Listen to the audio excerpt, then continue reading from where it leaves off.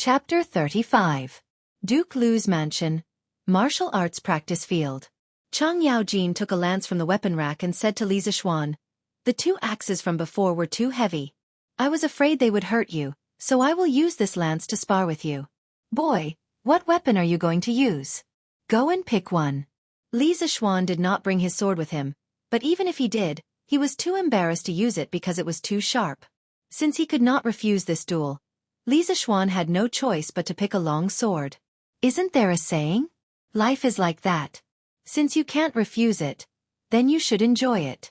It just so happens that Li Zixuan needed some real combat experience to improve his martial arts. This sword was slightly light in his hand, not as heavy as his chasing wind sword, and not as sharp as his chasing wind sword. However, it was still a good sword. Li Zixuan casually swung the sword a few times to get used to the weight of the sword. Chang Yaojin saw Li Zixuan's standard movements and his eyes lit up. He praised, "Hey boy, you are also a sword master." Li Zixuan's forehead was full of black lines. He almost cursed out loud. In his heart, he cursed, "You are the one who is a sword master." When Li Zixuan saw Chang Yaojin practicing in the martial arts practice field, he knew that Chang Yaojin's skills were not below his. He did not waste any time and poured his internal energy into the long sword. He took the initiative to attack. The first style of Taishan 9 swords, ride the wind. Li Zixuan held his sword and rode the wind. Chang Yaojin's pupils shrunk as he thought to himself, "What a fast sword." Indeed, a great teacher produces a great disciple.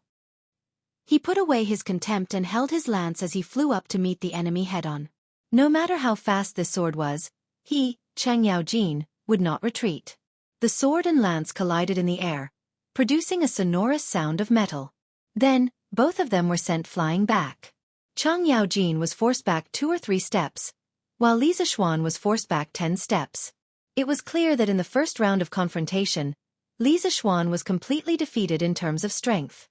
Li Zixuan was not discouraged. As soon as he landed and stabilized his body, the second style of Taishan 9 swords came right after. The sword in Li Zixuan's hand moved even faster, its trajectory like a flying dragon soaring in the sky. Carrying the remaining power of the first sword, riding the wind, its trajectory was like a flying dragon soaring in the sky, erratic. Chang Yaojin was also unable to predict the trajectory of the sword. He could only wield the lance in his hand in a vigorous manner, not allowing even a drop of water to leak out. At this moment, Chang Yaojin suddenly felt a chill behind his back. He immediately knew that something was wrong, but it was too late to turn around. He could only rely on his many years of experience in life and death battles to thrust the lance in his hand behind him with all his strength. A loud and clear sword hum could be heard from behind him. Li Zixuan's sword had been blocked. Li Zixuan also knew that this was not enough to stop Chang Yaojin. He immediately changed his move. The third style of Taishan 9 swords, snow treading, left no trace. Li Zixuan's footsteps constantly changed. He waved his sword in all directions. For a moment, only the sound of sword and lance clashing could be heard. After more than 10 attacks, Li Zixuan changed his move again. He used the fourth style of Taishan 9 swords, Wave Breaker. Wave Breaker was furious.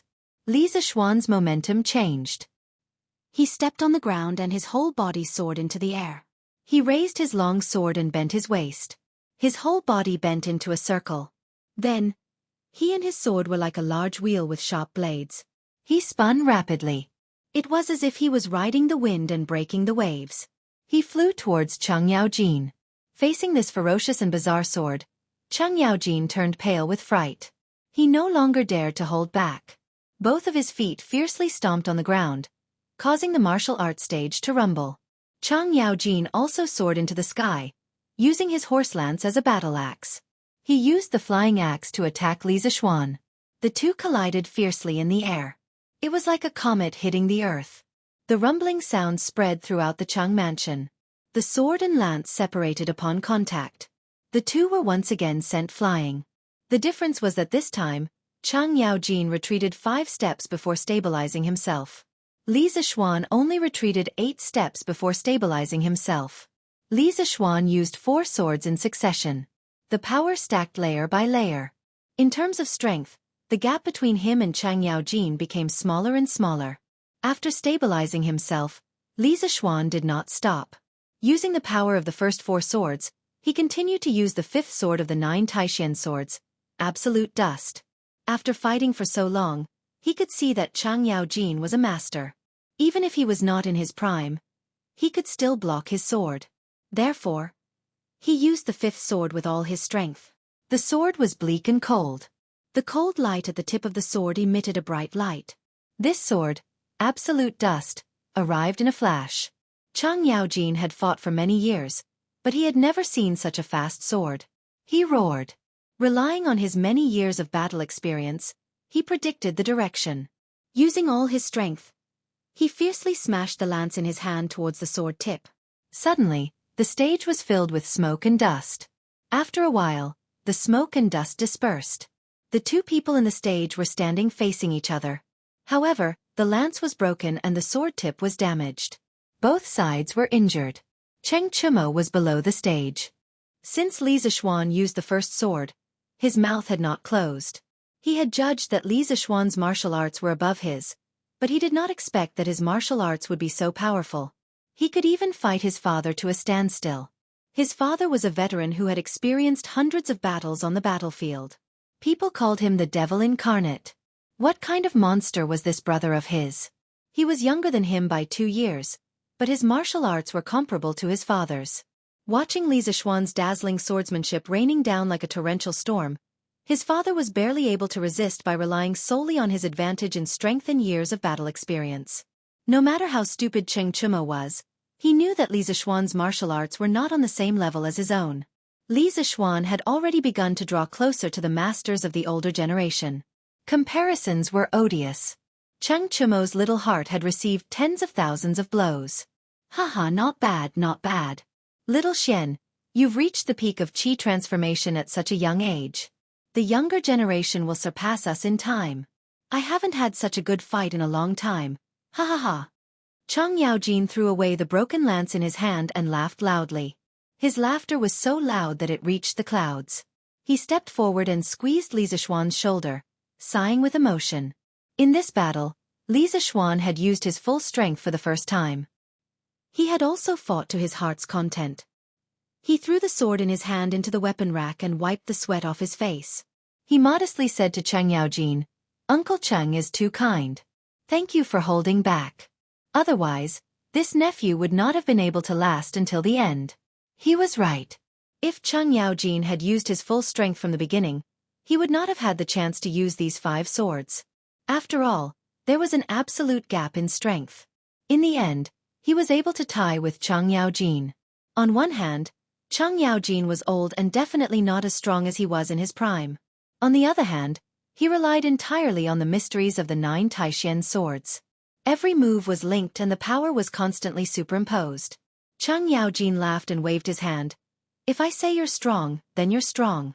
What's there to be modest about? You're too hypocritical. Young people should be arrogant. Don't be like those old scholars who are sour." What else could Li Zishuan say? These words could be said by Xianxia, but he could not say it himself. He was also very helpless. He could only bow and accept the advice. "Uncle Cheng is right." Xianxia sighed in admiration. "Your swordsmanship is exquisite. On the battlefield, I have always liked to use my strength to defeat 10 people.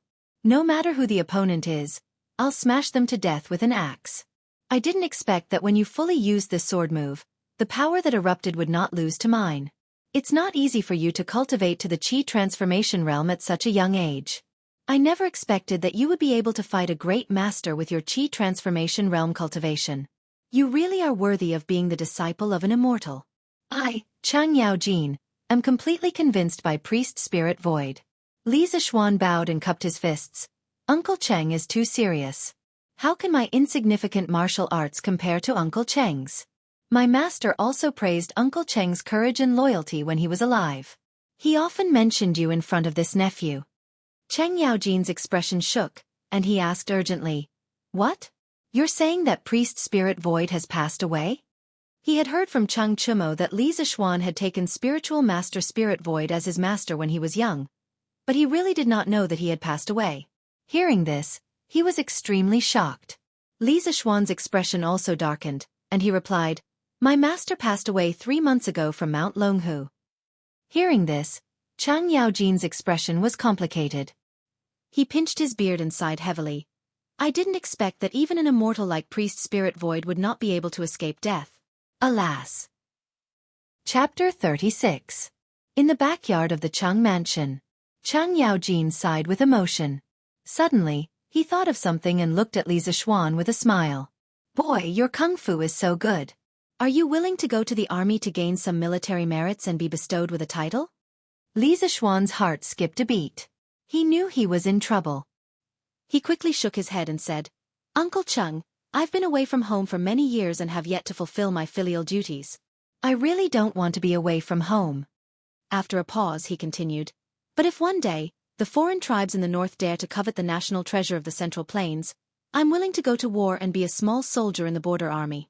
Just like my master, I'm willing to go to war and protect the country. The main reason was that Li Zishuan was lazy and didn't want to be restricted by the army. Thus, he declined Chang Yaojin's offer on the grounds of filial piety. But the second half of his sentence was also sincere. If the Turks really attacked the Tang Empire, he would also go to war in armor. He couldn't disgrace the reputation of Priest Spirit Void. Besides, if the Central Plains were to fall into the hands of the foreign races, the tens of millions of Han would definitely be massacred. He had many loved ones in Great Tang, and if he wanted to live a peaceful life as a wealthy man, he needed a stable external environment. When Chang Yaojin heard Li Zishuan mention filial piety, he frowned slightly but didn't insist. He knew the situation of Li Zishuan's family. He was the only child. Although he was good at kung fu, the battlefield was ever-changing. No one could guarantee his safety. If anything happened to him, Chang Yaojin would be too ashamed to tell his parents. When he heard the second half of Li Zishuan's words, Chang Yaojin's heart warmed. He secretly thought that this boy was a good seedling. After pondering for a while, he said to Li Zishuan, Since it's like this, I, old Cheng, won't say anything more. If you change your mind one day, come and tell me. How can a dignified man stay at home and wait for death? My Tang Empire's men naturally have to earn military merits. Go back and think about it. After saying that, he patted Li Zishuan and left alone. At this time, only Li Zishuan and Cheng Chumo were left in the backyard. Li Zishuan stood on the side and carefully considered Chang Yaojin's words. After a long while, he shook his head and said to himself, I'll just be a rich man. At present, the Great Tang is still filled with fierce generals and powerful soldiers. The borders are safe and secure. There's really no need for me. He knew that Chang Yaojin was saying these words to him because he cherished talent and wanted to guide the younger generation. He was very grateful to Chang Yaojin for thinking highly of him, but he had no plans to join the army at the moment.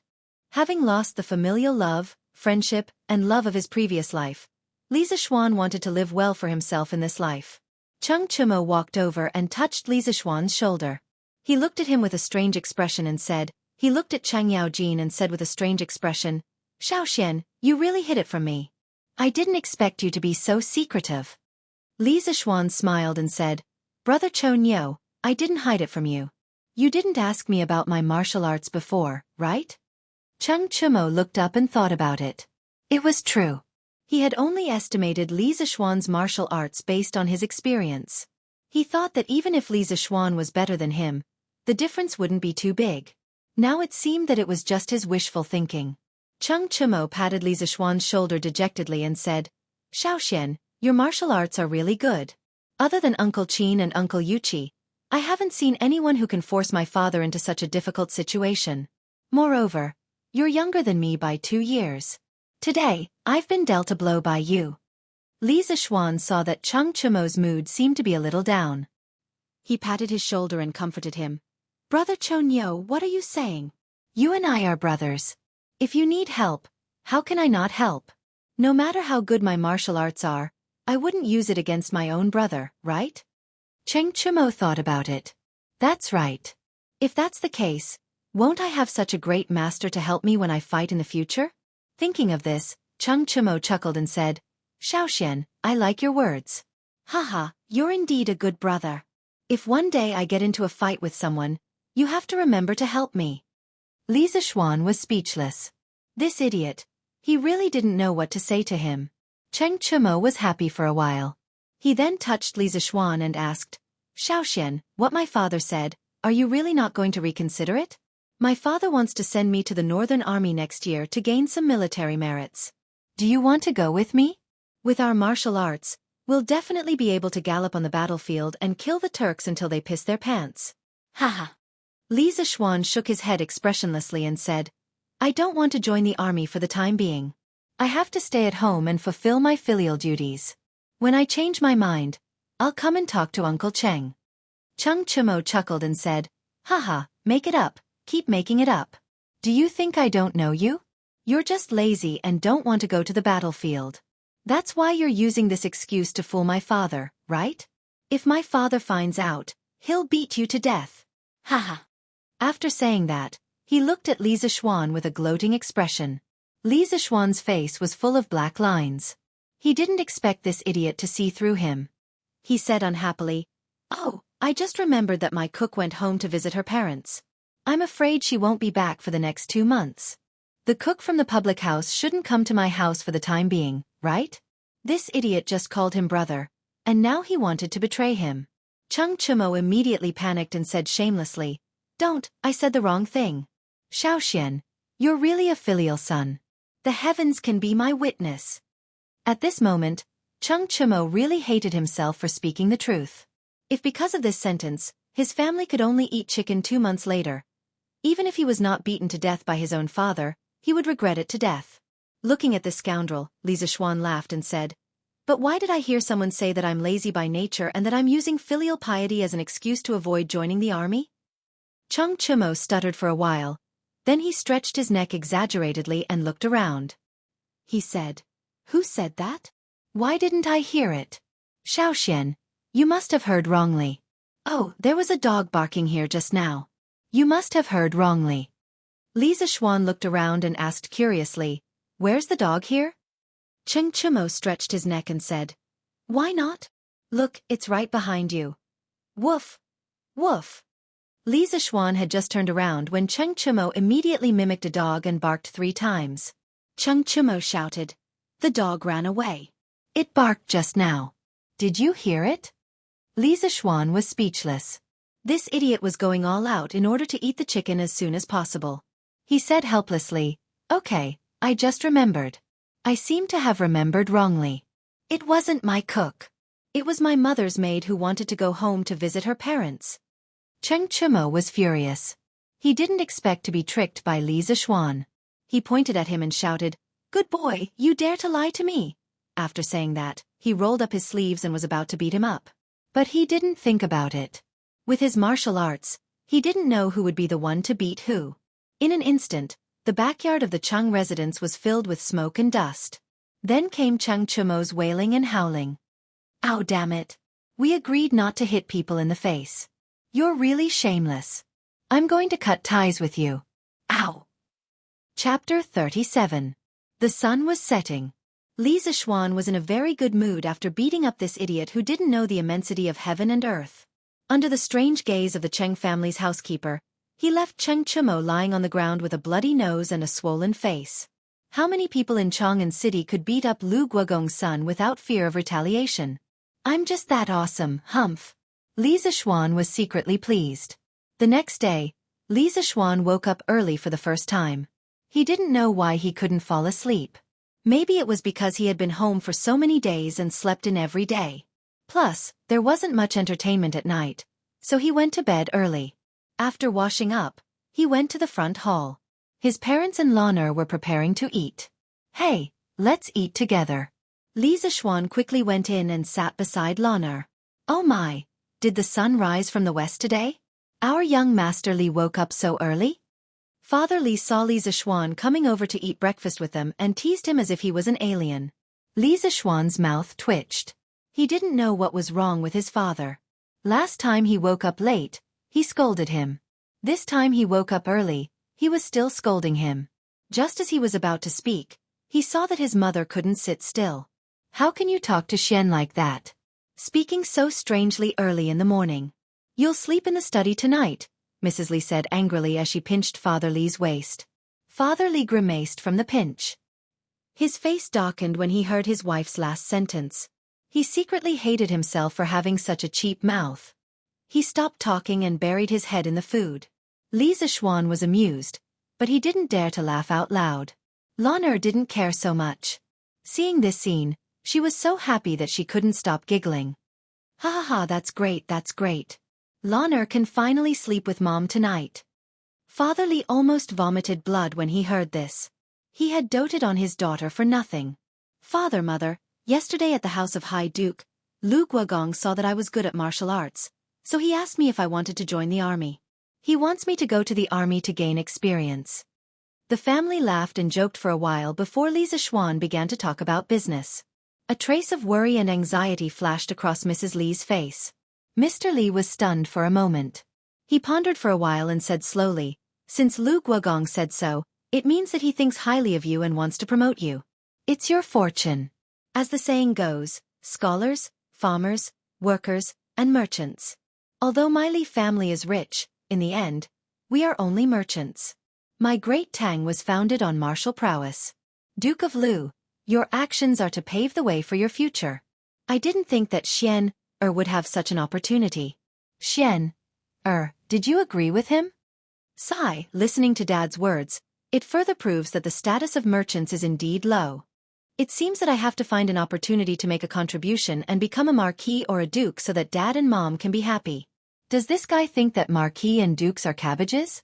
Interrupting his thoughts, Li Zixuan shook his head at Dad and said, "I didn't agree.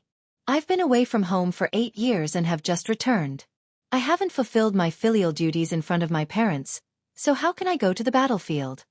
Mrs. Li heard and immediately breathed a sigh of relief. She was gratified and happy. Her son had been away from home for so many years and finally came back. She was really worried that her son would go to war. She didn't expect her son to be successful, just safe and sound. Mr. Li heard and sighed softly. He was a little disappointed, but also relieved. He asked, "Then Lu Guogong didn't blame you, right?" Li Zixuan smiled and said, "Father, Lu Guogong is such a person. Why would he blame me for such a small matter? Besides, Cheng Chimo and I are good brothers. He treats me like a nephew." Mr. Li heard and finally breathed a sigh of relief. He was also happy for his son's encounter. He smiled and said, "If that's the case, then little Xian, you should interact more with the House of Duke in the future. Don't treat this friendship coldly." He was already old and didn't care about fame and fortune. However, he had to consider Li Zixuan's future. "Father, I'm not the kind of person who fawns over those in power." Li Zixuan turned his head and looked at the sky at a 45-degree angle. He said proudly and playfully, "Little brat, I'm doing this for you. Who are you calling a fawning over those in power? I think you're itching for a beating again, aren't you?" Old Man Li was furious. He.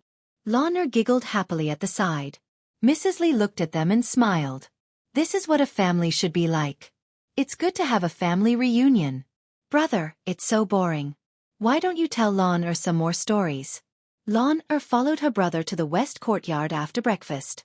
However, she didn't see anything interesting. She just wanted to listen to stories. This girl had been sticking to him all the time recently. Li Zixuan squatted down and casually plucked a weed in front of him. He twisted it a few times in his hand and said gloomily, "Didn't I already tell you Journey to the West? What else is there to tell?" The Journey to the West in his stomach had already been tricked by Lan with all kinds of excuses. For example, one day Lan ran over to him with a frightened expression and yelled, Brother, Lan just saw such a big rat in the room." Lana was scared to death. "Brother, quickly tell Lan Journey to the West to calm her nerves." This girl's expression and actions were really on point. They were so vivid and lifelike. It would be a pity if she didn't become a child star in the modern era. Li Zixuan knew that the girl was lying. How could there be a rat in her room? He wouldn't believe it even if he was beaten to death. However, he couldn't resist her coaxing and pestering. He could only obediently tell her the story. Another example was one day, Lana ran over while wiping her tears. She cried and said, "Brother, little Gray is dead. Boo-hoo, Lana is so sad." Lana wants to listen to brother's story. Boo-hoo. Little Gray was a little gray dog that Lana had raised for more than 2 years. Li Zixuan saw Lana crying so sadly. His heart was broken. He didn't care if Lana was lying or not. He told her 2 chapters of Journey to the West, without hesitation. Who knew that the next day, when Li Zixuan went to the backyard to look for Lana, he saw Little Gray wagging its tail and intimately biting the hem of his clothes, trying to worm its way into being friends with him. Li Zixuan, who felt that his IQ had been crushed, flew into a rage and kicked Little Gray away. Little Gray rolled on the ground and whined pitifully at him. Sigh, if this girl was in the modern era, she would definitely be a movie queen. Recalling what had happened in the past few days, Li Zixuan couldn't help but sigh. At this time, Lana came over with a smile. She shook Li Zixuan's arm intimately and said slyly, "Since Journey to the West is finished, brother can tell Lana something else.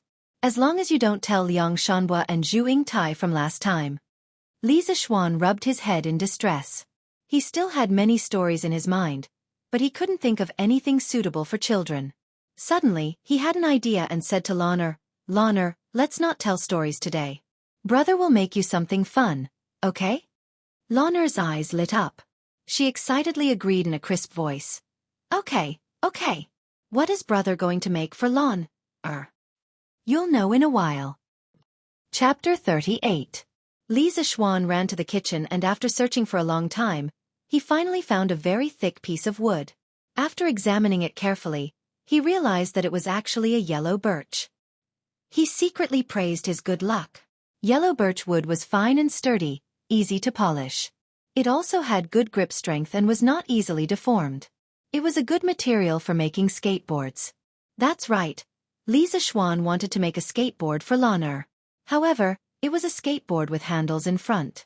This kind of skateboard had a higher safety factor. Li Zixuan carried the piece of wood with one hand and came to his small courtyard. Lana was still waiting for him here. Lana saw her brother carrying a large piece of wood over and ran forward to ask, "Brother, are you going to make a puppet for Lana?" But what's so fun about puppets? This little girl was still picky. Li Zixuan pinched Lana's porcelain doll-like face in amusement and said with a smile, "Of course it's not a puppet. What kind of skill does a puppet require?" Lana slapped her brother's hand away and wrinkled her little nose, saying unhappily, "Brother, your hands are so dirty." Li Zixuan took a look and realized that he had forgotten to wash his hands after picking the wood for a long time. Seeing Lana become a cute little cat, Li Zixuan laughed dryly. Afraid that his little sister would take revenge, he hurriedly went to the porch to make a skateboard. Li Zixuan first used the wind-chasing sword to cut a piece of wood that was about 40 centimeters long, 10 centimeters wide and 5 centimeters thick. The wind-chasing sword could cut iron like mud and cut wood as easily as cutting tofu. Moreover, the wood that was cut out was as smooth as a mirror and did not require any additional polishing. Li Zixuan sighed inwardly. This wind-chasing sword was a divine tool for woodworking.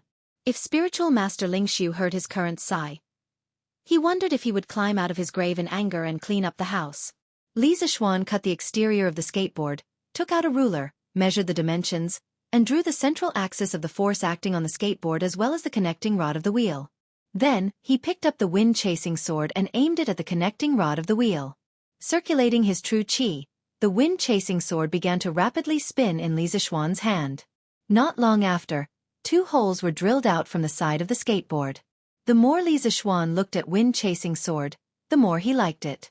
It could be used as a saw, a chisel, and even an electric drill. It was truly a divine weapon, he. Lana, Xiao He, and Xiao Shi were dumbstruck by Li Zixuan's series of miraculous operations. It was not that they had never seen carpenters before, but who else in the Great Tang could be so amazing? Lana couldn't help but ask softly, "Brother, was your master also a carpenter in the past?" The corner of Li Zixuan's mouth twitched when he heard this. He silently mourned for his master who was in the underworld.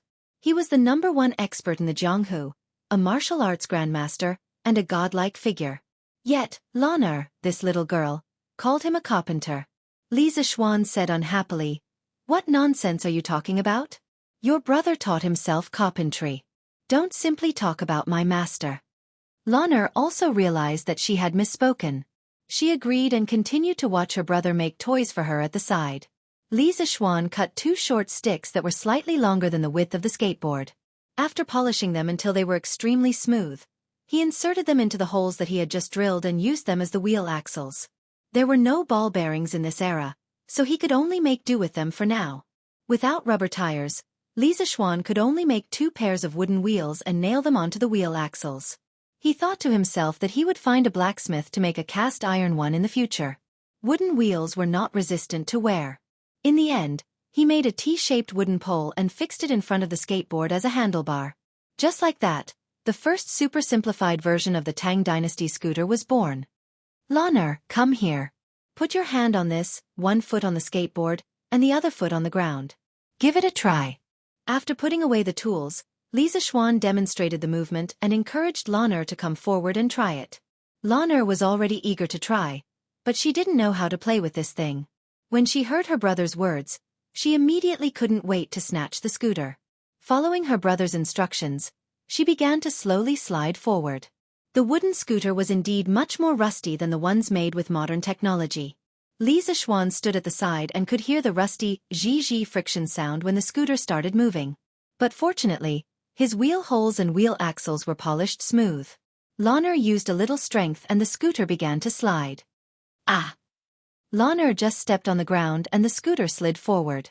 She didn't control her center of gravity and her small body couldn't help but lean back. She couldn't help but cry out in shock. The 2 little maids were watching with their hearts in their throats. Li Zixuan wasn't worried. The scooter wasn't fast. Once Lan'er adjusted her center of gravity, she would be completely fine. Even if an accident happened, he was confident that he could save his little sister. Sure enough, at first, the little girl was very careful and didn't dare to step too fast. She was like a graceful lady, stepping there with small steps. After she got used to it, the little girl became bold and began to go crazy. Oh, brother, look, Lan'er knows Qinggong. Come and catch up. Lan'er stepped lightly and saw the scenery around her rushing back. Feeling the speed of the wind, Lan'er was extremely happy and couldn't help but cheer. Sure enough, no matter what era it was, the scooter had a fatal attraction for children. Looking at his little sister who was cheering in front of him, Li Zixuan's thoughts flew back to his previous life. At that time, the streets were filled with naughty children who rode on scooters and raced with each other. They would play for a whole day and never get tired of it. Perhaps, he could give this scooter to the children of Tang Dynasty more than 1,000 years in advance. As for whether the parents of the naughty children would have a headache or not, it was none of his business. By that time, Chang'an City would be filled with naughty children riding on scooters. It was quite interesting when he thought about it. Lan'er played for a while and felt that her brother's west courtyard wasn't big enough. She stepped on the scooter and went to the front courtyard to play. Li Zixuan shook his head in amusement and followed her with Xiao He and Xiao Shi. Li Jingma went to the clothing store in the West City this morning. A few days ago, after the introduction of a few old business friends, he recruited a new shopkeeper for the clothing store. His name was Sun Huaiming, who was in his 30s. He was smart and capable, and he was also quite honest. Today, Li Jingma went to take a look at the business situation of the clothing store and found that Sun Huaiming was extremely smart.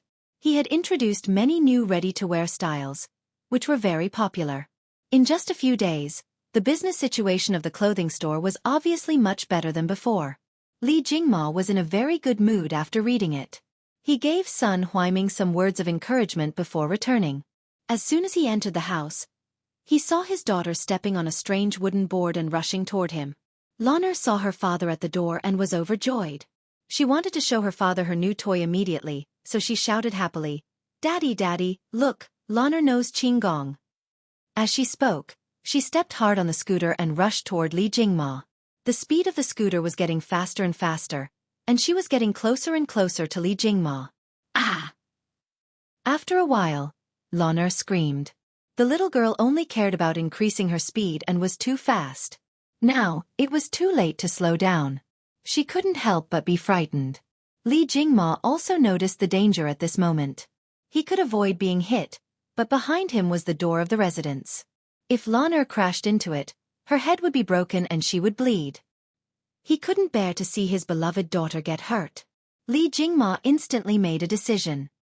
He stood in place and waited for his daughter to crash into him. However, with his old arms and legs, he reckoned that he wouldn't be able to get out of bed for 2 months after being hit. He just didn't know where Lan'er got this thing from. When he returned, he must punish the servants in the residence. How could they let Lan'er play with such a dangerous thing? Seeing that she was about to bump into her father, Lana's little face flushed red with anxiety. Tears rolled down her cheeks. She regretted her earlier arrogance. Her father was so good to her, she couldn't bear to see him get hurt. Seeing that she was about to touch her father, Lana suddenly felt her vision blur. Then, she was carried up into the sky. She turned her head and saw that her brother had carried her and the scooter. The little girl understood that she was saved. Her father didn't have to get hurt because of her. She was very excited. She hugged her brother tightly and whispered, "Thank you, brother." Chapter 39. In the front hall of the Li residence. You stinking brat. You don't do proper work all day long. You're always messing around with messy things. How can you let Lana play with such dangerous things? Li Jingma paced back and forth, pointing at Li Zishuan's nose as he scolded him. Today's matter was too dangerous. Father, it was Lana who wanted to play. It has nothing to do with brother, Lana said weakly as she tugged at her father's sleeve when she saw her father scolding her brother. I haven't even scolded you yet. You're a girl, but you're always like a wild brat, following your brother around. You haven't been going to your mother's place to learn how to be a maid recently. Li Jingma changed his target when he heard Lana's words. Lana's eyes were red from her father's scolding, and tears were about to fall. She tugged at her brother's hand, lowered her head, and bit her lip, not daring to say anything. She also felt that she was in the wrong today. Li Zishuan couldn't stand it anymore. He reached out and hugged the pitiful Lana, saying to his father, "Father, Lana is still young. If she wants to play, let her play. Why do you have to force her to learn this and that? Our family has so much money. Do you think we'll be short of food for Lana in the future?" Although Li Jingma didn't expect his son and daughter to learn how to earn money for the family, when he heard Li Zishuan speak so matter-of-factly, as if all the money in the family was earned by him, he was so angry that he almost vomited blood. After calming down, he said, he calmed down and calmed himself down. So what if the family has so much money? Isn't it earned by your father? Why? Do you want to stay at home for the rest of your life? Besides, Lan is almost 7 years old. If she doesn't learn how to be a maid, how can she get married in the future? Li Zishuan was speechless.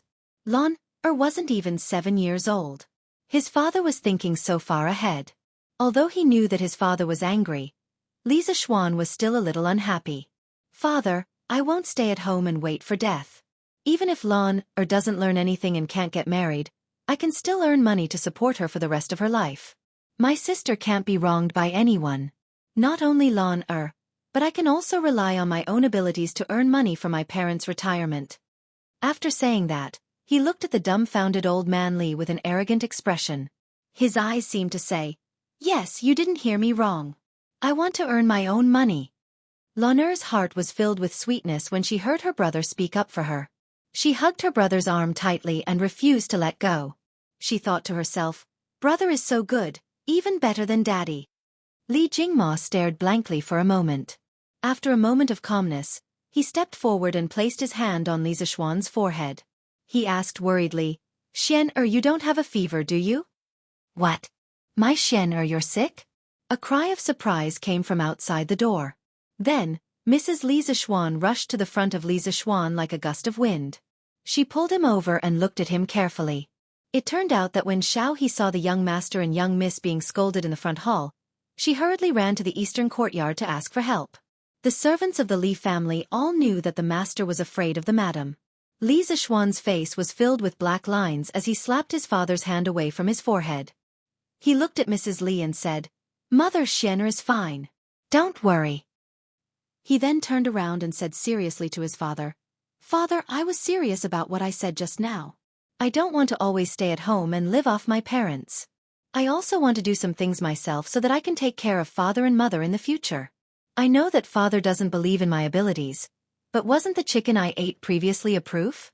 Just based on that alone, the Drunken Immortal Restaurant's profits should be more than 1,000 strings of coins, right?" Li Zishuan really wanted to open a small shop and sell the things in his mind to the people of Great Tang. Not only could he earn money, he could also find something for himself to do. Otherwise, he would feel embarrassed if he stayed at home and lived off his parents every day. After all, the soul in this body was 25 years old. When Li Jingma heard this, he swallowed back the words he wanted to say. The profits the drunken immortal restaurant had brought in for the past half a month were more than 1,000 strings of coins. A few days ago, he heard from shopkeeper Lu that the drunken immortal restaurant had increased the daily supply of drunken immortal restaurant under the strong demands of the customers. There were too many high officials and dignitaries in Chang'an City. Blindly limiting the supply would offend many people for no reason. It was really not worth it. Later on, Li Jingma simply decided not to limit the quantity of drunken immortal restaurant and even launched a takeout service. As a result, the sales of drunken immortal restaurant increased dramatically. In less than half a month, the profits were close to 4,000 strings of coins. Even though Li Jingma had done business for decades and had seen hundreds of thousands of strings of coins, he was still shocked by the profits from drunken immortal restaurant. When he heard Li Zishuan's words, Li Jingma's heart wavered. Just as he was about to agree, he suddenly felt a familiar pain in his waist. "I say, you old fart. So you want to force Xian'er to go out and earn money? What's the point of keeping so much money in our family? Are you going to bring it into the grave? Since you don't want to see me and my son, then I'll go back to my parents' home with Xian'er." Mrs. Li listened to the conversation and immediately understood what they were arguing about. She was instantly angry. Old man Li grimaced in pain from being choked. He was full of grief and indignation, thinking that this woman was unreasonable. He quickly explained, "SSS madam, it's not what you think. Let go first." Mrs. Li was not satisfied. She really loved her son. At this time, seeing that Li Jingma seemed to want to drive her son out of the house and rely on himself, Mrs. Li could not bear it. Her eyes turned red with anger and the strength in her hands increased. Old man Li's face gradually turned from red to purple. Old man Li felt very wronged at this moment, but his wife did not give him a chance to explain. He immediately sent a signal for help to his son with his eyes. Li Zishuan was a little amused. He went forward and pulled his mother away, saying, "Mother, it's not what you think. Your son wants to do something. I have nothing to do at home every day, so I might as well do something to earn some money. Your son can't stay at home every day, can he?" Mrs. Li glared at him and said, "Why can't you stay at home? Didn't your father make so much money for you to spend? Why don't you stay at home with your mother every day?" Then she glared at old man Li fiercely. If he dared to say no at this moment, he would definitely have to sleep in the study at night. Of course, old man Li did not dare to say no. At this moment, he turned his face to the side and rubbed his old waist to recover from his injury. Li Zishuan did not know whether to laugh or cry. Who would encourage their child to be a member of the family? However, he was still a little touched in his heart. "Mother, Master taught me a lot of things when he was alive, and I still want to carry it forward. Besides, I can't rely on you for the rest of my life. Father is old. I want to grow up as soon as possible so that you can enjoy a happy life." Hearing their son's sincerity, the two old people were relieved. Their son had grown up and knew how to be filial to his parents. For parents in the world, there was nothing happier than this. Mrs. Li looked at her son with a face full of love and said, "Since Xian'er wants to do something, Mother will support you. If you need anything, you must tell me. Do you hear me?" Li Zishuan hurriedly nodded in agreement. He turned around and said to Li Jingma, "Father, I can definitely build an even bigger business empire." Li Jingma looked at his son's confident face and stroked his beard in relief. He said, "Since Xian'er is so confident, then go ahead and do it." Li Zishuan agreed. Lan interrupted, "Lan also wants to help Big Brother do big things. Lan doesn't want to be paid." Everyone was amused by Lan-er's innocent words.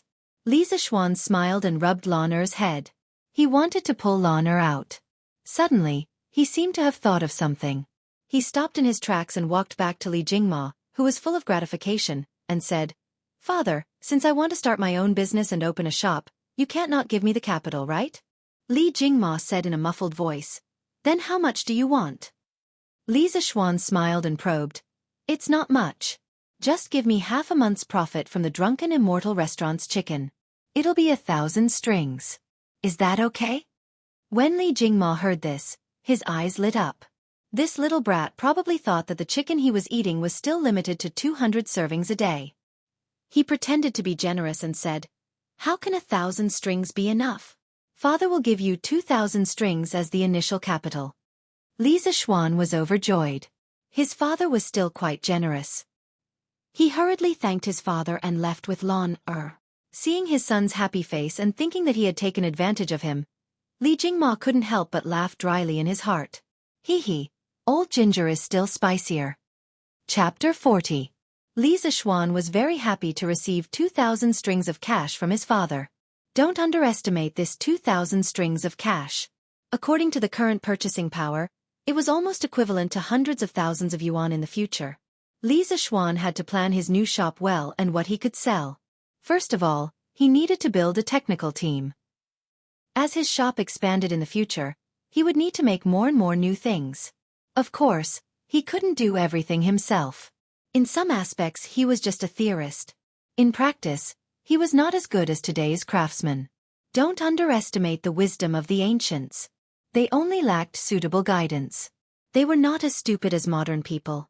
Especially before the Ming and Qing dynasties, when the ancients' thinking was not restricted, a large number of creative wise people emerged in the land of China. Li Zishuan had more than 1,000 years of knowledge. Coupled with the skilled skills of the Tang workers, he believed that he could bring a lot of new things to the Tang dynasty. Since he had come to this flourishing age, why not leave his mark in history? Li Zishuan wanted to make the Tang dynasty, which was already at the top of the world, even more ahead of the world.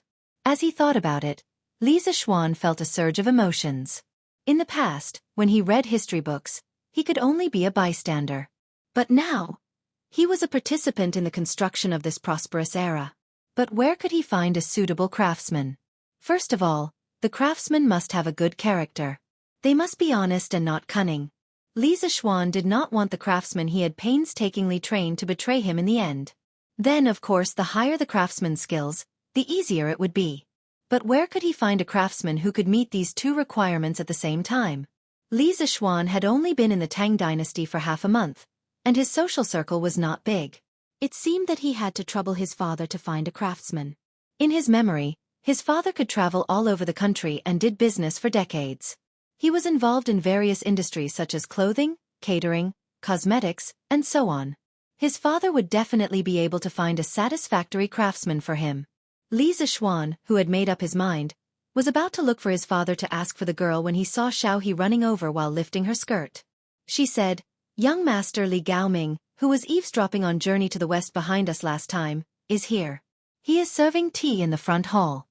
Previously, when he ate with Li Xianxia at the Drunken Immortal restaurant, Xiaohe and Xiaoxi did not go. Therefore, Xiaohe did not know that Li Gaoming was the crown prince. Right now, in the little girl's impression, Li Gaoming was still a little thief who eavesdropped on stories. Li Zishuan stared blankly. Now that he knew that Li Gaoming was Li Xianxia, he naturally didn't find it strange that Li Gaoming could find his residence. He was only curious. What was the crown prince doing here? At this time, Loner asked, "Sister Xiaohe, didn't Sister Lizzie come with him?"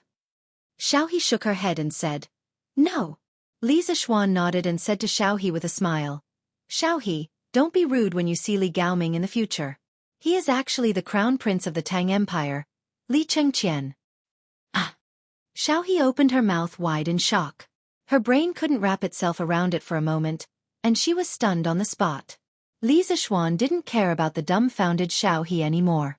He pulled Loner and walked towards the front hall with some amusement. Li Chengqian was drinking tea in the front hall when he heard footsteps getting closer and closer to him. He put down the teacup and looked outside the door. After Li Zishuan entered the door, he bowed slightly and cupped his hands in greeting. "Greetings, Your Highness." He didn't plan to hide it and directly put it out in the open. He wasn't good at scheming at all. In his previous life, whenever he saw his girlfriend watching a palace drama, he would have a headache. He really wasn't cut out for scheming. Therefore, he might as well put it out in the open today and see how Li Chengqian would react. Then, he would decide whether this friend was worth making or not. Li Chengqian was obviously stunned for a moment. After thinking for a while, he understood what was going on. He shook his head and smiled bitterly. "It seems that Brother Chonyo has already told you. Why, now that Brother Zishuan knows my identity, you don't want to make friends with Gao Ming?" After saying this, a trace of loneliness flashed across his face. He was only a child who grew up in the palace. When he was young, he was bullied by his uncle's children. At that time, his father was hiding his strength and biding his time. No one supported him, And he didn't have a single friend. When his father killed his uncles, imprisoned his grandfather, and became the emperor, those who had bullied him before and those who hadn't bullied him before were all killed by his father. At that time, he didn't feel the joy of revenge, only loneliness. He didn't want to kill them. He only wanted to beat them up to vent his anger. When he became the crown prince, he welcomed even more loneliness. He had to always maintain a calm smile. Those young people of the same age as him in Chang'an City either deliberately kept a distance from him, like Cheng Chumo, or deliberately got close to him, wanting to use his identity to gain some benefits. Only in the dead of night would Li Chengqian look at the high palace wall alone, fantasizing about how wonderful the outside world was.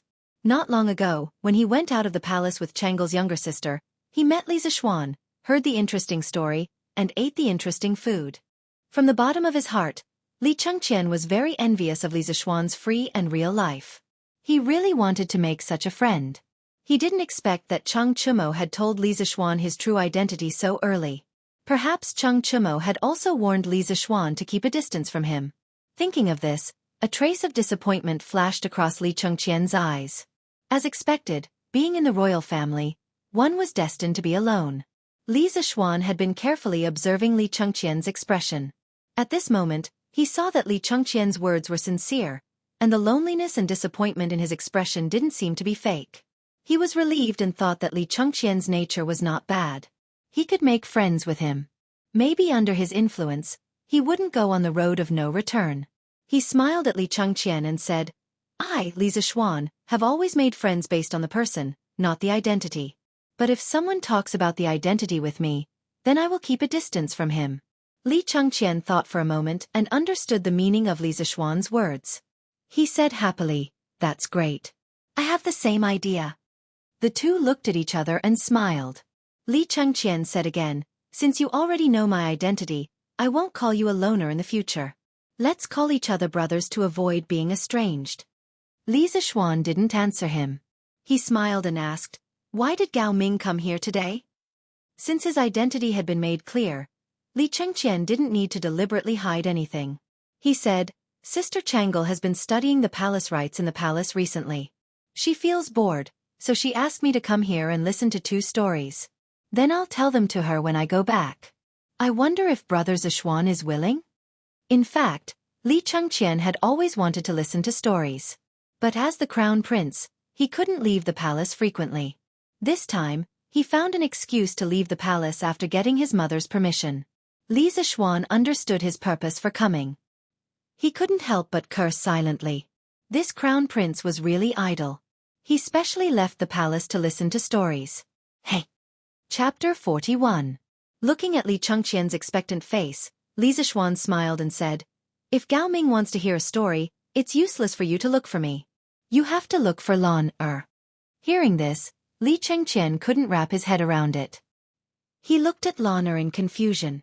At this time, Lan Er smiled proudly and said, "Brother has already told Lan Er the whole journey to the west. Lan Er has recorded it in the booklet. If Brother Gao Ming wants it, you have to give me a story in exchange." Hearing Lan Er's request, Li Chengqian suddenly looked embarrassed. If he could tell stories, why would Chang'el ask him to come over and steal the story? After searching his mind for a long time, he really couldn't find a story that could be exchanged. Li Chengqian was in a dilemma. "Sister Lan Er, can I exchange it with something else? For example, how about Brother Gao Ming exchange it with 5 strings of cash?" As Li Chengqian spoke, he gestured 5 with his hand. He felt a little distressed. 5 strings of cash for a booklet was a little expensive in his opinion. Although he was the crown prince, his daily expenses weren't abundant. Even his father had been scrimping and saving. He couldn't even bear to repair the palace, let alone him. However, Li Chengqian didn't know that Lan Er didn't care about 5 strings of cash. The little girl's concept of money was still relatively vague. Lan Er shook her head and said, "Lan Er doesn't want money." "Well, let Lan Er think about what to do." Then Lan Er tilted her head and rolled her eyes. Suddenly she smiled slyly and said, "Hee, Brother Gao Ming, Lan Er will lend Journey to the West to you today, but you have to agree to a request of Lan Er in exchange." Lan Er hasn't thought of the specific request yet. Lan Er will tell you when she thinks of it. "How about it?" Li Chengqian was dumbfounded. This was more expensive than 5 strings of cash. As the crown prince of the Tang Empire, how could he casually agree to other people's requests? Li Zishuan couldn't stand it anymore and reprimanded slightly. Lan don't mess around. Quickly go and bring that booklet to Gao Ming. Lan was a little disappointed and could only agree in a muffled voice. Then she pouted and thought to herself, this big brother Gao Ming is really stingy. No matter how stupid Li Chengqian was, he would still be able to tell what that expression, that gaze, meant. A dignified empire's heir apparent was actually being looked down upon by a little girl.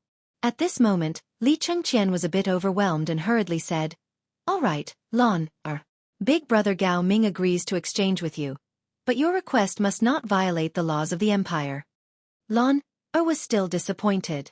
When she heard this, she immediately said happily, all right, Lana will go and get Journey to the West now. After saying that, in order to save time, Lana specially took the scooter and rode it to the backyard like a gust of wind. Li Zishuan saw that Lana could move so quickly by stepping on a strange wooden board. He couldn't help but point at the scooter in surprise and say to Li Zishuan, What is this? Li Chengqian was a bit confused. It was fine that Li Zishuan's family was wealthier than his, but why did he have these strange things that even the imperial palace didn't have? Li Zishuan smiled and explained, this is a scooter. I made it for Lana to play with when I was bored. Why? Is Gao Ming interested in this? Li Chengqian was a bit embarrassed for making a fuss over nothing and said, No, I was just wondering if I could make one for Sister Changle. Changle's health has always been poor. The imperial physician said that she can't do excessive exercise, but this scooter should be quite suitable for her. Actually, it's quite suitable for me. I have to find an opportunity to let the supervisor make a few more so that I can play with them when there's no one around. Li Chengqian added in his heart. After all, he was only a 10-year-old child. Even if the children of the imperial family matured early, they still had a child's heart. It was reasonable for him to be curious about this scooter. When Li Zishuan heard this, he couldn't help but think of that beautiful girl with a kind of morbid beauty and a dignified beauty that didn't belong to her age. Suddenly, he had an idea. He turned his head and said to Li Chengqian, Don't worry. Gao Ming, if this scooter were to be sold, would it be a big seller? Li Chengqian answered without thinking, Of course it would be a big seller. Li Zishuan nodded and said, Since Gao Ming thinks so highly of it, I have a business here. I don't know if you would be interested. Li Chengqian's eyes lit up. Brother Zishuan, could it be that you want to sell this scooter? Li Zishuan nodded and said, I plan to open a shop that specializes in selling this kind of rare item. I still have a lot of methods for this kind of rare item in my mind. In the future there will be more and more products. I wonder if Gao Ming is willing to cooperate with me? Of course I'm willing. Li Chengqian quickly responded. This was a good thing that fell from the sky. Unlike Li Zishuan, Li Chengqian knew the profits of the chicken he gnawed on like the back of his hand. Even his father was a little jealous of the profits. Now that Li Zishuan wanted to launch a new product and wanted to cooperate with him, only a fool wouldn't be willing. However, Li Chengqian thought about it and hesitated. But how do we cooperate? To be honest, the East Palace isn't as rich as your family. Li Zishuan shook his head and said with a smile, There's no need for Gao Ming to pay a lot of money. I'll use 2,000 strings of cash and my skills to get 70% of the shares. Gao Ming, you use 200 strings of cash and help me recruit a few skilled craftsmen to get the remaining 30%. How about it? Pulling Li Chengqian into the partnership was mainly because he was afraid that his profits would increase in the future and easily attract the covetous eyes of his peers. With Li Chengqian, the most powerful second-generation official of the Tang dynasty, protecting him, his shop would have a lot less trouble in the future. Hearing this, Li Chengqian thought about it. This was a great bargain for him. He said happily, Then I'll thank Brother Zishuan. I'll send someone to send the 200 strings of cash over tomorrow. He thought that if he squeezed around, he should be able to gather 200 strings of cash. He wanted to get this done as soon as possible. The East Palace was also short of money. As for the craftsman, I know a very interesting person. I'll introduce him to Brother Zishuan another day. Li Chengqian added. Li Zishuan was a little curious and said, Since even Gao Ming says that person is interesting, I can't wait to meet him. Li Chengqian was quite confident in that person. He smiled and said, Brother Zishuan, don't worry. That person will definitely meet your standards. At this moment, the two of them saw Lan coming over on a scooter with a booklet in her hand. With the previous experience of being at a disadvantage, Lan stopped accelerating when she was not far from the two. She just let the scooter move over according to inertia. Lan came in front of them and handed the booklet to Li Chengqian. She said, "It took Lan a long time to finish writing this. Brother Gao Ming, remember to get someone to copy it and return the booklet to Lan." Li Chengqian naturally agreed and eagerly took the booklet. He was very happy and couldn't wait to finish reading the booklet. Li Zishuan saw that it was still early and suggested, "There's no time like the present. It just so happens that Gao Ming is here today. Why don't we go to the East Market and choose a shop?" He chose to open a shop in the East Market mainly because it was close to home and the palace. Although the West Market was bustling, it was too far away. It was also Li Chengqian's first time opening a shop. He found it quite novel. He looked at the time. It was indeed early. Since he had taken a day off from his mother, it would be a waste to return to the palace so early. Thinking of this, Li Chengqian eagerly said, "Of course. Let's go now." Lana hurriedly said, "Lana wants to go too." Just like that, the four of them went out and walked towards the East Market. The other person was Steward Wang. Li Zishuan didn't know the market and wasn't good at bargaining, so he brought Steward Wang along. Chapter 42. Today, Han Yushi was instructed by Han Lijing to fill a gourd with the first batch of fruit wine brewed by the Han village and send it to Chang'an for the young master and young lady to taste. It was not easy to have a chance to enter the city, so naturally, Iron Egg went with them. He even put a big grasshopper he caught recently into a bamboo tube and planned to give it to his sister Lan. Ever since Li Zishuan left the Han village, the scene of them escaping from the tiger's mouth in the mountains kept flashing in Han Yushi's mind. She could not forget it. Thinking that she would be able to see the young master today, Han Yushi got up early in the morning to dress up. She put on a relatively new pink dress and took out a silver hairpin from an exquisite wooden box at the head of the bed. She pinned it on her beautiful hair. This silver hairpin was left to her by her mother. Han Yushi, who was already fresh and refined, became even more beautiful. She was like a fairy descending to the mortal world. She was so radiant that she attracted the attention of passers-by along the way. Fortunately, the Tang dynasty was still relatively clean. Generally, no one dared to kidnap women in public. The siblings entered the city from the Yanqing Gate in the east of Chang'an. Looking at the neat streets and magnificent buildings, Iron Egg did not know where to put his eyes. He looked around randomly, like Granny Lu entering the Grandview Garden for the first time. They did not know that from the moment they entered the city, a pair of eyes had been watching them. To be more precise, they were watching Han Yushi. A man with a face full of pockmarks and dressed like a scholar carefully followed behind Han Yushi with two servants. The scholar with a face full of pockmarks stared at Han Yushi's figure from behind and drooled as he looked at her. "Young master, if the old master knows about this when we go back, he will break our legs." The short servant next to him saw his young master's lustful face and knew that his young master did not have good intentions towards the girl. He could not help but persuade him with a bitter face. The pockmarked young master was lustful at this time. How could he listen to him? He said impatiently, "What are you afraid of? Didn't you see that these two came from a village outside the city? Later, when we enter the alley in front, the two of you go up and knock them out. Carry the older one to my house outside the city, and throw the younger one to a random place outside the city to bury them. No one will know, hee hee." After he finished speaking, he licked his lips and sneered wickedly. This little lady is really charming. She's even prettier than the courtesans of the Emerald Smokehouse. This young master has traversed the fields of flowers for so many years, but I've never seen such a stunning beauty." When the two servants saw their young master like this, they guessed that they wouldn't be able to persuade him otherwise. Their faces were bitter. In the past, the young master had done this kind of thing many times. However, after being discovered by the old master, the ones who were punished were always the servants. This time, they could only pray that things would go smoothly and not be discovered by others. When Han Yushi and Iron Egg walked into the alley between Xianping Square and Shangping Square, they felt that there were a few people following behind them. She stopped in her tracks and turned around to look. Han Yushi saw a wretched man with a face full of pockmarks staring at her lecherously. She immediately felt angry and flustered. However, when she looked up and saw that there were no pedestrians around. This alley was remote and narrow.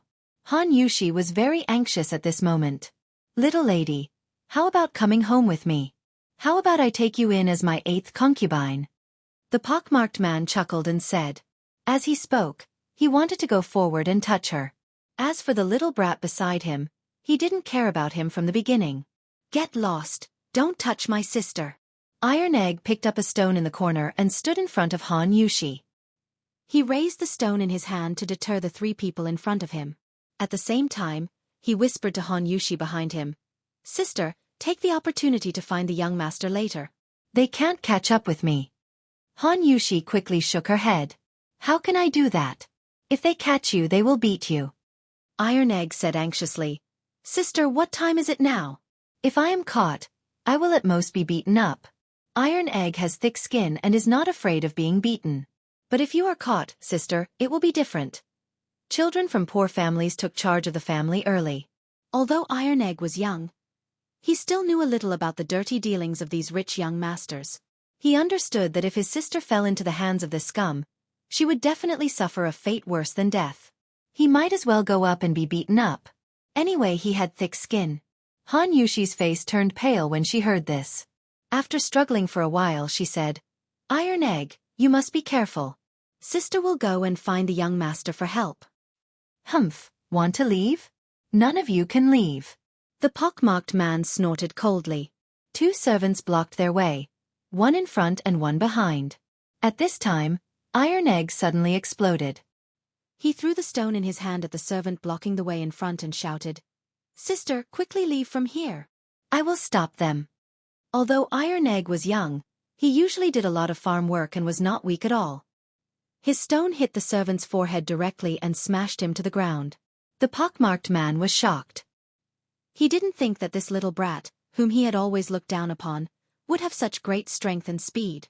Seeing that one of his lackeys had fallen, he hurriedly joined forces with another tall servant to close in on this side. At this time, Iron Egg quickly picked up a wooden stick next to him and stopped the 2 people who wanted to chase after Han Yushi. Han Yushi shed tears and cried, "Iron Egg, sister will go and find the young master to save you." After saying that, she immediately turned and ran out of the alley. She knew that she could not help here.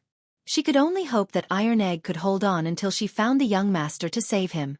Li Zishuan brought Lan Li Chengqian, and Steward Wang to the East Market.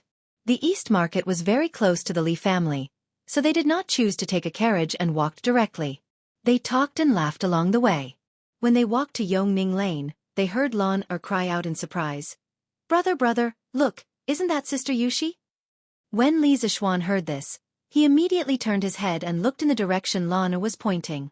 He saw a beautiful girl in a pink dress with a fairy-like face, but she was crying like a pear blossom in the rain. She was wiping her tears as she ran. This girl was Han Yushi. Seeing this, Li Zishuan hurriedly exerted his strength and ran in front of Han Yushi. Han Yushi was thinking about her brother's safety and only knew to run forward without caring about anything else. She did not notice him at all and bumped into his arms. She immediately woke up with an "ah." Looking up and seeing that it was Li Zishuan, Han Yushi was pleasantly surprised. She hurriedly pulled his arm and cried, "Young master, quickly go and save Iron Egg. A few scoundrels are beating him up in front." Li Zishuan's heart ached when he saw Han Yushi crying. When he heard her words, he instantly guessed the situation in his mind. He could not help but be furious. He did not have time to ask her why she entered the city today and directly said, "Yushi, you lead the way. Quickly bring me there." He then shouted at the 3 people who were following behind, "Yushi and I will go and save Iron Egg first. Lan Gao Ming, you guys follow later." After saying that, he directly took Han Yushi and used the cloud-piercing steps. He ran in the direction Han Yushi pointed.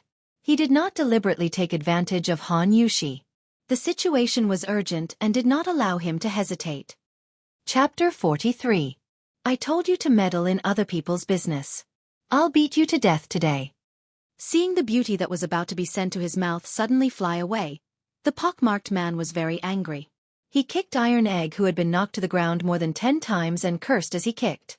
Even though Iron Egg's skin was thick, he could not withstand such a fierce kick from an adult man. He was only a child who was not even 7 years old. At first, Iron Egg could still curse at this scumbag. Now, he was vomiting blood from the kick and was like a pool of mud on the ground. He was already on the verge of death. Previously, he had thought of letting his sister leave first. If he was caught, he would at most be beaten up. He really did not expect this scumbag to be so vicious. He wanted to beat him to death. Even so, Iron Egg did not regret it.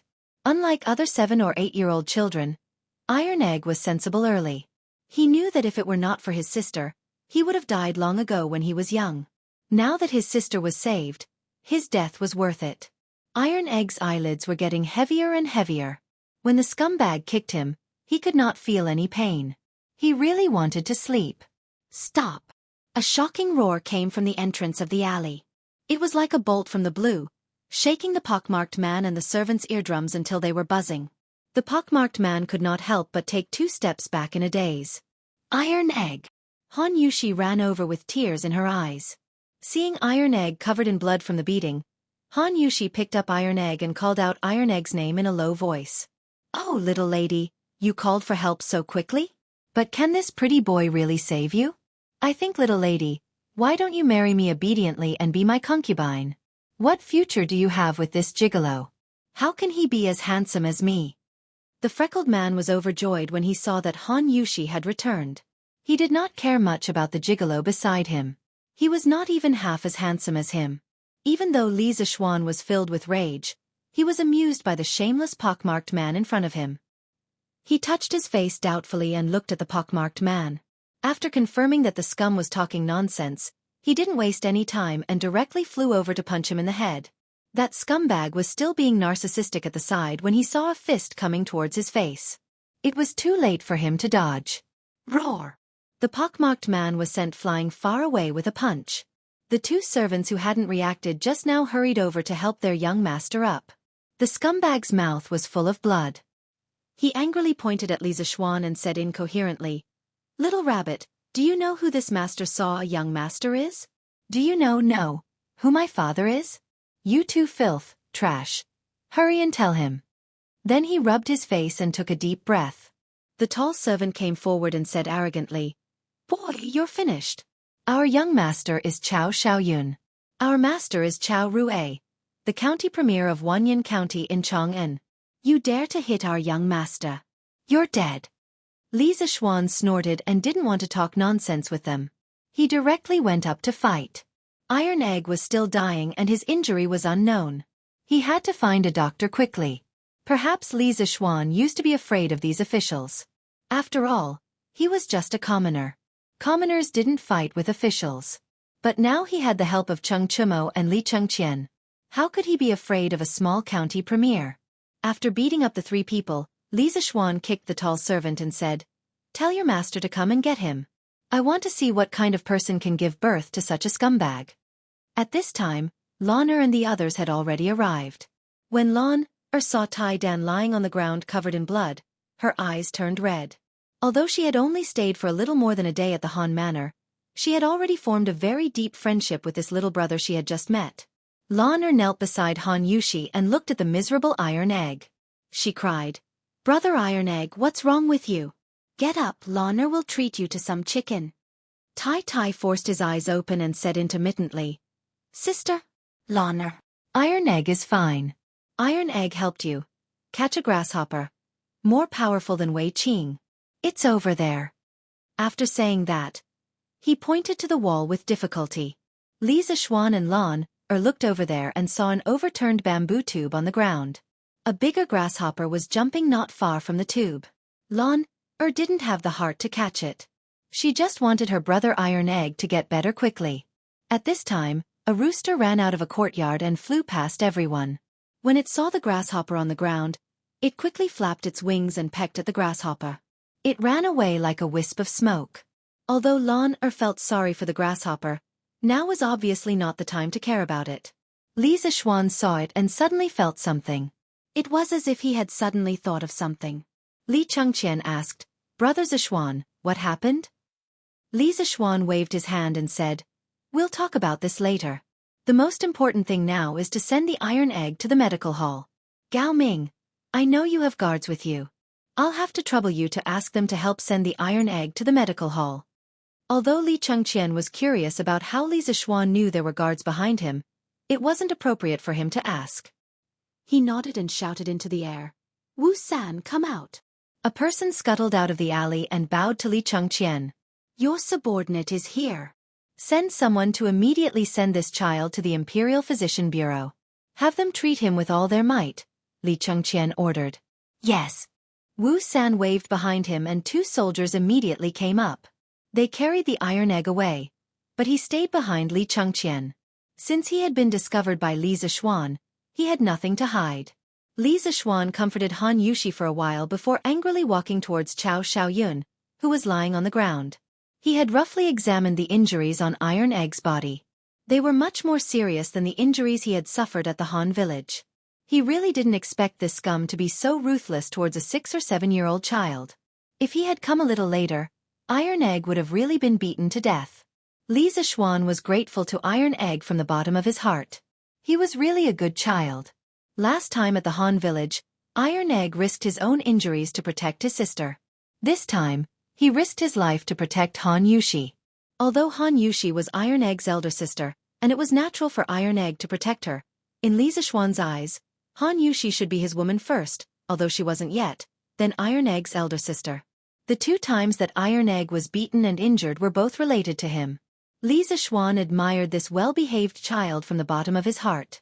He planned to keep him by his side after Iron Egg's injuries were healed, teach him some things, and nurture him well. Li Zishuan really wanted to give this ruthless Cao Xiaoyun a good thrashing. Looking at his pockmarked face, Li Zishuan really didn't know where he got the confidence to say that he was handsome. Lan Er was also very angry at this moment. She had also seen that Iron Egg's younger brother had been beaten very seriously. The little girl ran over to Li Zishuan and angrily pointed at Cao Xiaoyun and said, "Brother, Iron Egg is Lan Er's younger brother.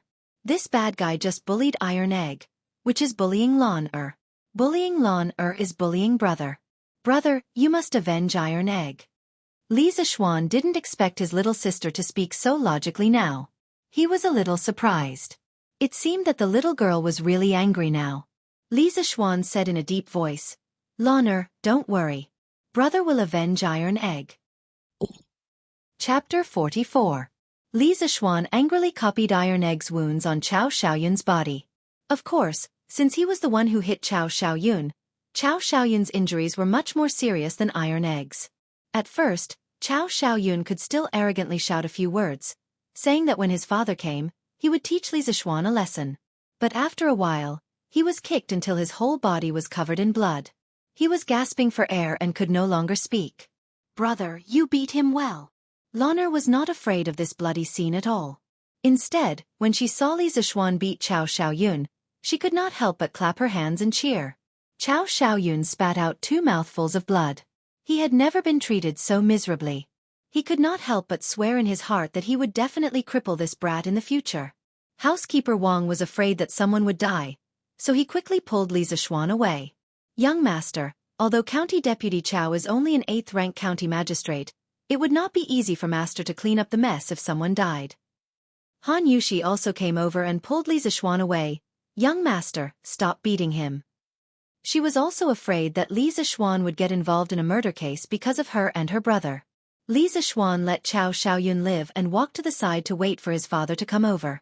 Li Chengqian saw that Li Zishuan wanted to make a big deal out of this, so he waved his hand and asked Wu San to come over.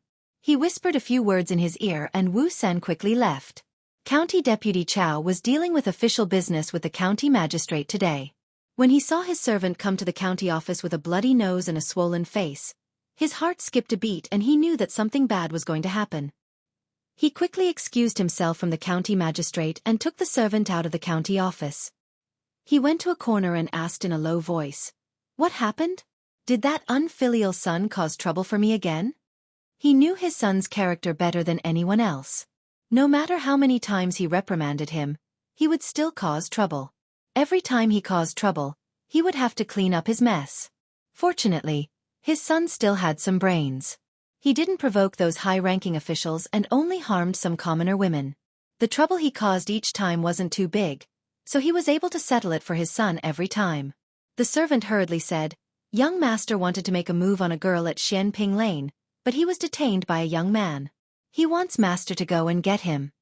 Hearing this, County Deputy Chow's face darkened. His unfilial son had indeed caused him trouble again. Although he expected better from him, he was still his son. He pondered and asked, "Who is that young man?" The servant replied, "Replying to master, I don't know." Deputy County Magistrate Chow waved his hand and summoned 5 yeoman runners.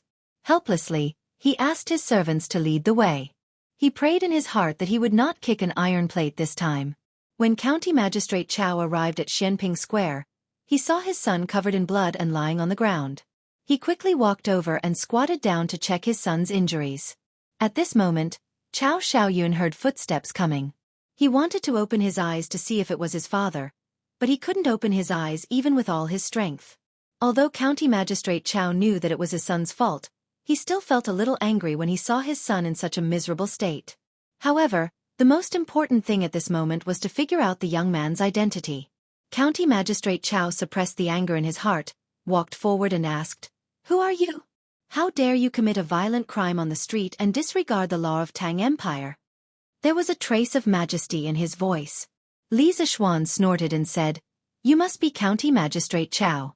What a powerful official's prestige. Why don't you ask your son what he has done?" "Lord Chow, you don't have to worry about my identity. My father is just a businessman."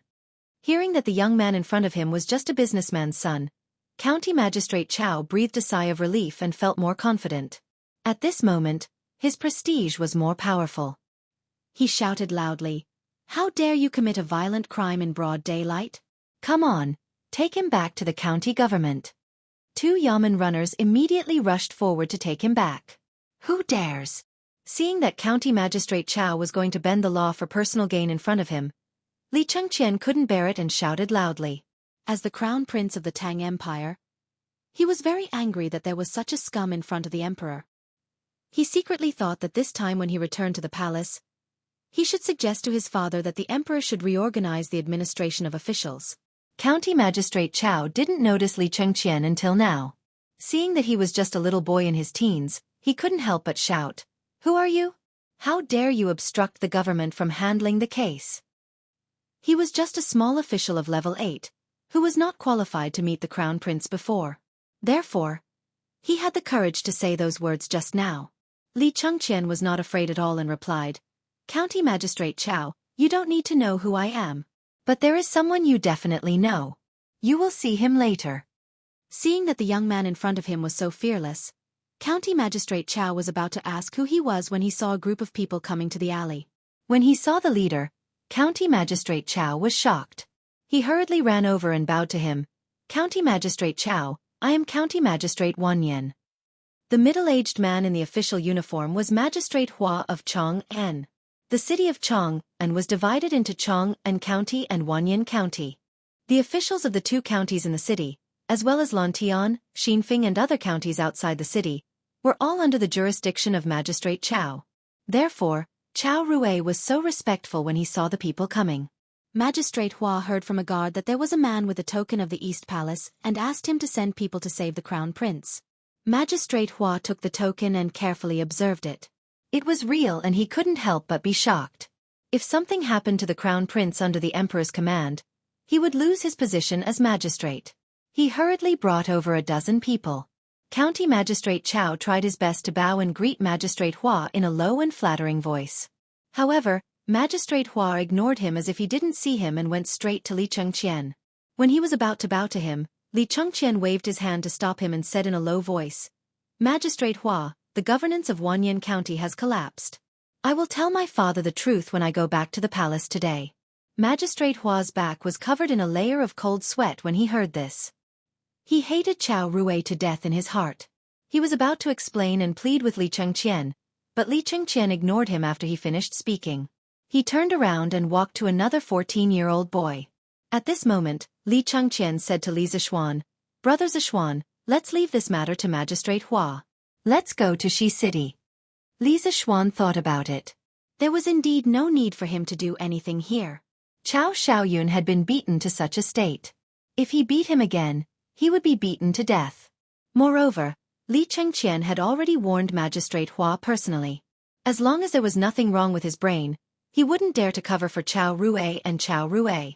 Looking at Chao Xiaoyun's behavior, he knew that this was not the first time he had done this. Now, he had gotten rid of a scourge for the people of Chang'an. Li Zishuan walked to the side and pulled Han Yuxi up. He took Lan Er and Li Chengqian to Shi City. They were going to Shi City to buy a shop today. Chapter 45. When they arrived at the East Market, Steward Wang found someone from the broker house and explained his intentions. That person brought them to a shop that had recently shown interest. In the end, Li Chengqian and Li Zishuan took a fancy to a wood-carving shop called Heavenly Craft Pavilion. The shop was rather large. It was a small two-story building. People could live on the top floor and store their goods, while the bottom floor could be used as a storefront. Moreover, the shop's location was excellent. Diagonally across from the East Market's largest restaurant, the Yunqi restaurant, was the location with the densest flow of people in the East Market. Li Zishuan was very satisfied with the shop's structure and location. He hurriedly signaled for Steward Wang to discuss the price with the shop's owner. He, Li Chengqian, and Lan Er strolled around the shop. When he saw the wood carvings on the shop's shelves, Li Zishuan was immediately shocked. Taishang Laojun, Maitreya Buddha, 2 dragons playing with a pearl, and monkey birthday gifts were all on the shelves. Moreover, the layout of each carving was full. It was scattered but not loose, numerous but not messy. The layers were distinct, and the theme was prominent. The carver was truly a master of knife skills. The shop's name, Heavenly Craft Pavilion, lived up to its name. Li Chengqian was also somewhat astonished. Although he was young, he still had the ability to appreciate. Now that he saw so many exquisite carvings, he exclaimed to Li Zishuan, "Brother Zishuan, the wood carvings in this shop can only be compared to some of the finest heirlooms in the palace." Li Zishuan nodded. At this moment, Steward Wang had finished negotiating with the shop's owner and was walking over to them. "Young master," according to the shop's owner, his master was transferred to Suzhou, so he was in a hurry to sell this shop. The final price was 780 strings of cash. "What do you think, young master?" Steward Wang reported. "Cheap, so damn cheap." This was Li Zishuan's first thought. Compared to the price of housing in the capital of his previous life, the current price of this shop was too low. Li Zishuan hurriedly nodded in agreement, then personally walked over to the shopkeeper. He cupped his hands and said, "Shopkeeper, may I ask who the master carver of this shop is?" The shopkeeper had found a buyer and was in a good mood. He replied, "Oh? Was this Lang Jun also interested in wood carving? The sculptor is Lu Dingy, the famous sky broadsword in Chang'an City. People call him Lu Yidao. Our shop paid a lot of money to hire him. If Xiao Lang Jun bought this shop for the wood carving business, I suggest you find a way to keep Lu Yidao here. There are many shops out there competing to hire him." After saying that, the shopkeeper pointed to a skinny old man at the door. When Li Zishuan heard the shopkeeper say that the old man's nickname was Lu Yidao, he couldn't help but curse in his heart. "Why don't you call yourself Yidao Nyo?" In his previous life, he was a Dota enthusiast, and he had played a lot of Dota moves. Ugh, this guy couldn't help but let his thoughts wander. However, Li Zishuan really wanted to keep this old man with exquisite carving skills. Although he didn't plan to open a carving shop, he still needed a master who knew how to carve some rare items in the future. Li Zishuan immediately asked Lu Yidao to stay at the Heavenly Craftsman Pavilion for 1.5 times the previous salary. After the handover with the shopkeeper, they were given 3 days to move out. Li Chengqian saw that it was getting late and was about to leave. Suddenly, he remembered that their shop didn't have a name yet, so he asked, "Brother Zishuan, what should we name this shop?" Li Zishuan thought for a while and said, "Let's call it Wonderful Interest Pavilion. In the future, all the wonderful treasures in the world will come from this pavilion. Haha." Li Chengqian nodded in agreement and said, "We'll call it Great Kindness." Li Zishuan rolled his eyes and suddenly had an idea. He pulled Li Chengqian over and whispered, "Brilliant, I heard that His Majesty loves calligraphy.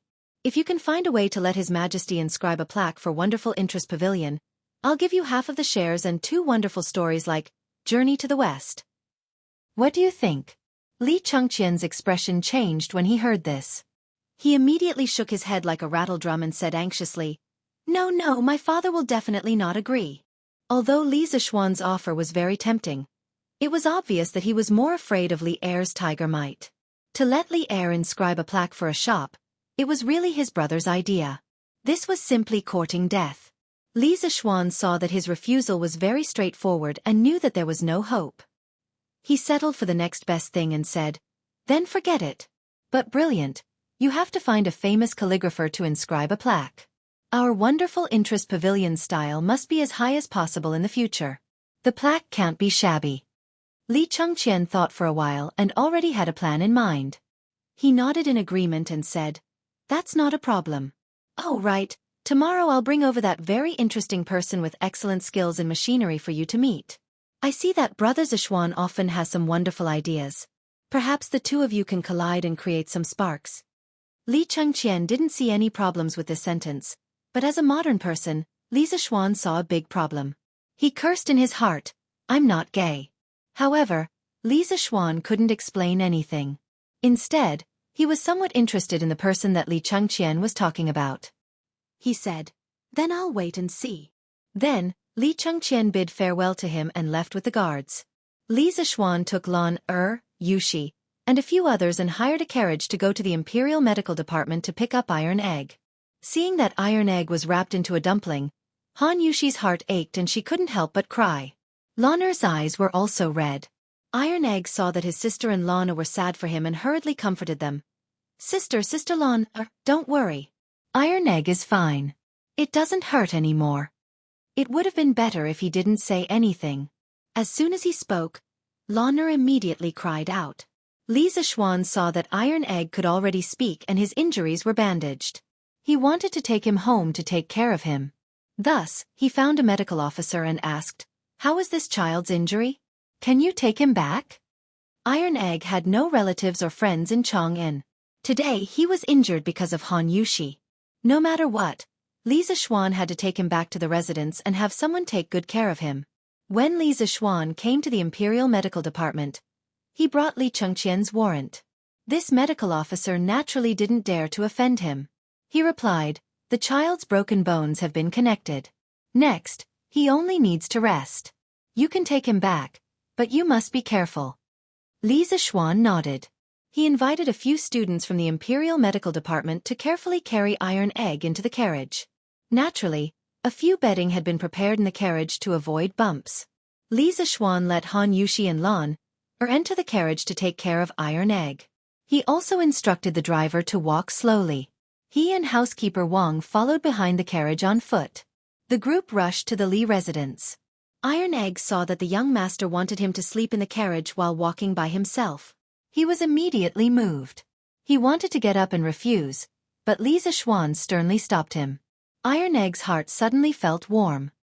He thought to himself, "They are both young masters. Why is it that his young master is so good to us country bumpkins, but Lu Haojian and Chao Xiaoyun are so bad to country bumpkins?" Bruiser had saved people twice, and both times he had been beaten. Although he had succeeded in saving people, he had been injured each time. He had a thirst for power. He wanted to be as strong as his young master, or even as strong as his father. That way, he would be able to protect his family from being bullied. Seeing that his young master was so good to his family, Iron Egg had a glimmer of hope.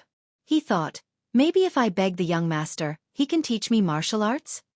Even if his young master was unwilling, Iron Egg planned to go back home and ask his father to teach him a few moves. Yes, Iron Egg was not stupid. He also knew that his young master's martial arts were better than his father's. After experiencing so many things, Iron Egg also understood many things. He wanted to become stronger. Chapter 46. When they returned to the Li residence, Madame Li was in the front hall when she heard the commotion at the door. Where did you go?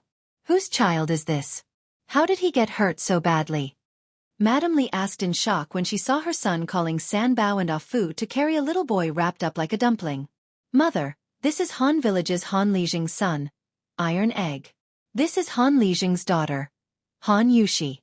Today's matter is a long story. Let me help Iron Egg settle down first." Li Zishuan told the servants to be careful not to hurt him as he answered his mother's question. At this moment, Han Yushi hurriedly walked forward and bowed. "Yushi greets Madam. Us siblings have disturbed you today."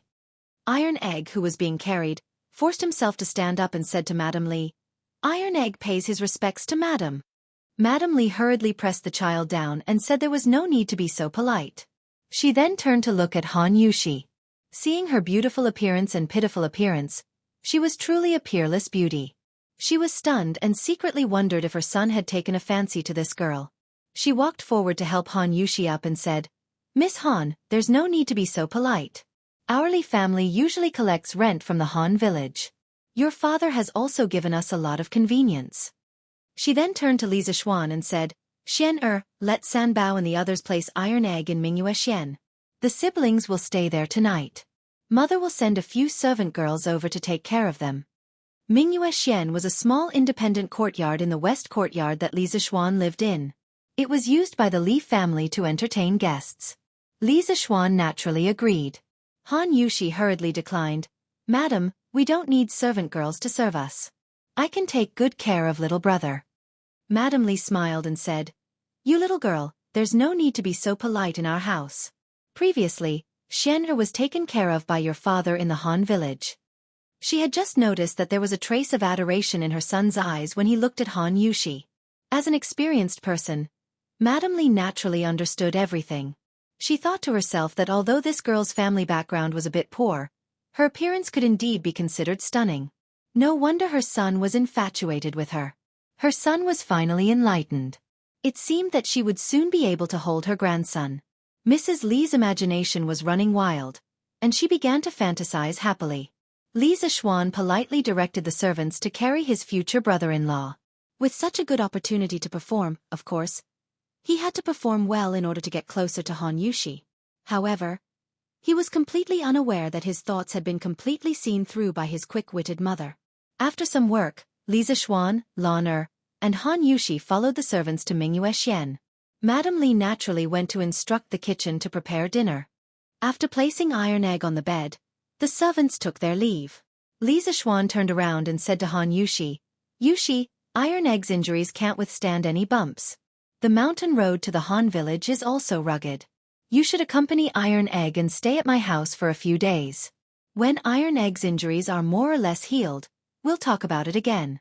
I'll send someone to the Han village to inform your father in a while." After saying that, he looked at Han Yushi and prayed that she would quickly agree. Spring was coming, and this fellow was now a little moved by love. Although Han Yushi felt that it was inappropriate to stay here, everything the young master said was reasonable. Iron Egg's injuries were indeed unable to leave. She could only nod and say, "Then I'll have to trouble you, young master." After saying that, a trace of joy and anticipation appeared in her heart for some reason. Children all loved excitement. Lana heard that and cheered, "That's great, that's great. Now there's finally someone to play with Lan." Li Zishuan pointed at Lan unhappily and said, "Big brother, haven't I been playing with you all this time? You ungrateful little girl." Lan naughtily stuck out her tongue at her brother. She tugged at Han Yushi's arm and giggled. She didn't say anything else. Xiao He walked in and bowed. "Young master, the food is ready. Madam wants you to go to the front hall to eat. Old master is also back." Li Zishuan nodded and said to Han Yushi, "Yushi, follow me to the front hall to eat. I'll ask Xiao He to send some food over for Iron Egg to eat later." Han Yushi hesitated for a moment and nodded. Lana mischievously said, "Brother Iron Egg, you have to be good. Lan, or we'll ask Sister Xiao He to send you some chicken to eat later." Iron Egg didn't know whether to laugh or cry. "Come, Yushi, eat this base. It's good for your body." At the dining table, Madame Li was beaming with joy as she frequently picked up food for Han Yushi. Han Yushi's small bowl soon piled up into a small mountain. Han Yushi was helpless. If she refused, she was afraid that it would be too rude. Moreover, she kept feeling that Madame Li was looking at her strangely. She was a little flustered and could only hurriedly thank her and bury her head in eating. Li Zishuan also noticed his mother's strange gaze. He thought to himself, could it be that his mother saw that he was interested in Han Yushi? That shouldn't be. Li Zishuan felt that he hid it very well. I heard from your mother that Han Tianhu's son was injured today?" Li Jingma asked. "Yes, father. Iron Egg's injury is very serious. I want him to recuperate in our house for a few days. I'll send him back when his injury is better, Li Zishuan answered. Li Jingma nodded. Yes, that's how it should be.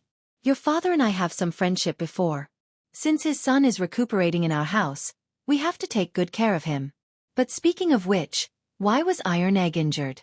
There are actually people who dare to commit murder and injure people at the foot of the emperor. Isn't this disregarding the national law? When Li Zishuan heard this, he felt that the latter half of his father's words were very familiar. After thinking for a moment, it turned out that County Magistrate Chow had just told him this afternoon. He couldn't help but find it funny. He told his father about how they went to Shi City in the afternoon and met Yushi and the others who were bullied. Bang! When Father Li heard about Chow Xiaoyun's evil deeds, he immediately slammed the table angrily. This is really preposterous. He actually snatched a commoner's daughter in broad daylight and maliciously injured her. I've heard of this Chow Xiaoyun before. He used his father's official position to snatch commoner's daughter and committed all kinds of evil deeds. He's really guilty. Madame Li also said angrily, this kind of evil person really deserves to be killed. What happened after that? Li Zishuan said, later, Gao Ming called the capital magistrate and ordered him to handle the case impartially and not to play favoritism. Their Chow family will definitely be finished this time. Madame Li let out a sigh of relief. She held Han Yushi's hand and gave her a comforting look. Li Jingmo reacted quickly and asked doubtfully, who is this Li Gao Ming? Why is he able to call the capital magistrate? Li Zishuan didn't plan to hide this matter from his parents. In any case, they would find out sooner or later. He said, Father, this Li Gao Ming is the current crown prince, Li Changqian. A single sentence stirred up 1,000 waves. This was simply earth-shattering. Other than Li Zishuan and Lan'er, everyone else in the room was dumbfounded. They were just ordinary people. The crown prince was too far away from them. They never thought that Li Zishuan would be related to the crown prince. Li Jingma's psychological quality was better. After all, he had been in the business world for decades. He was the first to come back to his senses. He muttered, why is the crown prince with you? Li Zishuan really wanted to tell his father that his words were ambiguous. He wasn't gay. However, now was obviously not the time to joke. Thus, he told his parents about him and Li Changqian opening Strange Interest Pavilion. When Father Li heard that his son dared to take 70% of the shares, he was so shocked that his mouth fell open. He secretly thought that his son was really a newborn calf that wasn't afraid of a tiger. How bold! Li Jingma planned to talk to his son alone after dinner. He wanted to remind him to pay attention to the etiquette between a ruler and his minister. He didn't want to be too rude and offend the crown prince. When Madame Li heard that her son was opening a shop with the crown prince, she immediately felt that her son was promising. She was very happy. Just like that, the family finished dinner with their own thoughts. Li Jingma stood up and said, come with me to the study. I have something to tell you. After saying that, he directly walked to the study with his hands behind his back. Li Zishuan hurriedly stood up and followed. He also had something to tell his father. Chapter 47. Li Zishuan entered the study and closed the door behind him. He found that his father was already sitting on a stool, holding a cup of tea and waiting for him. Li Zishuan sat on the other side without hesitation and poured himself a cup of tea. Drinking tea after a meal was good for digestion. Seeing his son's carefree attitude, Father Li couldn't help but get angry. How did you meet the crown prince? Looks like father is still worried about the crown prince. His mentality isn't stable. Li Zishuan put down his teacup and told his father about how he met the crown prince on the way to Shi City, and how the Drunken Immortal restaurant had invited the crown prince and Cheng Chumo to eat together. Father Li stroked his beard and digested the information. You have to follow the rules in front of the crown prince. Pay attention to the etiquette between a ruler and a minister. You can't be as undisciplined and reckless as you are at home. As the saying goes, accompanying a ruler is like accompanying a tiger. If you anger the crown prince, even I won't be able to save you. Thinking of that brat Li Zishuan, if he had to bow and scrape before him, he wouldn't have been able to do it. However, Father Li's words were for his own good. Li Zishuan couldn't be bothered to explain and could only reply vaguely. Father, don't worry. The crown prince and I are friends. He won't use his status to pressure me. Father Li glared at him. Even so, you can't overstep the etiquette between a ruler and a minister. What if the crown prince decides to settle the score one day? Yes. Father is right. I'll listen to you. In order to avoid being lectured by his father, Li Zishuan quickly nodded in agreement. Seeing his son's behavior, Father Li knew that he didn't listen. He snorted angrily and didn't bother to persuade him anymore. Why did you only give the crown prince 30% of the shares of your strange interest pavilion? Why don't you give him 30% tomorrow? Our family doesn't lack money. There's no need to offend the crown prince over such a small matter. Li Zishuan immediately stomped his feet and said anxiously, "No, this won't do. That won't do. The crown prince himself has already agreed to this condition. Father, what are you doing here? Aren't you just as anxious as the emperor? You little bastard, how dare you talk to your father like that? Is your skin itching again?"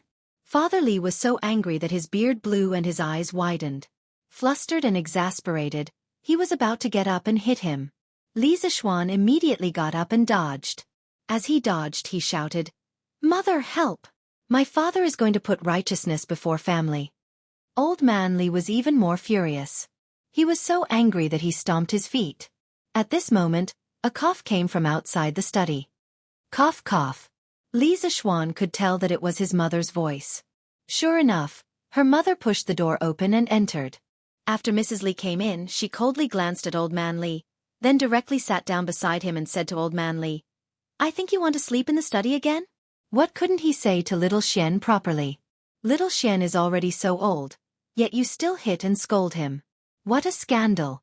Old Man Li instantly lost his temper. He sat back down like a wronged wife and sipped his tea in grievance.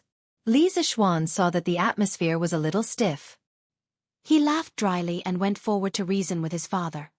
"Father, that strange interest pavilion is your son's first business. In the future, its scale will definitely surpass the Tang Empire. Your son has already given the crown prince 30% of the shares. Why can't you see the crown prince clearly?" Old Man Li obviously felt that his son was bragging. He laughed coldly, indicating that he didn't believe him. Li Zishuan said helplessly, "Father, if you don't believe me, then let's wait and see. Also, your son has something to tell you today." Old Man Li swallowed his tea and said unhappily, "What can you possibly want?" It seems that his father's heart is full of resentment. Li Zishuan said awkwardly, "Father, other than the abilities I told you before, my master is also proficient in divination." "Did you know?" Old Man Li stared and said, "How would I know? Besides, why are you telling me this?" Li Zishuan patiently said, "Father, when your son was 7 years old, I accidentally heard my master say that on the 4th day of the 6th month of the 9th year of Wuda." Li Zishuan obviously didn't know the exact date. He heard it from Xiao when he returned home. The Xuanwu Gate would be filled with corpses and blood. At that time, your son didn't know what it meant. After my master passed away and I went down the mountain, I found out what happened on the 9th year of Wuda. Li Zishuan's parents turned pale with fright. They had been living in Chang, and naturally knew what happened on the 4th day of the 6th month last year. The location of the incident happened to be the Xuanwu Gate. This incident had now become a taboo among the people of the Tang Empire. No one dared to mention it in public. Mrs. Li stood up and said anxiously, "Xian'er, is this true?" Li Zishuan nodded solemnly and said, "Your son doesn't dare to lie to you." Although Old Man Li was shocked, he still had some doubts and asked, "So what if your master has the ability to predict the future? What's the point of telling us this?" Li Zishuan stood up and said slowly with his hands behind his back, "After I went down the mountain and found out that my master's prophecy came true, I was even more worried because my master left another prophecy before he died." Old Man Li was also a little nervous at this moment and asked hurriedly, "What prophecy?" Li Zishuan gathered his emotions for a moment and said in a low voice, "My master said that on the 6th day of the 2nd year of Zhengguan, there will be a large-scale and unprecedented locust plague in the Tang Empire. At that time, the locusts will cover the sky and the earth and pour down in torrents, sweeping across the entire Guanzhong plain. Wherever the locusts pass, the land will be barren and all the crops will be destroyed by the locusts. The Tang Empire will suffer a world-destroying catastrophe. At that time, thousands of people will starve to death because of the lack of food. It's not surprising that the locusts will eat their children."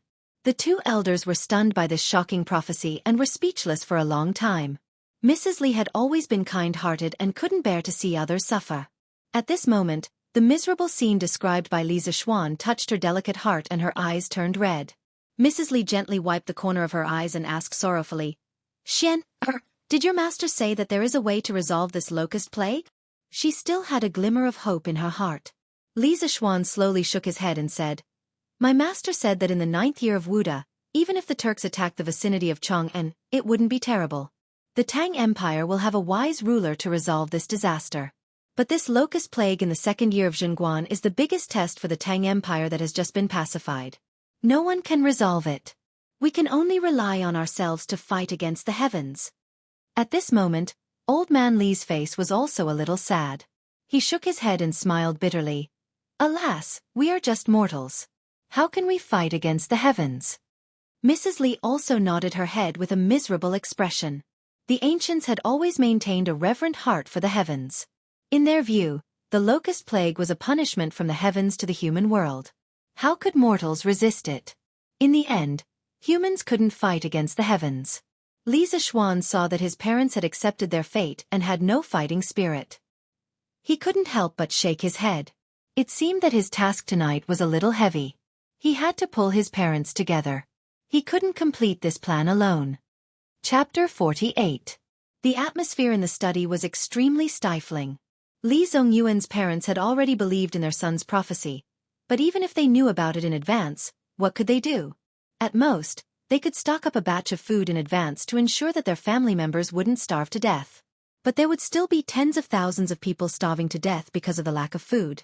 Although Li Zongyuan's parents weren't exactly good people, they knew that many people would starve to death in the future, but they couldn't do anything about it.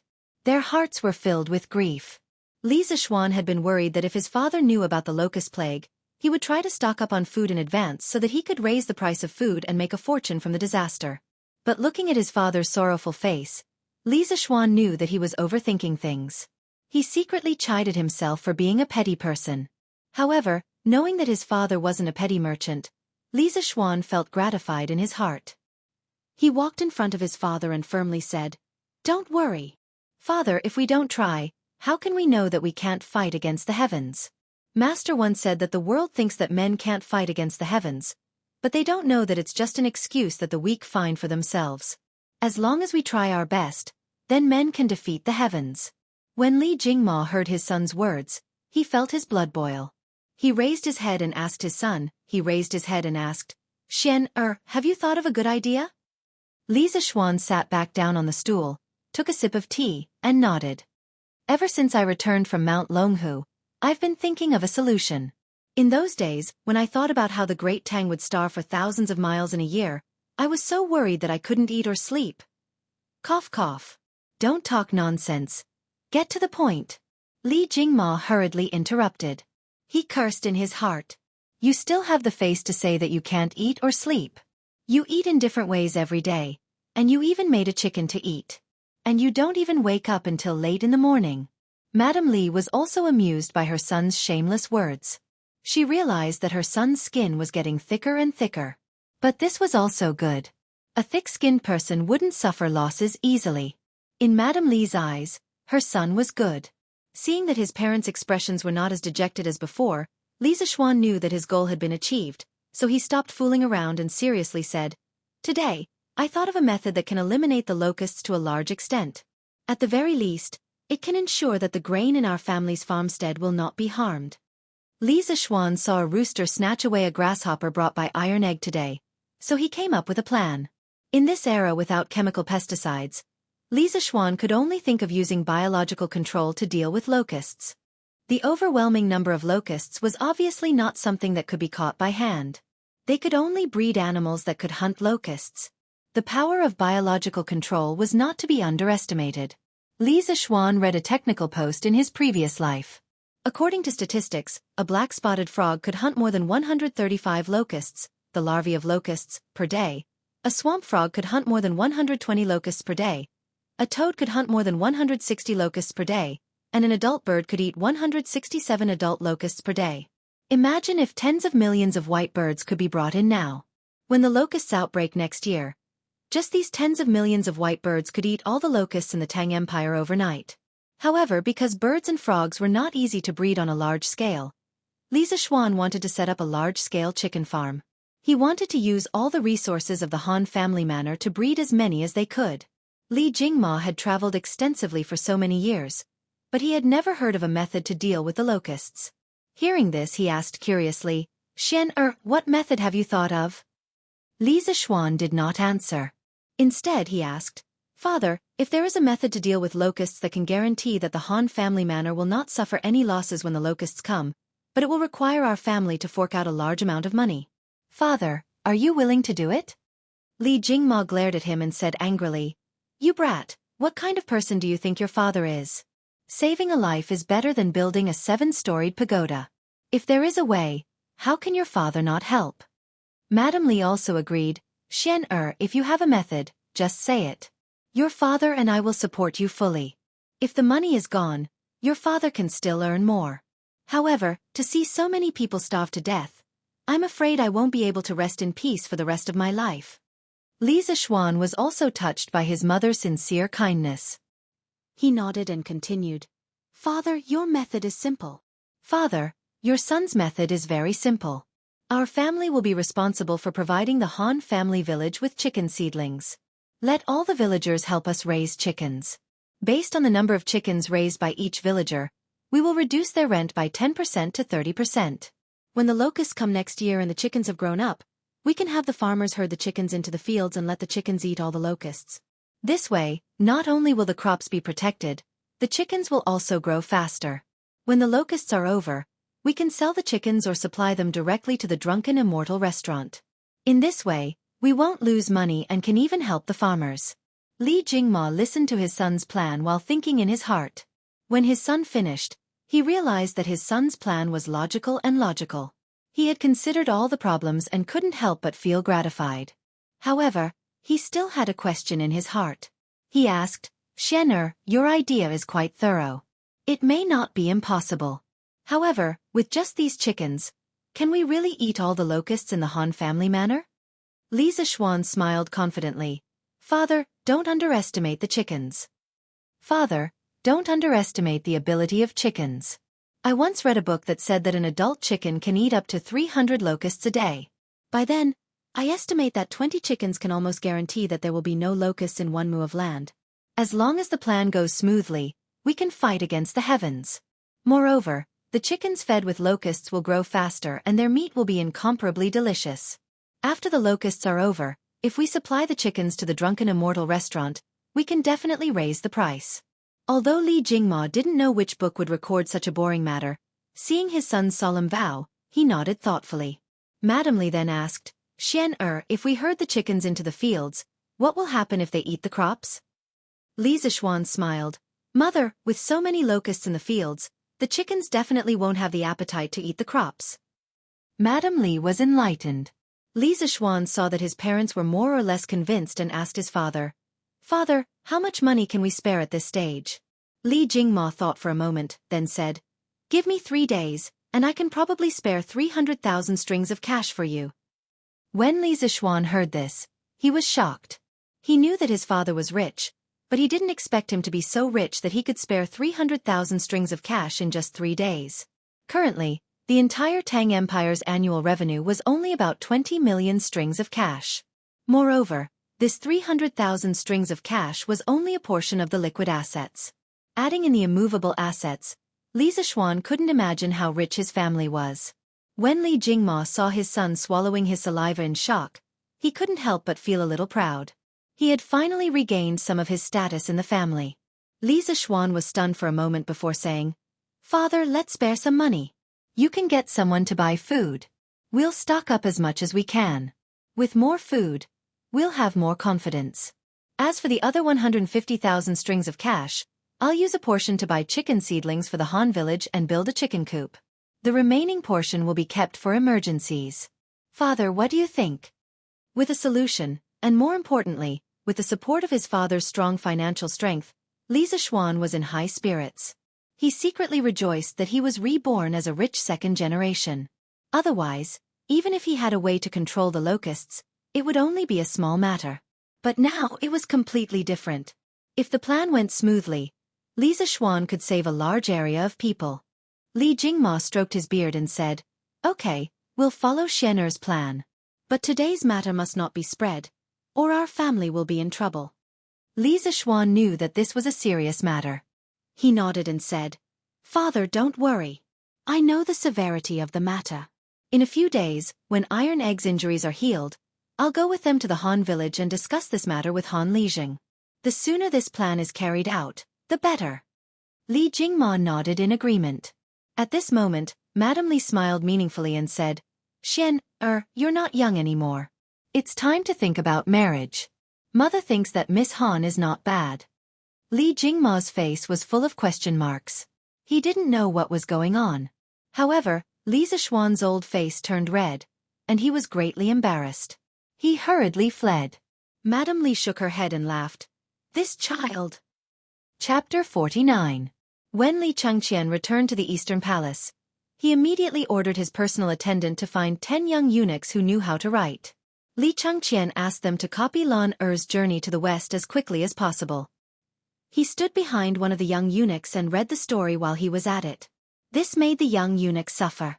The crown prince was already urging him. Now that the crown prince was standing behind him, how was he supposed to write? The young eunuch's hands began to tremble uncontrollably and sweat began to appear on his forehead. As a result, his speed naturally slowed down. Li Chengqian had been reading this page for quite some time.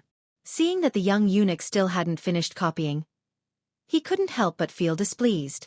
Looking carefully at the young eunuch's trembling hands, Li Chengqian understood what was going on. He felt somewhat helpless, but he couldn't be too harsh. Li Chengqian could only walk away and say to the young eunuchs who were copying, "You guys copy as quickly as possible. Try to copy 2 copies today. After you finish copying, I will reward you greatly." The eunuchs hurriedly bowed respectfully. Li Chengqian turned around and said to the personal attendant, "Jianghu, after they finish copying, report to me as soon as possible." The personal attendant quickly bowed and said, "Yes, Your Highness." Li Chengqian returned to his bedroom to rest. 4 hours later, Zhang Gui brought 2 booklets and delivered them to Li Chengqian's bedroom. "Your Highness, 2 copies have been copied. Please take a look." Li Chengqian quickly walked forward and took one of the booklets. He sat on the bed and impatiently flipped it open while saying to Zhang Gui, "Good. Not bad. Those who copy will be rewarded. Zhang Gui, have someone deliver the remaining booklet in your hands to Changle Palace." "Yes." Zhang Gui cupped his hands and left. Only then did Li Chengqian wholeheartedly immerse himself in the bizarre journey to the west. The moon hung in the sky. Changle Palace. Big Sister Yen, why are you here at Changle Palace at this time? Below Changle Palace, a young palace maid dressed in purple saw an acquaintance and quickly went forward to ask. The tall palace maid stepped forward and replied with a smile, "Younger Sister Li, Attendant Zhang sent me to deliver a book to Her Royal Highness. He said that His Royal Highness the Crown Prince sent it over. But Her Highness has already gone to bed." Li raised her head and looked at the attic where the lights had already been turned off, and said with difficulty. Yen also looked up and hesitated. His Royal Highness didn't say that he had to personally deliver it to Her Royal Highness. "Why don't you help me put this book in Her Royal Highness's bedroom? After Her Royal Highness wakes up tomorrow, you can inform Her Royal Highness?" Li tilted her head and thought for a moment. This was indeed a solution. She nodded and agreed. "All right then. Big Sister Yen, give me the book." Li took Journey to the West and entered the palace. Worried that she would wake up the princess, she could only put it on the table in the main hall on the first floor. Anyway, she wasn't worried that someone would take it away. The next morning, Changle Palace. When Li saw a little fatty wearing a python robe walking over, she hurriedly went up to greet him. "This servant greets Your Highness Duke of Wei." The little fatty nodded. "And where's Changle?" This little fatty was the second son of the current emperor and Empress Zhang's son, Duke of Wei, Li Tai. He was only 9 years old this year, but at a young age, he was brimming with talent and was peerlessly intelligent. He was fond of literature and had collected tens of thousands of books. Thus, he was deeply doted on by Li Er. Of course, smart people were all somewhat arrogant. Li Tai had always been at odds with Li Chengqian. He looked down on this older brother of his, thinking that Li Xianxia only became the crown prince because he was born a year earlier than him. In terms of talent, Li Tai was confident that he could completely surpass that older brother of his. A few days ago, Li Tai heard from his subordinates that Li Xianxia brought Chang'e out to relax and even brought back a type of delicacy for Imperial Father. As a result, Imperial Father was greatly pleased and praised Li Xianxia for his filial piety and for the harmony between the siblings. Li Tai was somewhat unhappy. He knew that type of delicacy. It was called nibbled chicken. Later on he also ate it and he ate a lot. Every day, he had the Imperial bodyguards line up to buy it for him to eat. It was indeed delicious, but he felt that Imperial Father shouldn't give the credit to his older brother. This nibbled chicken wasn't invented by the Crown Prince. Therefore, Li Tai also came to Chang'e Palace today to show concern for this younger sister of his. He wanted to see if she wanted to go out to relax and he could accompany her. Firstly, although Li Tai didn't get along with Li Xianxia, he had always been on good terms with Chang'e. He was also concerned about his younger sister's health. Secondly, if Chang'e wanted to go out to relax, he could also legitimately follow her out. When he returned, he might even receive Imperial Father's praise and say that they siblings were harmonious. It was killing two birds with one stone. At this moment Lear bowed and replied, "Your Highness, the princess hasn't woken up yet." Li Tai was a little disappointed. It seemed that he had come early. He casually said, "Oh, then this prince will sit in the front hall for a while and wait for Chang'e to wake up." After saying that, he directly entered the main hall. Lear hurriedly went in to serve tea. Li Tai sat on the bench and glanced at a small booklet on the table. On it was written, "Journey to the West." He couldn't help but feel curious. He thought to himself, what kind of book is this? This prince has read a lot of books, but he has never seen it before. He immediately took the booklet and flipped through it. Lear wanted to stop him, but she didn't dare. This Prince of Wei's temper had always been bad. She thought to herself, she could only wait for the princess to come and ask Prince of Wei to return the money. Presumably, Prince of Wei wouldn't go back on his word. Li Tai was attracted by the first page. As he read further, more novel things appeared. Things like a monkey that jumped out from a rock, Patriarch Bodhi, Somersault Cloud, 72 transformations, and Uproar in Heaven. He had never heard of these novel and strange things before. However, these plots were so hot-blooded and so attractive. Li Tai's mind couldn't help but become more and more immersed in that exciting story. After a while, there was a sound of a table and chair colliding from above. Li Tai was startled awake. Lear also reacted and hurriedly said, "It seems that the princess has woken up. Your Highness, Prince of Wei, this servant will take her leave first. This servant needs to serve the princess and put on her clothes." Li Tai waved his hand, and Lear hurriedly went upstairs.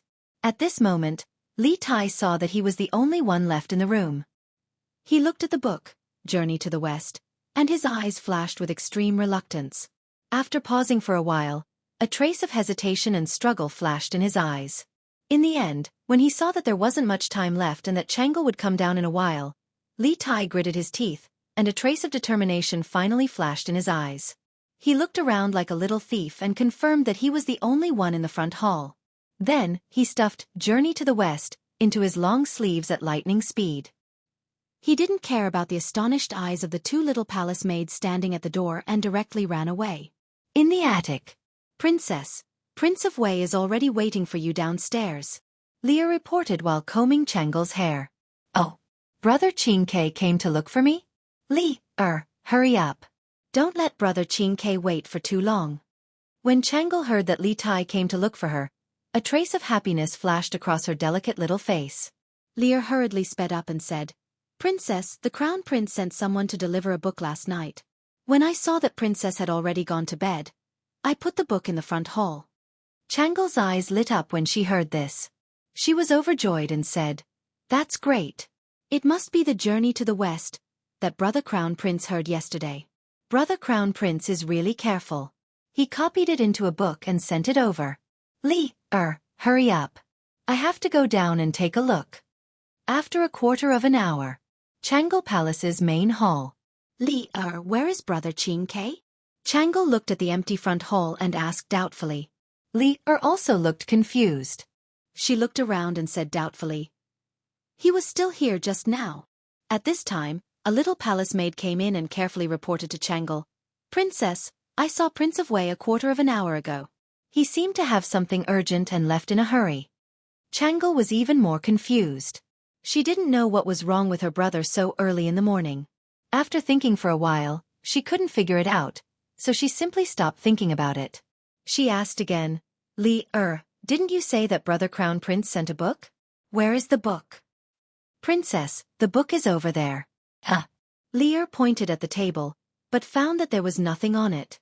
She couldn't help but be stunned. Then she was terrified. She quickly knelt down and said, "Princess, please forgive me.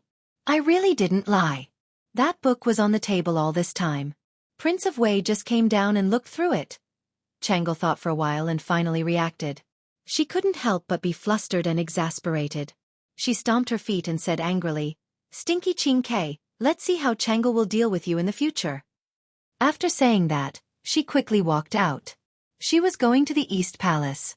Since Li Tai had stolen Journey to the West, even if she went to find Li Tai now, she probably wouldn't be able to get it back in a short time. She might as well go to the East Palace and see if there were any other copies. It had to be said that Changle really understood Li Tai very well. Li Tai ran back to Prince of Wei's mansion in a flash. He even looked back with a guilty conscience to see if anyone was chasing after him. When he saw that there was no one behind him, he let out a sigh of relief. He instructed the imperial bodyguards at the gate, "Except for my imperial father's summons, if anyone else comes, just say that I am not here. Do you understand?" Although the two imperial bodyguards felt strange, they didn't dare to ask in detail. They quickly bowed and answered. Li Tai then hurriedly returned to his bedroom and carefully took out the small book. Then, he couldn't wait to start reading again. His mind slowly entered the bizarre world of Journey to the West. Chapter 50. Last night, the more Li Xianxia read Journey to the West, the more he read, the more excited he became. It wasn't until the third quarter of the morning that he began to feel sleepy. Unable to endure, he could only reluctantly put down the book and fall into a deep sleep. If Li Zishuan knew that Li Xianxia had not finished Journey to the West, after reading for so long, he would definitely despise him deeply. The vernacular version of Journey to the West only had 39 chapters and no more than 100,000 words. Compared to Li Zishuan's previous life speed of reading a novel of 3 to 4 million words in 3 days, it was simply too slow. When Changle arrived, Li Xianxia was still sleeping soundly. In the past, this kind of situation was not common. As the heir to the throne, laziness would be impeached. Moreover, as the crown prince, he had to pay respects to the Empress every morning. "This servant pays respects to your Imperial Highness." Seeing Princess Changle leisurely walk over, Yen'er promptly stepped forward to pay her respects. Nodding her head, Changle asked, Where is Big Brother Crown Prince?" Her voice was as clear and melodious as an oriole's, as if waking up the entire garden. Hesitantly, Yen'er replied, "Reporting to the princess, the Crown Prince has not yet woken up." Changle wrinkled her beautiful brows.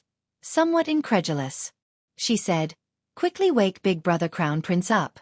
In a moment, we still have to pay respects to Imperial Mother." Finished speaking, she entered the palace. Hearing this, Yen'er promptly went to the Crown Prince's sleeping quarters and woke him up. A short moment later, Li Xianxia walked out, yawning with 2 dark circles under his eyes. Changle came so early." Seeing Changle sitting there, Li Xianxia casually greeted her. Rolling her eyes, Changle angrily said, "Big Brother Crown Prince, why did you wake up so late today? Don't you know what time it is? We still have to pay respects to Imperial Mother." Hearing this, Li Xianxia's drowsiness immediately dissipated. "Yen'er, quickly help me wash up." On the palace road, brother and sister hurriedly made their way to the inner court. Seeing Li Xianxia lose his self-control today, Changle curiously asked, "Big Brother Crown Prince, what's wrong with you today? You look listless." Li Xianxia said embarrassedly, I was reading Journey to the West last night and forgot the time." Hearing Journey to the West, Changle remembered the purpose of going to the Eastern Palace in the morning. She said angrily, "Brother Crown Prince, the Journey to the West that you gave me last night was secretly taken away by Brother Ching K this morning." Brother Ching K is too much." She wrinkled her nose. Li Xianxia was stunned. His younger brother had always considered himself a modest gentleman. How could he do such a tasteless thing? But seeing that his younger sister was a little unhappy, he coaxed her. Don't be angry, Changel. After I gave you a book yesterday, I asked Zhang Guiling to copy a few more. They should have finished copying by now. After we pay our respects to Mother, you can follow me back to the Eastern Palace to get them. Hearing this, Changel was overjoyed. She secretly thought that Brother Crown Prince was so considerate. That's great. Thank you, Brother Crown Prince. After paying her respects to Empress Zhang's son, Changel impatiently pulled Li Chengqian to the Eastern Palace. Just now, Changel had not made any complaints about Li Tai in front of her imperial mother. She only believed that Li Tai was playing around with her and was not truly angry. It was not worthwhile to tell her imperial mother and have Li Tai be criticized. It had to be said that Princess Changel's heart was extremely good. Li Chengqian could only call for Jianghu and have him fetch another copy of Journey to the West for Changel. Changel took the book and fondled it admiringly. If it were not for the fact that this was not the right place, she would have immediately flipped it open to read the story. Li Chengqian understood his younger sister's feelings. He said, Changel, quickly go back and read. Today, I still have to make a trip out of the palace to return the original copy of Journey to the West to Lan. While I'm at it, I'll bring an interesting person to Li Zishuan. Changel curiously asked, Who is it? Li Chengqian kept her in suspense. Someone who is like Li Zishuan, always having some strange and wonderful ideas. Oh, that's right. Yesterday, I saw a very interesting toy at the Li estate. It's called a skateboard. It's very suitable for you, Changel. I also plan to open a shop with Li Zishuan that will specialize in selling these strange and bizarre items. Hearing this, Changel became even more interested. Hearing Crown Prince say this, Changel is also interested. If Crown Prince brother does not have enough money, Changel can lend some of her private savings to Crown Prince brother. Li Chengqian thought it over. The daily expenses of the Eastern Palace were quite large. To take out 200 strings of coins at once and have to scrape them together was truly troublesome. He said, Changel, why don't you take out 100 strings of coins? I'll give you 10% of the shares. What do you think? Changel was very excited to have the opportunity to open a shop. Okay. Tomorrow, I'll have someone send the money over. It's a pity that I still have to attend the palace ceremony today. Otherwise, I would be able to leave the palace with Crown Prince brother and take a look at that shop. Li Chengqian comforted her. There's no rush. When the shop officially opens, you can come with me. Prince Wei's residence. Li Tai had not gone out ever since he returned in the morning. He even forgot to greet Zhang's son. This little fatty was lying on the bed, reading Journey to the West, with great interest while muttering to himself. Sigh, this monkey is really too heaven-defying. He even dares to bully the Jade Emperor. This is really King satisfying. Wow, this golden hoop incantation is really powerful. This monkey won't dare to be impudent in the future. This golden cudgel is really magical. It can be big or small.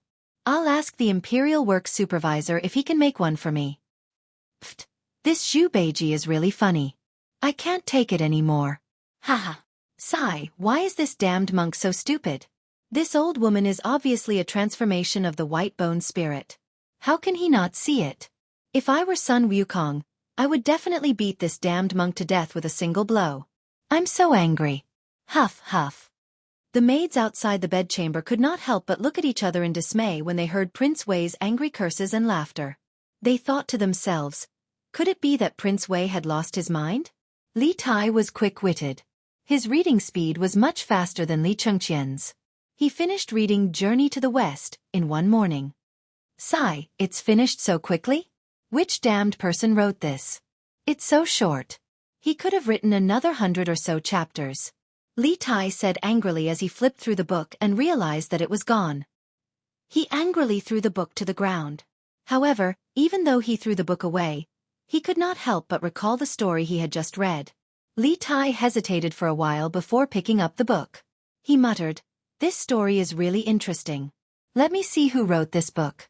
I'll get him to write a story for me later. He saw a person's name on the cover of the book. Li Zishuan? I've never heard of him. However, this person is quite talented to be able to come up with such an interesting story. However, The writing style is immature. Why does it look like it was written by a child? It's such a good story, but the writing is so lousy. It's a disgrace to the educated. Li Tai was still thinking about how talented the person who could come up with such an interesting story was. However, when he saw the words, he could not help but feel angry. The young eunuchs of the Eastern Palace copied the original handwriting in order to respect the original author. At this moment, the words that Li Tai saw were naturally immature. In the eyes of a prince like him, who had a small accomplishment in calligraphy, these words were like dog scratches. They were not worthy of such an interesting story. Thinking about it this way, although the person who wrote the story had a strange idea, it was only a little clever. It could not be compared to this prince's talent. Li Tai stroked his chin and thought narcissistically. P.S. Some people are thinking that the story is progressing too slowly. Even now, the main character hasn't come up with many inventions. Swordsmen admit that this is indeed the case. Swordsmen in the early stages of the story have to spend a lot of time and effort to portray the personalities of the characters around the main character to set up a stage for the main character. Swordsmen don't want the main character to only come up with inventions. Swordsmen want to create characters with flesh and blood. They don't want to simply copy modern inventions and bring them back to ancient times to build up the plot. This is too blunt. The main character will slowly bring in many advanced technologies that Great Tang doesn't have. There will be many exciting things. Everyone, don't be anxious. However, swordsmen will make sure that every invention comes naturally. This is a story with flesh and blood. It isn't a simple encyclopedia that relies on inventions. Swordsmen want to let the main character fully assimilate into Great Tang before changing it. If the main character comes up with advanced technologies, the main character won't be able to acclimatize. Swordsmen want to make the plot more natural and rich. So, everyone, don't be anxious. You will fall in love with many characters in the story. Swordsmen are already sick of fast food novels. Swordsmen don't want to write fast food novels. Those novels are enjoyable for a moment, but after a while, they become boring and don't leave an impression on the readers. Thus, readers who want to see the main character using advanced technologies to show off his skills in Great Tang, be patient. Whatever you want, this book will have it. It just needs to be set up so that when the conditions are right, success will come naturally. Don't you think so? Chapter 51.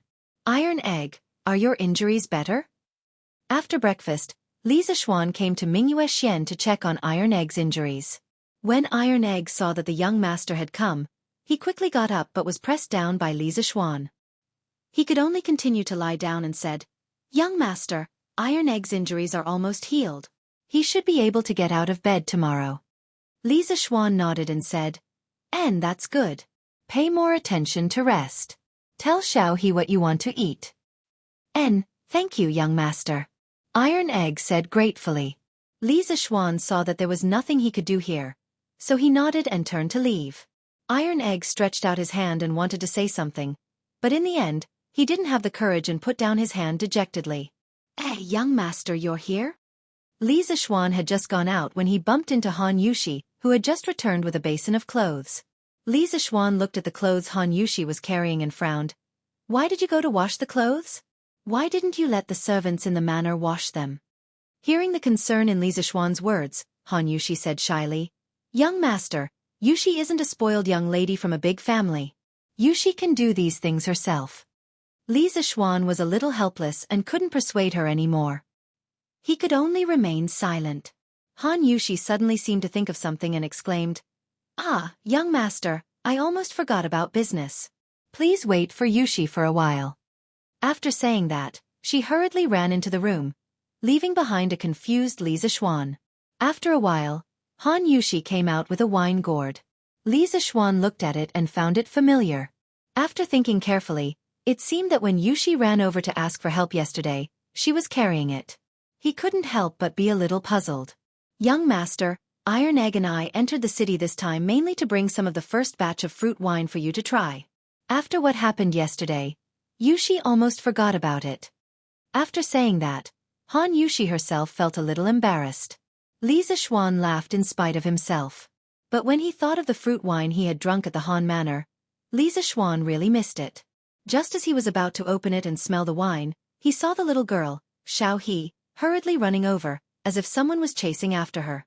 "Young master, Young master, grand, crown prince is here. The young maidservant ran over and said while panting. If it was in the past, she wouldn't have been so nervous. However, ever since she found out that Li Zixuan was the crown prince yesterday, she was so scared that she screamed when she saw Li Zixuan today. She quickly ran over to find Li Zixuan. This made Li Chengqian very gloomy. He thought to himself, could it be that my complexion is not good today? Li Zixuan, on the other hand, was very calm. He made no sound and said, if the crown prince is here, then he's here. How can you be so flustered? You have to be as calm as me. After saying that, he turned and said to Han Yushi, then Yushi, I'll leave first.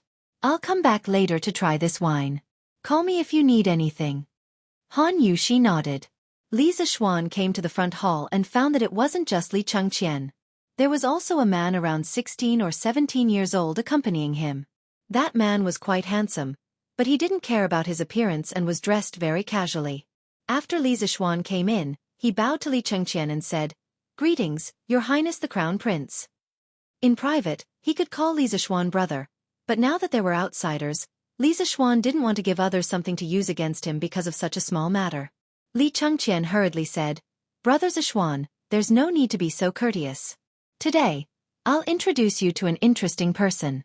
This is Yan Xiaoning, the son of the Minister of Works, Yan lied. He's obsessed with the art of machinery. Xiaoning. This is Li Zixuan. I've mentioned to you before that he's quite good at all kinds of exquisite machinery. Moreover, his imagination is often wild and unrestrained, always exceeding expectations. The two of you should be able to become like-minded friends. Hearing Li Chengqian's introduction, Li Zixuan was secretly surprised. He only asked Li Chengqian to help him find a skilled craftsman.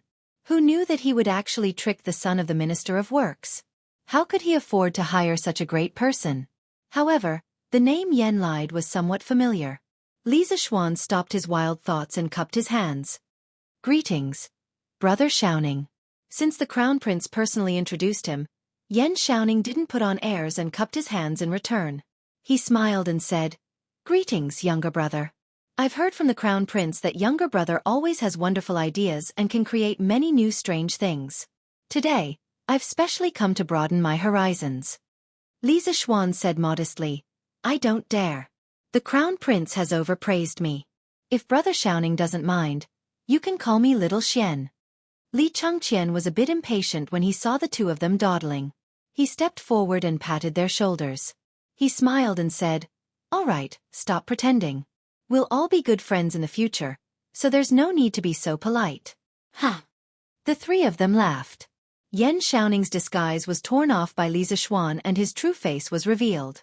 He didn't continue to be polite with Li Zixuan and went straight to the point. Little Xian, I've heard from the Crown Prince that you've made a scooter. It's quite interesting. Can you show it to me? Li Zixuan wasn't used to the way he spoke just now. Seeing Yan Xiaoning immediately change his style, he was quite happy. He said, No problem. Since Brother Xiaoning wants to see it, then follow me. Lan should be in the west courtyard at this time.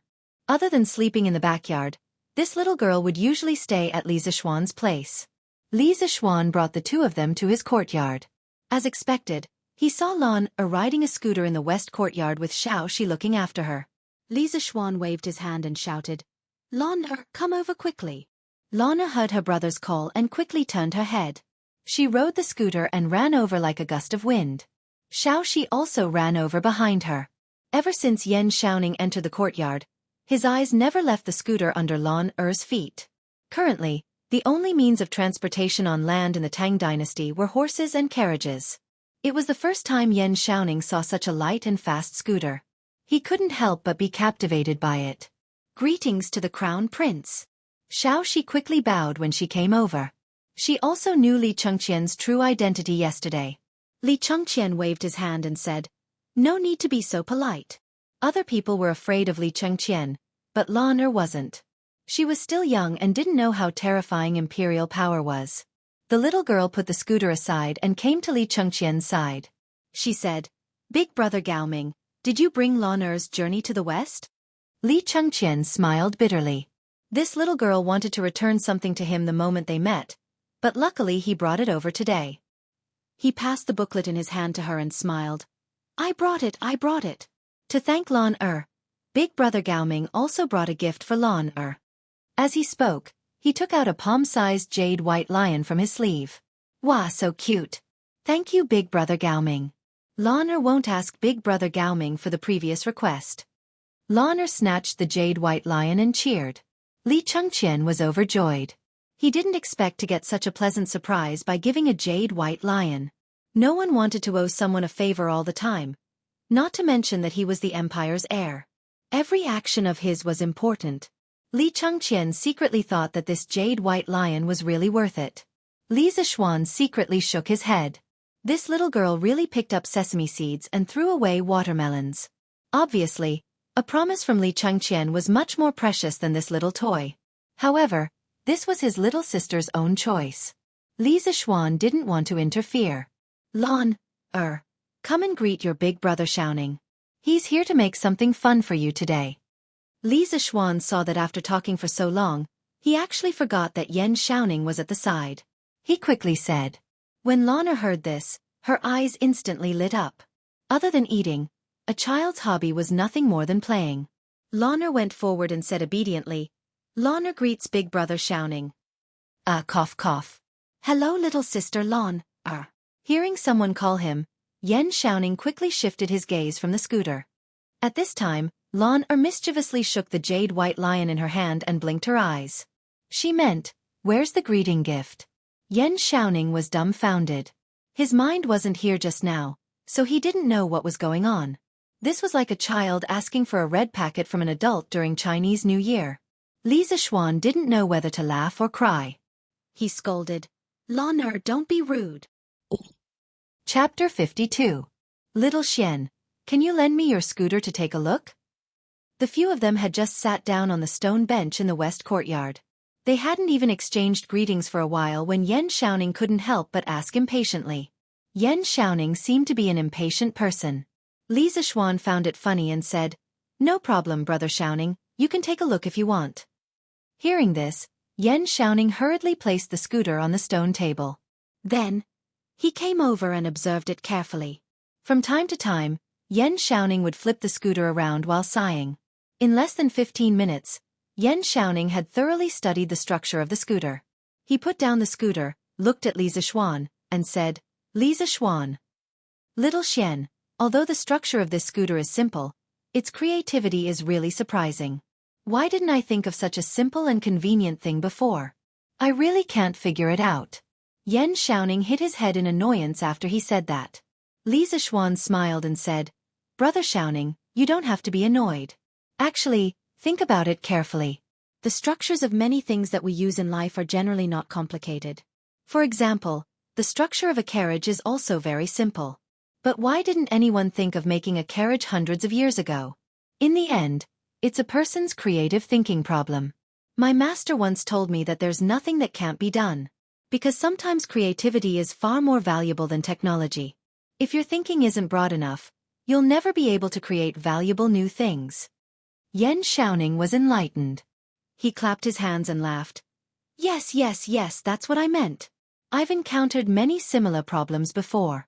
It's obviously very simple, but I just can't think of it. Little Xian, you've hit the nail on the head. Li Chengqian also nodded thoughtfully at the side. Li Zishuan said modestly, Brother Xiaoning, you're just a bystander. Many times if you jump out of the picture and change your thinking, you can often get unexpected results. Yan Xiaoning nodded in agreement. He looked at the scooter and said, But little Xian, your scooter has a lot of imperfections. For example, the wheels will probably be very jerky when you turn them. Also, the handle at the front of your scooter can only be used as a handrail. It can't control the direction of the scooter. Li Zishuan nodded. He thought to himself that this brother was indeed from an engineering family. He really understood the mechanical structure. He could see the flaws of this simple scooter at a glance.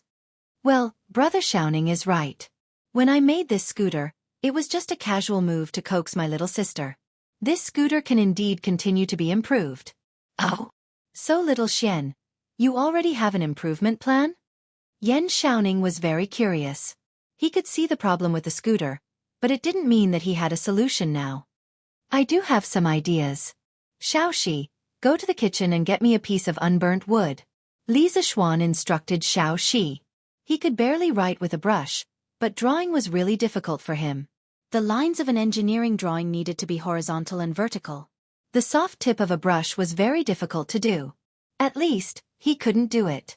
Xiaoxi accepted the order and left. Li Zishuan saw that Yan Xiaoning and Li Chengqian were confused, so he smiled and explained, I'm more used to drawing with charcoal. I want to draw a drawing for Brother Xiaoning so that it'll be easier to explain. The two of them nodded. After a while, Xiaoxi walked over with a burnt wood stick. After Li Zishuan took it, he pulled out his sword and swung it a few times. Everyone only saw a blur in front of their eyes. They saw that Li Zishuan had a thin and long wooden stick in his hand. It was even sharp at the bottom. It was also Li Zishuan's first time using the wind-chasing sword to sharpen a pencil. When he saw that the result was pretty good, he couldn't help but exclaim in his heart that his control over his strength had become more skillful. Good swordsmanship. I didn't expect little Xian to know swordsmanship. Yan Xiaoning praised. The Tang people valued martial arts, and the children of high officials and nobles loved to carry swords. Although Yan Xiaoning's swordsmanship wasn't high, he still had a good eye. He didn't expect that this new friend of his not only had a unique idea in terms of machinery, but also seemed to be quite skilled in swordsmanship. Yan Xiaoning was now more and more interested in Li Zishuan. Li Zishuan didn't reply. He directly spread out a piece of paper on the stone table and started to draw. In his previous life, Li Zishuan was very proficient in mechanical drawing. Whether it was a computer drawing or a manual drawing, the drawings he drew didn't need to be modified by a teacher. They could be sent to the factory directly for processing. In his previous life, Li Zishuan's college organized an internship at the FAW headquarters. Their task was to go to the workshop and draw the key parts of the cars they saw in the workshop. They also had to mark the dimensions. At that time, due to the limited conditions in the workshop, they couldn't even use a ruler. As a result, many of the students drew crookedly like a dog paddle. Only Li Zishuan's drawings were like works of art. It wasn't because he had taken art classes, but because Li Zishuan's copying ability was very strong since he was young.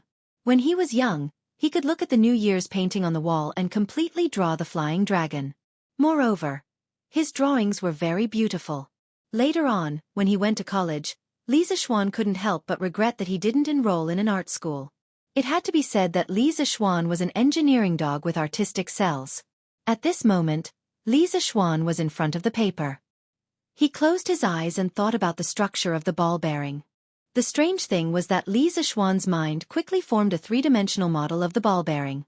This strange scene scared him so much that he almost cried out in surprise. When he opened his eyes, he saw that everyone was waiting for him to pick up the pen. Li Zishuan didn't care about the reason why there was a three-dimensional image in his mind and directly picked up the pen to draw. At this moment it was really smooth. Li Zishuan felt very strange at this moment. It was as if his brain was a computer and his hands were a printer.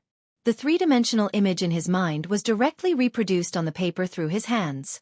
Soon, Li Zishuan had drawn the three-dimensional view of the ball bearing and the isometric view on the paper. Of course, he didn't mark the dimensions and tolerances. He was just explaining the theory of the ball bearing and didn't need to do that. Li Zishuan put down the pen and sighed softly. Yan Xiaoning couldn't wait to come over. He wanted to see what Li Zishuan was drawing. He saw that there were 4 different drawings on the paper. The lines were horizontal and vertical. Some were real and some were fake. This was the first time Yan Xiaoning had seen this kind of drawing. But why did he draw 4 drawings? Could it be 4 parts? Yan Xiaoning looked at Li Zishuan with a dumbfounded expression. Li Zishuan was confused by his look and wondered, "What's wrong, Brother Xiaoning? Is there something wrong?" Yan Xiaoning pointed at the paper and asked embarrassedly, "Little Xian, why did you draw 4 drawings? What does this mean?" Li Zishuan was stunned. Was this not how the ancient craftsmen drew drawings? Did they not know about the three-dimensional view? Brother Xiaoning, this is my first time drawing a mechanical drawing. Maybe the drawing method is different from yours. How did Brother Xiaoning draw before? Yan Xiaoning suddenly understood. Oh, I see. Coincidentally, I have a few drawings with me. Little Xian, let me show you. After he finished speaking, He took out a roll of drawings from his sleeve. Li Zixuan took the drawings and opened it. Sure enough, the ancient craftsmen didn't use the three-dimensional view drawing method. They only drew planar drawings. The parts that couldn't be expressed in planar drawings were directly marked with words. Li Zixuan looked at the densely packed words on the drawings and couldn't help but have a headache. This was too inconvenient. No, I have to teach Yan Xiaoning modern engineering drawing methods. Otherwise, it would be too troublesome to communicate with him in the future. Li Zixuan thought to himself. Chapter 53. Li Residence. West Courtyard. Li Zixuan rolled up the drawing and passed it to Yan Xiaoning. Brother Xiaoning, I understand your drawing method, but I still think my method is more concise and clear. Then little Xian, hurry up and tell big brother what's behind your drawing method. Yan Xiaoning saw that Li Zixuan was very confident in his drawing method and couldn't help but want to know what was so special about it. Brother, this drawing is a tri-view and an isometric side view of a component. The tri-view is to draw the outline of the object from the front, side, and top. For example, this stone, Brother Xiaoning, look at it from the front. Li Zixuan picked up a stone as a reference and explained the tri-view drawing method to Yan Xiaoning. After a while, he gave Yan Xiaoning the part that the professional teacher taught him. Brother Xiaoning, look, with these tri-view drawings, the craftsman can form the model of the component in their mind. It's also easier to mark the dimensions on the tri-view drawings. After listening to Li Zixuan's explanation, Yan Xiaoning stood up and paced around. He frowned and thought for a moment, then suddenly shouted, "Wonderful, wonderful, this drawing method is wonderful. Xiao Xian, you're a genius. Your drawing method is indeed clearer and there are fewer unnecessary markings." Yan Xiaoning sat down again and rubbed his hands. He stared at Li Zixuan and said excitedly, "I must tell my father about this drawing method and let him spread it. Xiao Xian, are you willing to be a supervisor? If my father knows of your talent, he'll definitely be willing to ask His Majesty for an official position for you." Li Zixuan shook his head. "Thank you for your kindness, Brother Xiaoning. I've been away from home for many years and just came back a few days ago. I don't want to be an official yet." The supervisor was almost equivalent to the Chinese Academy of Sciences in his previous life. Li Zixuan wasn't willing to do research there every day. Moreover, he had a lot of things to do recently. The Strange Interest Pavilion was about to open, and the Locust Extermination Plan was about to start in 2 days. Hearing Li Zixuan's rejection, Yan Xiaoning sighed. "Ah, that's too bad." Yan Xiaoning looked at the drawing again and asked doubtfully, "Xiao Xian, what's this isometric side view for?" This view is mainly to help the craftsman form a 3D model of the object in their mind. Because some objects with complicated structures, it's hard to form a 3D model with just a tri-view drawing. Yan Xiaoning nodded his head thoughtfully. At this time, Li Zixuan smiled meaningfully and said, "Brother Xiaoning, you only noticed the drawing method, but you neglected the drawing itself." "Oh, is there a mystery behind it? Don't tell me, let's take a look." Yan Xiaoning began to re-examine the blueprint according to the principle of 3 views that Li Zixuan had just explained to him. After looking at it, Yan Xiaoning stood up and closed his eyes, imagining the 3D model of the object in his mind. After a while, Yan Xiaoning opened his eyes and said excitedly, "I know what this is." "Xiao Xian, what are you planning to do with it?" Although he could imagine the 3D model of the object, he couldn't think of a use for it. Li Zixuan smiled. "I've named it a ball bearing. Brother Xiaoning, think about it. What would happen if it was used to connect the wheels and axles?" Yan Xiaoning was quite knowledgeable in mechanical design. After hearing Li Zixuan's explanation, he immediately understood. He was even more excited than before. "That's amazing. This is a genius design. With this ball bearing, all vehicles, no matter if it's a horse carriage or a truck, will have very little resistance." "Xiao Xian, how did you come up with this? This invention is amazing." Li Chengqian didn't know much about machinery and didn't say anything before. Now that he saw Yan Xiaoning praising the object, he couldn't help but ask, "Xiaoning, is this thing really that good?" Yan Xiaoning was extremely excited at the moment. After hearing the Crown Prince's question, he confirmed without thinking. "Of course, it's not an exaggeration to call this the most useful invention in Tang Dynasty. Your Highness, you might not know this, but if all the carriages in Tang Dynasty use this ball bearing, then the same horse will be able to pull at least 50% more of the load of the carriage. At that time, Merchants will be able to transport more goods at once. During war, a grain carriage will be able to carry more rations. Other than carriages, other machines that require transmission can also use this ball bearing. Your Highness, do you think this invention is important or not? Hearing Yan Xiaoning's analysis, Li Chengqian was also stunned. He didn't care if the merchants could transport more goods, but it was crucial that they could increase the efficiency of transporting rations. In this era, one of the decisive factors in the outcome of a war was the issue of rations. Li Chengqian finally understood that Yan Xiaoning's previous praise wasn't excessive at all. He was also a little excited now. Brother Zishuan, this item is of great importance. Can I bring it back to the palace? Li Chengqian also knew that Li Tai had been competing with him for favor recently, but he didn't have any other good ideas. He couldn't act like a spoiled child in front of Li Tai's eldest grandson, could he? If he dared to do so, he would definitely be reprimanded by Li Er for not having the dignity of a country's heir. There were some things that Li Tai could do, but he couldn't, because he was the crown prince. Seeing Li Tai dote on Li Er more and more, Li Chengqian was also anxious, but he could only be anxious.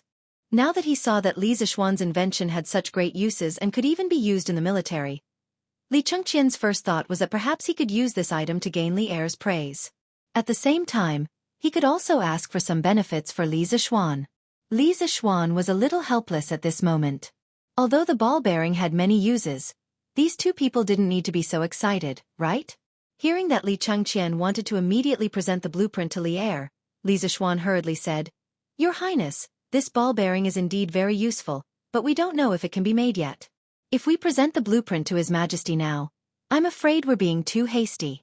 When Li Chengqian heard this, he felt that it was reasonable and secretly thought that he was too impetuous. Brother Zishuan's words are very true.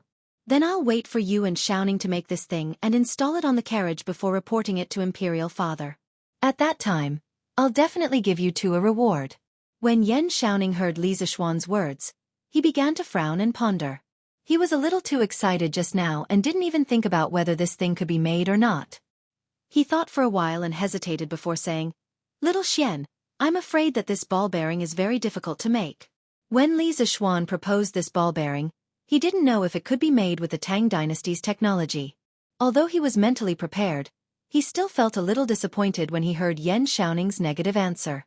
However, he also wanted to know where the technical difficulties were, so he asked, Brother Xiaoning, where will the difficulties be? Chapter 54. Hearing Li Zishuan's question, Yan Xiaoning thought for a while and said, Xiaoxian, I think the most important part of your ball bearing is the steel ball between the inner and outer walls of the bearing.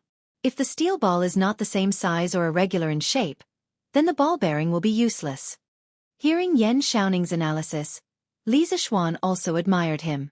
This person was indeed an expert and could always see the key to the problem. He cupped his fist and said, Brother Xiaoning is right. The size and quality of the steel ball are indeed very important. Yan Xiaoning nodded and continued, This is where the problem lies. As far as I know, it's very difficult to make steel balls that are exactly the same size and shape with the current technology. Li Zishuan suddenly realized that this was where the problem lay. With the current technology of the Tang Empire, it was as difficult to make a batch of steel balls of the same size and shape as the people in the 80s and 90s to make the ball on the tip of a ballpoint pen. Without a complete industrial system, Li Zishuan also couldn't solve this problem. He couldn't help but fall into deep thought. Suddenly, Li Zishuan remembered that in addition to ball bearings, there were also roller bearings. Although they weren't as good as the former, they were still many times better than the current bearings of the Tang Empire. Brother Xiaoning, since there's no way to make a batch of steel balls of the same size, I wonder if it's possible to make a batch of small iron rods of the same size with the current technology? Li Zishuan asked. Of course it's not difficult. Yan Xiaoning nodded. The process of making iron rods was easier to control than steel balls. Then there's no problem. Li Zishuan was a little happy when he heard this. He smiled and said, Brother Xiaoning, I have an idea. We can replace the steel balls in the ball bearing with small iron rods of the same size and then add some grease to increase lubrication. What do you think? Yan Xiaoning closed his eyes and thought for a while. Then he opened his eyes and looked at Li Zishuan with a strange expression. Li Zishuan was puzzled by his look. He touched his nose and said, Brother Xiaoning, what's wrong? Yan Xiaoning sighed and said, Xiaoxian, You're really a monster. Why do you have such wonderful ideas one after another? In the past, I thought that I was extremely smart. Today, it's really infuriating to compare myself to others. I really want to break open your head and see what's inside. Li Zishuan laughed and said, Don't worship me. I'm just a legend. Haha. Yan Xiaoning was speechless. Li Chengqian interrupted, Xiaoning, does that mean you can create it? Yan Xiaoning nodded and said, Your Highness, if we use this plan, we can indeed make it. Although it may not be as good as the ball bearings, compared to the bearings currently in use, this kind of roller bearing is still completely superior. As for the specific performance, we can only test it after it's built and installed in the car. Li Chengqian said excitedly, That's good. Xiaoning, you'll have to work hard for the next few days to make this thing. I'm looking forward to seeing how light and convenient my Tang Empire's carriages will be after installing this bearing. Yan Xiaoning replied, Yes, Your Highness. When I get back, I'll have my father ask the supervising craftsman to make a batch first. Li Chengqian nodded and looked at Li Zishuan. He smiled and said, Brother Li Zishuan, are you satisfied with the people I brought to you today? Li Zishuan laughed and said, Satisfied, of course I'm satisfied. Brother Xiaoning is not only skilled, but also straightforward. It's my fortune to have such a friend. Yan Xiaoning also laughed and said, Haha, I'm also very happy to have a good friend like you, Xiaoxian. Li Zishuan also had the intention to rope in a technical talent like Yan Xiaoning. He said, Brother Xiaoning, the Crown Prince and I have opened a strange interest pavilion that specializes in selling rare items like scooters. Moreover, I have a lot of other interesting things in my mind that I'll make and sell in the future. I wonder if Brother Xiaoning is interested? Yan Xiaoning slapped his thigh and agreed, Of course I'm interested. I just don't know how to cooperate. He wasn't very interested in making money. He was mainly interested in the other interesting things that Li Zishuan had mentioned. He wanted to see what other ideas Li Zishuan had in the future. Li Zishuan explained, Currently, the Crown Prince of the Strange Interest Pavilion owns 30% of the shares with 200 strings of cash and his network of connections. I own 70% with 2,000 strings of cash and the ideas in my mind. If Brother Xiaoning wants to join, you don't have to pay. I only need Brother Xiaoning's skills. I can give Brother Xiaoning 10% of the shares. What do you think, Brother Xiaoning? Yan Xiaoning was a little surprised when he heard that the Crown Prince only owned 30% of the shares. He secretly thought that Li Zishuan was really bold. Since the Crown Prince only owned 30% of the shares, then it was kind of Li Zishuan to give him 10%. Moreover, he didn't have to pay. He would get dividends every year. He could also stay by Li Zishuan's side and see his creative ideas. Thinking about it this way, it was quite worth it. Yan Xiaoning nodded and agreed, Okay, then let's cooperate happily in the future. We'll strive to make the Strange Interest Pavilion the best in Tang Dynasty. There was finally a technical backbone in the team. Moreover, Yan Xiaoning's father was the Minister of Works. If he joined the team, they could borrow part of the research and development ability of the work supervisor. Li Zishuan breathed a sigh of relief and said, Okay, then the Crown Prince and I will be the chairman and vice chairman of the Strange Interest Pavilion. I'll be in charge of the future development of the Strange Interest Pavilion. The Crown Prince can just sit there and wait to collect money. Brother Xiaoning, you'll be the technical director of the Strange Interest Pavilion. You'll be in charge of technology and production. Technical director? What was that? Why did it sound like a eunuch? Yan Xiaoning frowned and said, Can you change my position? Li Zishuan. They chatted for a while. Seeing that it was getting late, the two of them got up and prepared to leave. Li Zishuan suddenly remembered that there was one more thing that he didn't say, so he added, Brother Xiaoning, I'm planning to sell the scooters in the first batch of goods in the Strange Interest Pavilion. However, we don't have a workshop yet. I wonder if you can commission the work supervisor to produce 300 of these scooters first. We can pay the wages and materials according to the market price. Yan Xiaoning nodded. No problem, I'll go back and tell my father. Apart from completing the tasks assigned by the higher-ups, the work supervisor would usually take on some private jobs to support the family. As long as it didn't affect the government's tasks, the higher-ups would turn a blind eye to it. Li Zishuan said happily, Then I'll leave it to you. However, we must have our own workshop in the future. If Brother Xiaoning knows any familiar craftsmen, I can spend a lot of money to hire them. Yan Xiaoning nodded his head in agreement. I'll take note of that in the future. At this moment, Li Changqian spoke up. Brother Zishuan, there is something that I forgot to tell you. Today, I've given 10% of the shares to Chang'e. In the future, she can be considered one of the shareholders of our strange interest pavilion. Li Zishuan was very fond of that clever and gentle little girl. Thinking it over, he said, since Her Imperial Highness the Princess wishes to become a shareholder, then I'll give 10% of my shares to the princess. There's no need to give it to the Crown Prince. His father's words last night were reasonable. The Crown Prince represented the imperial family. If he only gave 30% of the shares, it would be hard to avoid gossip.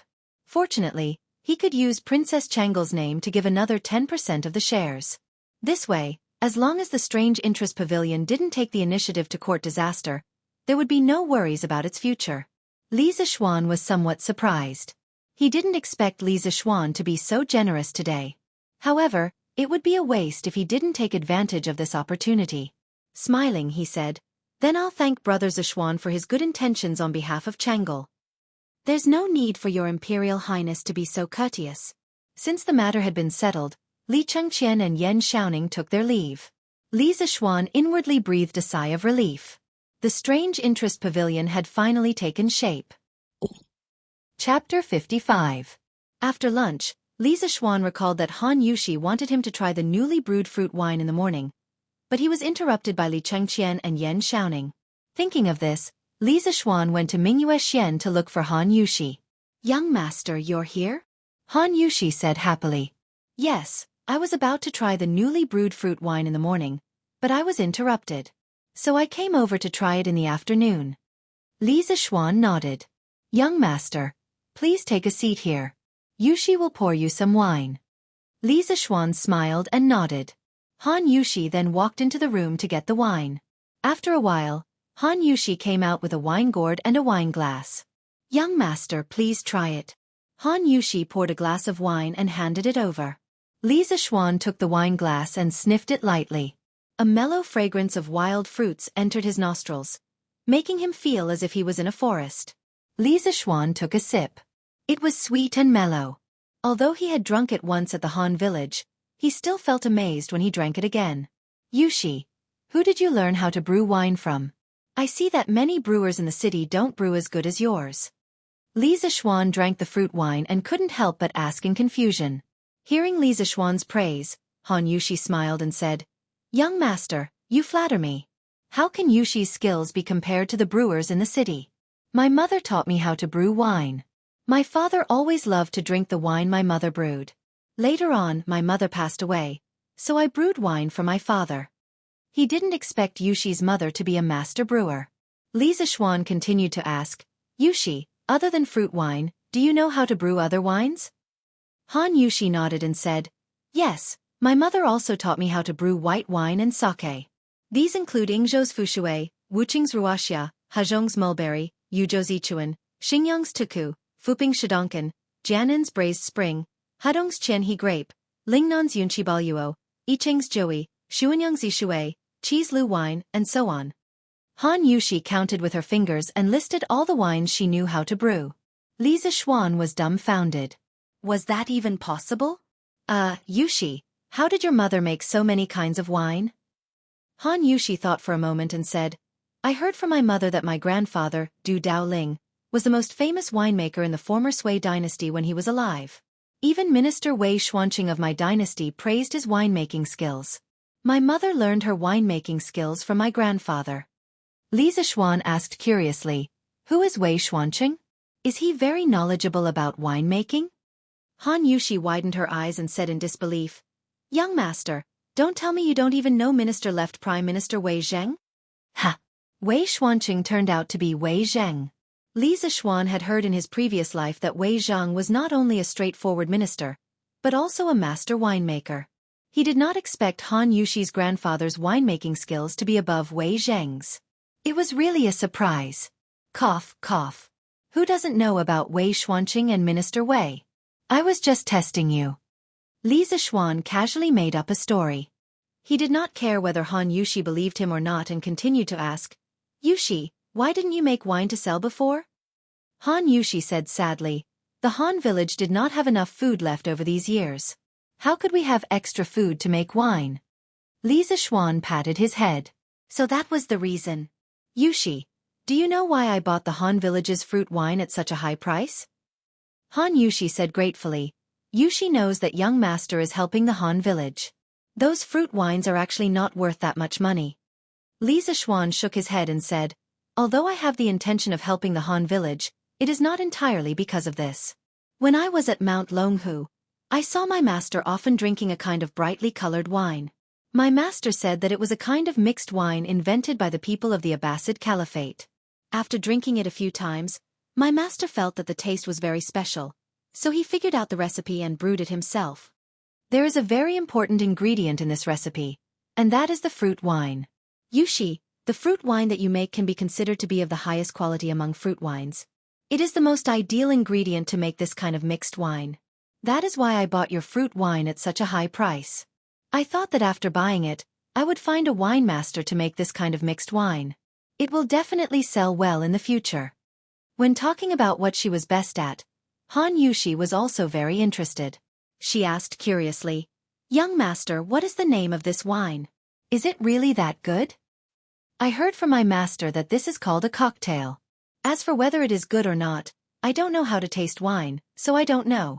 But my master has tasted all kinds of good wine in the world, and in the end, he only has a soft spot for this cocktail. I think that the taste of this wine should not be bad. Li Zishuan continued to use his master as a shield. That's right. Li Zishuan wanted to make a cocktail.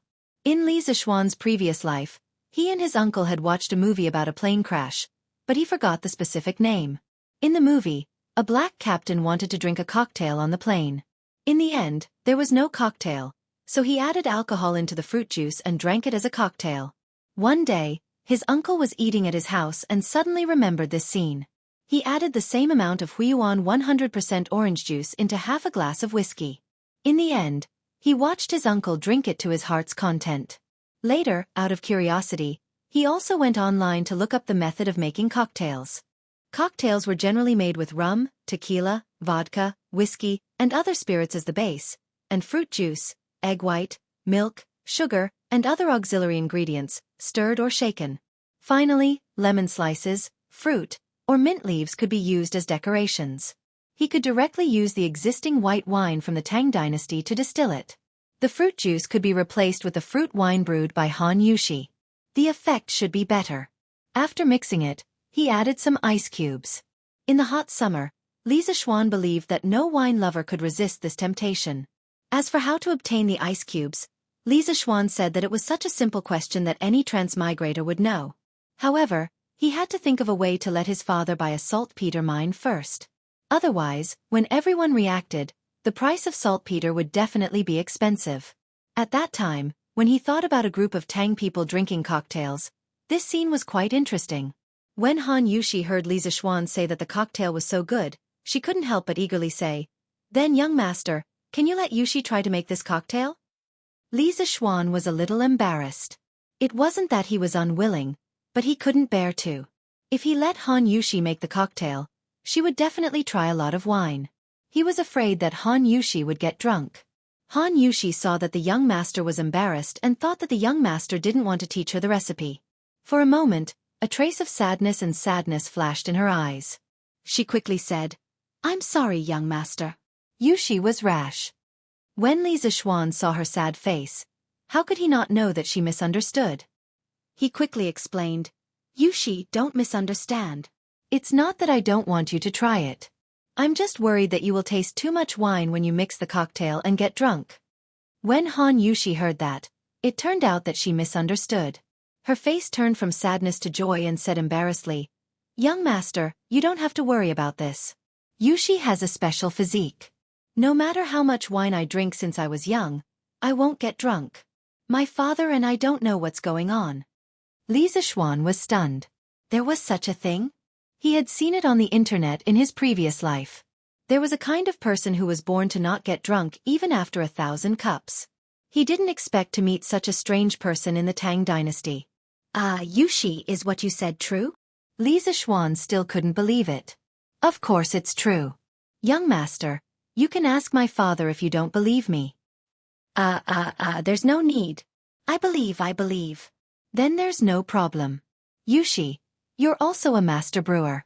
I'll copy the recipe for you later. As for the ratio of the various ingredients, you can slowly try it.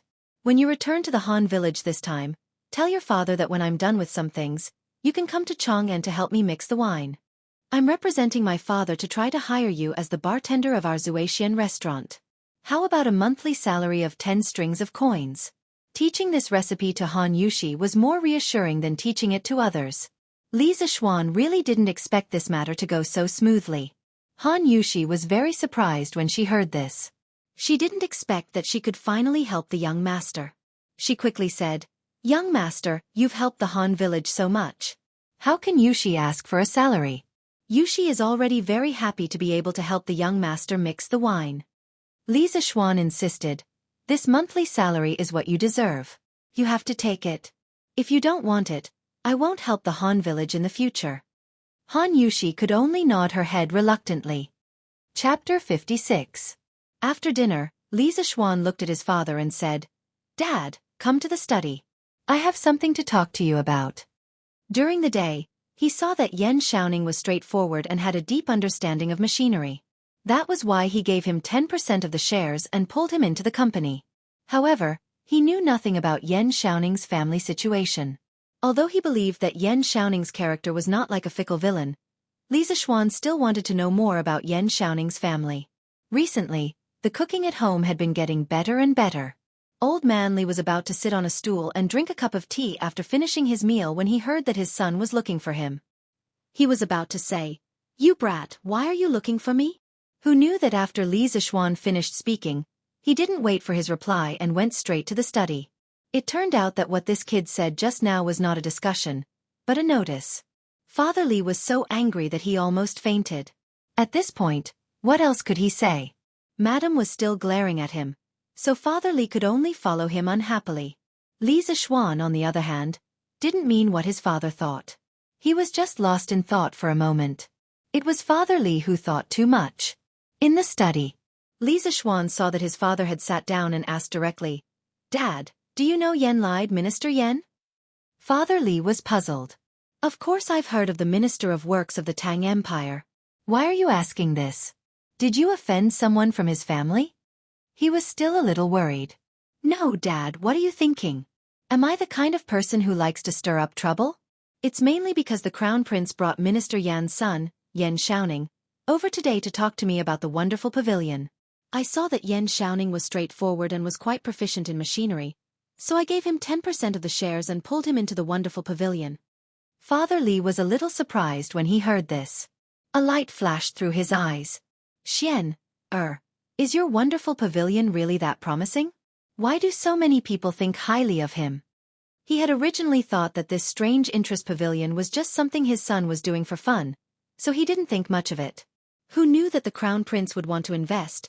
And now the son of the Minister of Works, Old Man Li, who had been in business for many years, immediately smelled a business opportunity.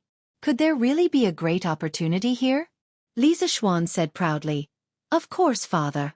My wonderful taste pavilion is going to dominate the Tang Empire in the future.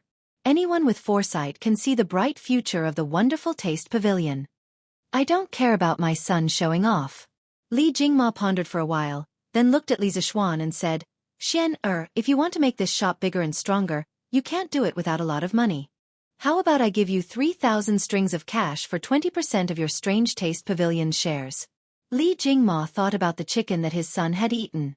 Now, he had high hopes for his Strange Interest Pavilion and wanted to get a share of the profits. When Li Zishuan heard this, he immediately shook his head like a rattledrum. "Father, this Strange Interest Pavilion is my first business. I don't have many shares in my hands. Besides, we are a family. Why should we be so clear about it?" This little rascal. Old Man Li could only stare at him angrily. "Father, I'm still talking about business with you. What do you think of the Yan family? There won't be any problems if I cooperate with Yan Xiaoning, right?" Seeing that his father was leading him astray, Li Zishuan quickly changed the topic. Li Jingma thought about it seriously then said slowly, "I've heard of Minister Yan. Minister Yen came from an engineering family. He was a master craftsman in the 9th year of Wuda, and was promoted to the Minister of Works this year. Minister Yen is an upright person with superb skills. He has great attainments in architecture, craftsmanship, and painting. He can be considered a master of his generation. The current Chang and city of the Tang Empire was planned and designed by Minister Yen. His younger brother, Yen Liben, is a master craftsman. He is very good at calligraphy and painting. As for his son, Yen Xiaoning, I don't know much about him. However, the Yen family is very strict and is a true family of gentlemen. If you cooperate with Yen Xiaoning, there will only be benefits and no disadvantages. When Li Zixuan heard that Yen Liben was Yen Lide's younger brother, he was shocked and opened his mouth wide. He might not have heard of Yen Lide, but who didn't know of Yen Liben's name in his previous life? He was a great painter in the Tang dynasty. His walking carriage painting and portraits of past emperors were treasures passed down from generation to generation. Li Zixuan didn't expect the friend he just made today to have such an amazing family background. He swallowed his saliva and said, "Well, since father said so, then I can rest assured." After that, he turned to go back to his room to sleep. Don't you want to consider father's suggestion? That's 3,000 strings of cash. Old man Li didn't give up on the idea of getting a share and shouted from behind. Li Zixuan hurriedly quickened his steps and ran away. Although his family had a lot of money, it was more comfortable for him to spend his own money. Strange Interest Pavilion's embryonic form had been formed and he didn't lack funds now. He was just waiting for this young eagle to take off. This stinking brat. West Courtyard. Li Zixuan laid on his bed and couldn't help but think of the strange scene in his mind when he was drawing during the day. Although he could rely on the memories of his previous life to imagine the three-dimensional structure of the ball bearing in his mind, it was only a vague illusion and not a real thing. However, the ball bearing in his mind during the day was real and clear as if there was a real ball bearing in front of his eyes. At that time, he even felt that he could make it rotate 360 degrees at will. As a young man from the 21st century, Li Zixuan didn't believe in ghosts and gods. However, he couldn't explain what happened during the day, so he could only try again. At that moment, Li Zixuan closed his eyes and began to recall the structure of the ball bearing. Sure enough, a realistic three-dimensional model immediately appeared in his mind. At that moment, there was no one to disturb him, so Li Zixuan could finally relax and boldly observe. It would be great if I could enlarge it. Li Zixuan saw that the structure of the ball bearing was too small and couldn't be seen clearly. He felt that it was a fly in the ointment. As if it had heard his thoughts, the model in his mind began to enlarge rapidly, and all the minute structures on it could be seen clearly. Li Zixuan was so shocked that his mouth opened wide. How the F***ck could this work? That scared me to death. Since it can be enlarged, can it be rotated? Li Zixuan silently thought about the rotation in his mind. Who knew that the model would also start to rotate? What the F***ck? Did my brain become a computer? This scene was very familiar to Li Zixuan. This was because in his previous life, when he used a drawing software on his computer to draw a 3D model of some parts or machines, those drawings could be enlarged or rotated 360 degrees with the help of the mouse. Right now, it was as if there was this software in his brain. What the hell was this? Li Zixuan's heart had a trace of fear of the unknown, but also a trace of excitement. He opened his eyes and looked around. After confirming that he was alone in the room, he closed his eyes again. Since the ball bearing works, can I change it to something else? Li Zixuan was eager to try. Let's try a bicycle? Li Zixuan's mind moved and a 3D model of an unbranded bicycle appeared in his mind. The outline of every part of the bicycle and every assembly could be seen clearly. Li Zixuan could even see every grain on the tires. Could this be my golden finger? I can recreate a 3D model of a modern object in my mind? As if he had found a new toy, Li Zixuan was having a lot of fun. Cylinders, water wheels, motorcycles, etc., flashed through his mind. After a while, Li Zixuan became a little arrogant. He wanted to create a big treasure. Why don't I try a tank? Li Zixuan's mind moved and a huge armored tank appeared in his mind.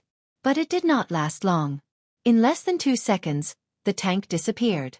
Immediately after, there was a sharp pain in his mind. It was not physical pain, but mental pain. Li Zixuan had never experienced this kind of pain before. He could not help but groan and pass out.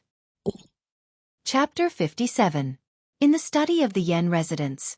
A lean and elegant old man stared at the drawing on the table for a long time without saying a word. After a long time, the old man finally turned around and said to the young man in front of him, "Ning-er, this drawing method and the ball bearing were invented by Li Zixuan?" Yen Xiaoning nodded. "Yes, father." This old man was the Minister of Works. Yen lied. The drawing on the table was exactly the same as what Li Zixuan drew during the day. It turned out that Yen Xiaoning used his memory to copy the drawing that Li Zixuan drew during the day. A light flashed in Yen Li's eyes as he praised, "I have never seen such a drawing method before, but it is indeed very convenient and worth popularizing. Furthermore, this ball bearing is truly a genius creation, but it's a pity that it's difficult to manufacture. I don't know who his teacher is, but his knowledge of machinery is so profound. I'm afraid he has already caught up to you, Ning. He is a promising talent. Ning, you should invite him back to the manor some other day and test him for father. If he is really talented, this old man will ask His Majesty to give him an official position in the Imperial Censorate." Yen Xiaoning smiled bitterly. "Father, I also told Li Zixuan today, but he said he wants to be filial at home and doesn't want to be an official right now." Yen Li glared and said angrily, "Nonsense, with such talent, how can he not work for the country? Call that brat over some other day and I will talk to him. At such a young age, he is already not thinking about improving himself. How ridiculous." The next day before dawn, Li Zixuan woke up. He woke up in pain. He felt as if there were thousands of needles stabbing into his brain. Li Zixuan felt that it would be better if he just fainted, but this kind of thing couldn't be fainted so easily. Li Zixuan held his head in pain. His face was ferocious and his veins were bulging. Large beads of sweat rolled down his forehead and down his back. Waves of piercing pain came from the depths of his soul, causing Li Zixuan to groan uncontrollably. But at this time, it was usually the time when people were sleeping soundly. Xiao He and Xiao Shi were still sleeping soundly in the room outside. "Am I going to die the moment I transmigrated to the Tang dynasty? Wasn't I just thinking about the tank? You damned heavens! You want to kill yours truly the moment yours truly found out that he had a cheat as well? This Goldfinger doesn't even have King instruction manual. I don't even know if I can use it for a treasure like a tank." Li Zixuan's heart flashed with anger and unwillingness. He had just discovered that he had a cheat, but he did not expect that he would lose his life because he did not use it properly. How can he blame me for this? This young master doesn't know what to use and what not to use. Just as Li Zixuan felt that his head was about to explode, there was a slight fluctuation in his dantian. Then, there was a cooling sensation in his mind, which slightly relieved Li Zixuan's pain. Li Zixuan was shocked. He suddenly remembered that he was severely injured at Zhongnan Mountains. Sun Simiao had said that he would need to rest for a month to recover. But he had used the Taishan Sutra and recovered more than half of his injuries in a day. This meant that the Taishan Sutra was very useful for healing injuries. But this time, it seemed to be a mental injury. He did not know if the Taishan Sutra would work. "Forget it. I don't care anymore. I'll just treat it as a last resort. If I don't take any measures, I'll probably die from the pain or become mentally disabled." Li Zixuan endured the pain in his mind and sat up. He crossed his legs on the bed and used all his strength to activate the 5th level of the Taishan Sutra. At this moment, there was a warm feeling in his dantian. But it was of no use. His mind was still in extreme pain. Li Zixuan's face hardened. "I don't believe it. I'll fight you to the death today." Forcing himself to be alert, Li Zixuan planned to go all the way. Regardless of the pain in his mind, he crazily activated the Taishan Sutra again and again. He did not know how many times he had activated it. The true energy in Li Zixuan's body was constantly being compressed. His body was completely soaked in sweat, and water could be wrung out of his clothes. At this moment, his face was extremely pale and he was in extreme pain. His hard work paid off. The quantitative change finally led to a qualitative change. Li Zixuan felt as if a trace of the compressed true qi had unexpectedly turned into a drop of liquid. He only heard a clear, ding-dong sound. His previously incomparably violent mind immediately calmed down when he heard this clear sound. At this moment, Li Zixuan's mind felt extremely clear. It was as if the dry and cracked earth had welcomed the moisture of rain. He was so comfortable that he wanted to shout. Could it be that my Taishan Sutra has broken through to the 6th level? This was Li Zishuan's first reaction. After a careful examination, he found that the Taishan Sutra was still at the 5th level. However, it seemed to be closer to the 6th level than before. In other words, it would not take long for him to become a master. But why did the pain in his mind disappear? Could it be that the Taishan Sutra could not only heal physical injuries, but also mental injuries? Li Zishuan could not find any other explanation. He could only think of it this way. But why did he almost kill himself when he experimented with the tank last night? Was it because the tank was too big and its structure too complicated? Could it be that his mind could not handle such a large amount of information? Should he try again? Li Zishuan was courting death. Li Zishuan had no other choice but to slowly try it himself. In the time travel novels he had read in his previous life, the main character would usually receive a system grandpa to explain how to use the gold finger. However, this gold finger of his did not even have a manual. He could only rely on himself to figure it out. Li Zishuan immediately thought of small objects such as screws. Slowly, the things in his mind became bigger and more complicated. It was only when he thought of the cars in his previous life that Li Zishuan felt a sharp pain in his mind. Li Zishuan knew that this should be his limit. He immediately stopped thinking. He did not want to continue the painful feeling from before. Li Zishuan was now sure that this gold finger of his should be able to construct a three-dimensional model of some industrial machinery and parts in his mind. Then he could turn these models into detailed blueprints through his own hands. However, this gold finger seemed to have limitations on the size and complexity of the object. With his current ability, he could barely construct complex industrial products like cars. However, Li Zishuan was already very satisfied with this. Although he had studied mechanical design in his previous life, it did not mean that he could draw a three-dimensional model of some of the mechanical structures in his previous life. He believed that no one would be so free as to memorize all the mechanical structures in their mind. Since this Taishan Sutra could heal mental injuries, would it be able to strengthen his mental strength? If his mental strength was strengthened, would he be able to construct more complex objects? Ever since he had transmigrated into this body, Li Zishuan clearly felt that his memory was much better than in his previous life. Previously, Li Zishuan had thought that this was a benefit that all transmigrators had. However, now that he thought about it, this did not seem to be the case. It should be that the Taishan Sutra could not only strengthen his body but also his mental strength. The more Li Zishuan thought about it, the more he felt that his speculation was extremely close to the correct answer. If this was really the case, then when the Taishan Sutra broke through to a higher level in the future, would it not mean that he would be able to construct larger and more complex machine models in his mind? Thinking of this, Li Zishuan was a little excited. However, at the same time, he felt that this gold finger of his was a bit of a scam. If the body that he had transmigrated into had not learned the Taishan Sutra, which was an inner force skill that could not only strengthen the body but also the mind, then wouldn't that mean that his gold finger would be useless? It would probably be difficult to even construct a screw model in his mind. Thinking of this gold finger was too much of a scam. It even needed to be complemented by internal strength. It seemed that in the future, other than improving his skills, there would be another purpose for training, and that would be to activate a more powerful gold finger. Sigh, since the sun is not up yet, let's train for a while more. The miserable Li Zishuan had turned into a training machine again. Chapter 58. Early in the morning, Li Zishuan heard the drums of dawn being beaten outside. He knew that a new day had begun. Having narrowly escaped death last night, Li Zishuan was covered in sweat. At this moment, his body was sticky and uncomfortable.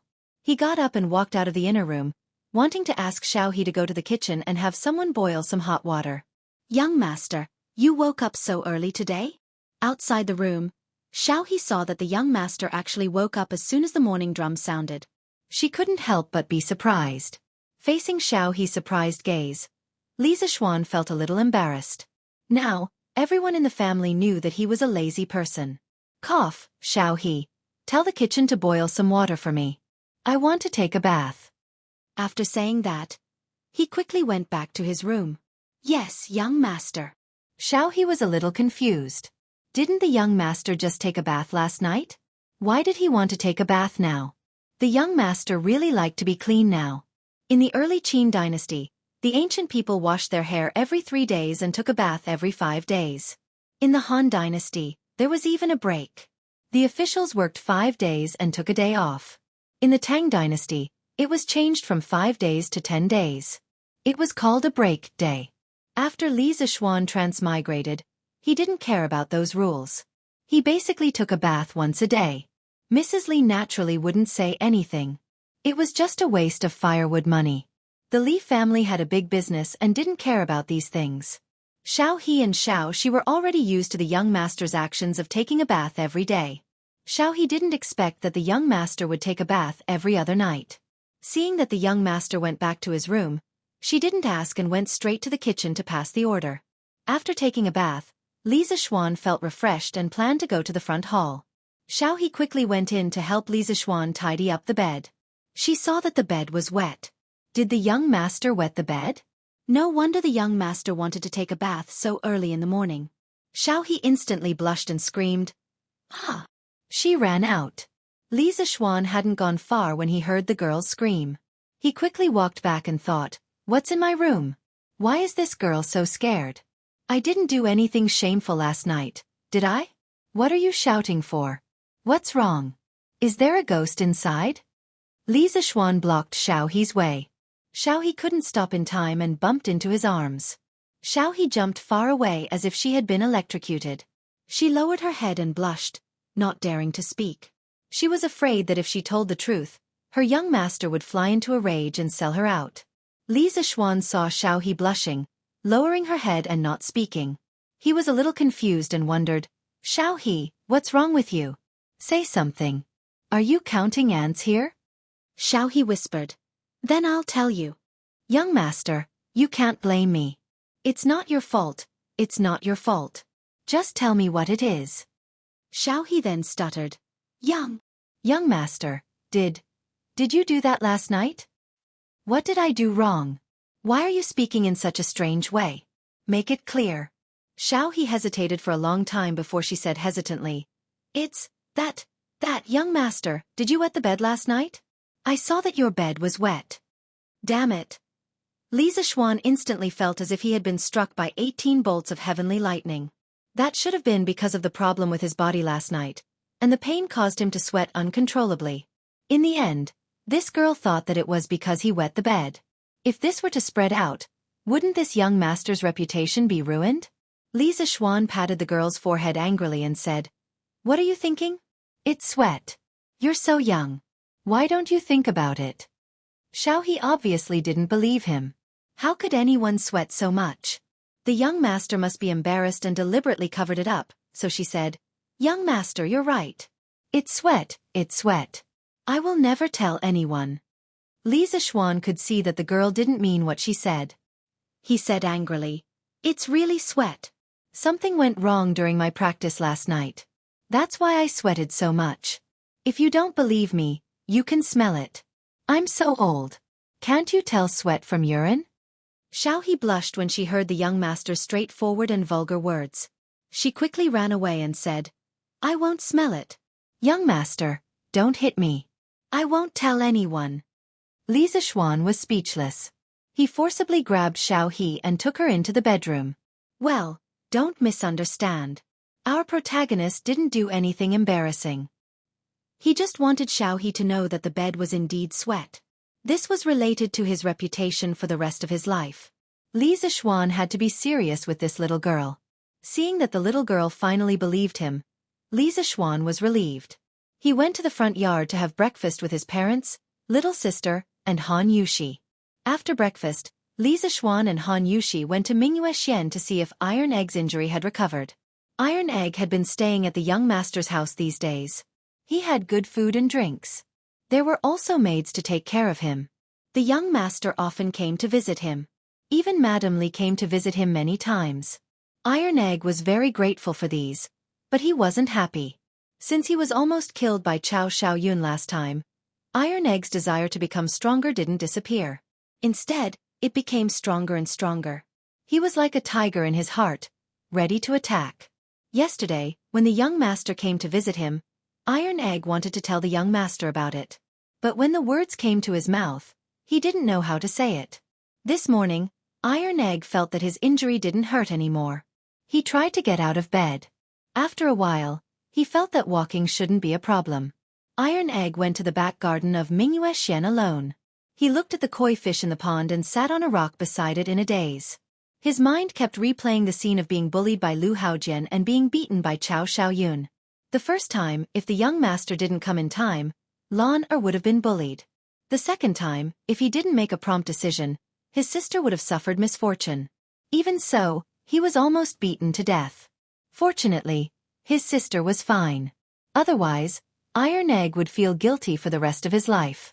Although the two incidents didn't cause any serious consequences, there was a lot of luck involved. Iron Egg didn't want to be so lucky for the rest of his life.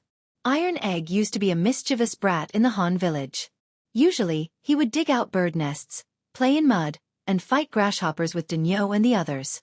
Children at this age were carefree because even if something happened, their parents would help them shoulder the burden. But these two incidents made Iron Egg realize that the outside world wasn't beautiful. His father couldn't be by his side all the time and shelter him from the wind and rain. Besides, his father would grow old one day. He couldn't rely on his father for the rest of his life. He wanted to become strong. He wanted to be as strong as the young master. That way, he could protect his sister and the people who cared about him, such as Lan. He estimated that he and his sister would be leaving the young master's house in the next 2 days. No matter what, he had to beg the young master to teach him martial arts. Whether the young master agreed or not, he had to try. Iron Egg kept encouraging himself in his heart. He had to perform well and be sincere so that the young master would accept him. At this moment, voices came from the entrance of Mingyue Xian. Iron Egg walked out of the garden and saw that the young master and his sister had come together. He quickly went to greet them. "Young master, you're here." "Iron Egg, why are you out of bed?" Li Zixuan saw Iron Egg walk over and was shocked. Iron Egg smiled and said, "Young master, Iron Egg's injuries are almost healed. He can barely walk." "Oh, that's good. Iron Egg, you were injured so badly that I was worried sick." Seeing that Iron Egg's injuries were finally healed, Li Zixuan was happy. "Young master, since Iron Egg's injuries are healed, I'll go back with Iron Egg today. My father hasn't seen Iron Egg for a few days. He must be worried sick." Although she didn't want to leave, Iron Egg's injuries were healed. There was no reason for them to continue living here. Han Yushi said goodbye to Li Zixuan. Iron Egg heard his sister say this and felt a little nervous. He still hadn't told the young master about his situation. Li Zixuan waved his hand and said, "There's no rush. Iron Egg's injuries are just healed. Let him rest for another day. I'll go back with you tomorrow. I'm going to the Han village to find your father." Thinking about it, her father should have raised enough money. She had to go to the Han village to find Han Lijing as soon as possible to finalize the matter of raising chickens. After calculating how many chickens the village could raise, they could then purchase the chicken seedlings. Since the young master said so, Han Yushi could only nod. Iron Egg heard this and breathed a sigh of relief. He secretly thought that he should hurry up. Taking a deep breath, Iron Egg felt that he couldn't wait any longer. He carefully said, "Young master, Iron Egg has something to tell you." What's the matter with Iron Egg? Li Zixuan was a little curious. He had always admired this child. He planned to go to the Han village to talk to Han Lijing and see if he could keep Iron Egg by his side. At this moment, Iron Egg resisted the nervousness in his heart and the pain in his body. With a plop sound, he knelt in front of Li Zixuan. Iron Egg knew that he didn't have money or ability. He didn't have anything to show. He could only follow the storytellers in the restaurants and use his sincerity to move the young master. Li Zixuan and Han Yushi were shocked by this kneeling. Why couldn't this child talk nicely? Why did he have to kneel? Li Zixuan wanted to pull Iron Egg up, but Iron Egg hurriedly waved his hand to stop him. "Young master, Iron Egg wants to be your disciple. I beg you to teach me martial arts. Iron Egg wants to become strong. He wants to protect my sister and everyone who cares about Iron Egg from harm. I beg you, young master, to agree." Iron Egg knows that he doesn't have money or ability, but Iron Egg will remember young master's kindness for the rest of his life. After saying this, he was about to kowtow. This time, Li Zixuan ignored Iron Egg's attempts to stop him and quickly pulled Iron Egg up. This child must have heard too many stories. Even if he wanted to be his disciple, he didn't need to kneel and kowtow. Li Zixuan was also shocked by Iron Egg's words. Was this still the shy brat he saw before? After all, Iron Egg was only 6 or 7 years old. It seemed that after experiencing these two things, Iron Egg had matured a lot. Sure enough, setbacks were a catalyst for a person to mature quickly. Han Yushi was also a little surprised by her brother's actions. When she heard Iron Egg's words, she was a little touched. She couldn't help but think of the scene where Iron Egg stopped Chao Xiaoyun regardless of the danger and let her go first. Han Yushi couldn't help but tear up. Her brother had grown up. Han Yushi was both touched and gratified. She looked at Li Zixuan and wondered if the young master would agree. Chapter 59. After being pulled up by Li Zixuan, Iron Egg's eyes were still fixed on Li Zixuan. He really hoped that the young master would accept him. Feeling the deep pleading in Iron Egg's eyes and recalling the words of Iron Egg, Li Zixuan could not help but feel touched. This child was only 6 or 7 years old. It was not that he could not accept him as a disciple, but there were some things that had to be made clear in advance. Li Zixuan turned around and put his hands behind his back. After thinking for a while he said, Iron Egg, you risked your life to save Lon. I have always been grateful to you. But if you want to be my disciple just to learn martial arts and not be bullied, I can't accept you. Iron Egg asked anxiously, Why, young master? Han Yushi also looked at Li Zixuan curiously. She heard the young master's words. It seemed that Iron Egg did have a chance. Li Zixuan said slowly, Heroes use martial arts to break the rules.